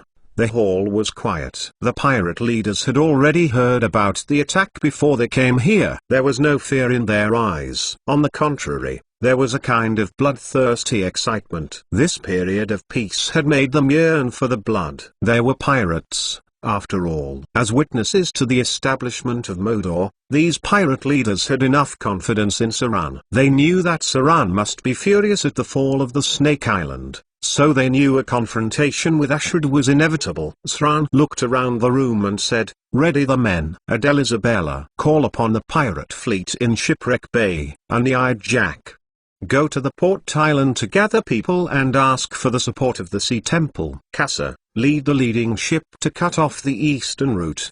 Don't let any of Azrod's ships go near the south coast. Darkblade, Andrai, send word to your high priest. They have to send men to fight this time. Others, gather your men and follow me. This time, we have to go all out with Ashad.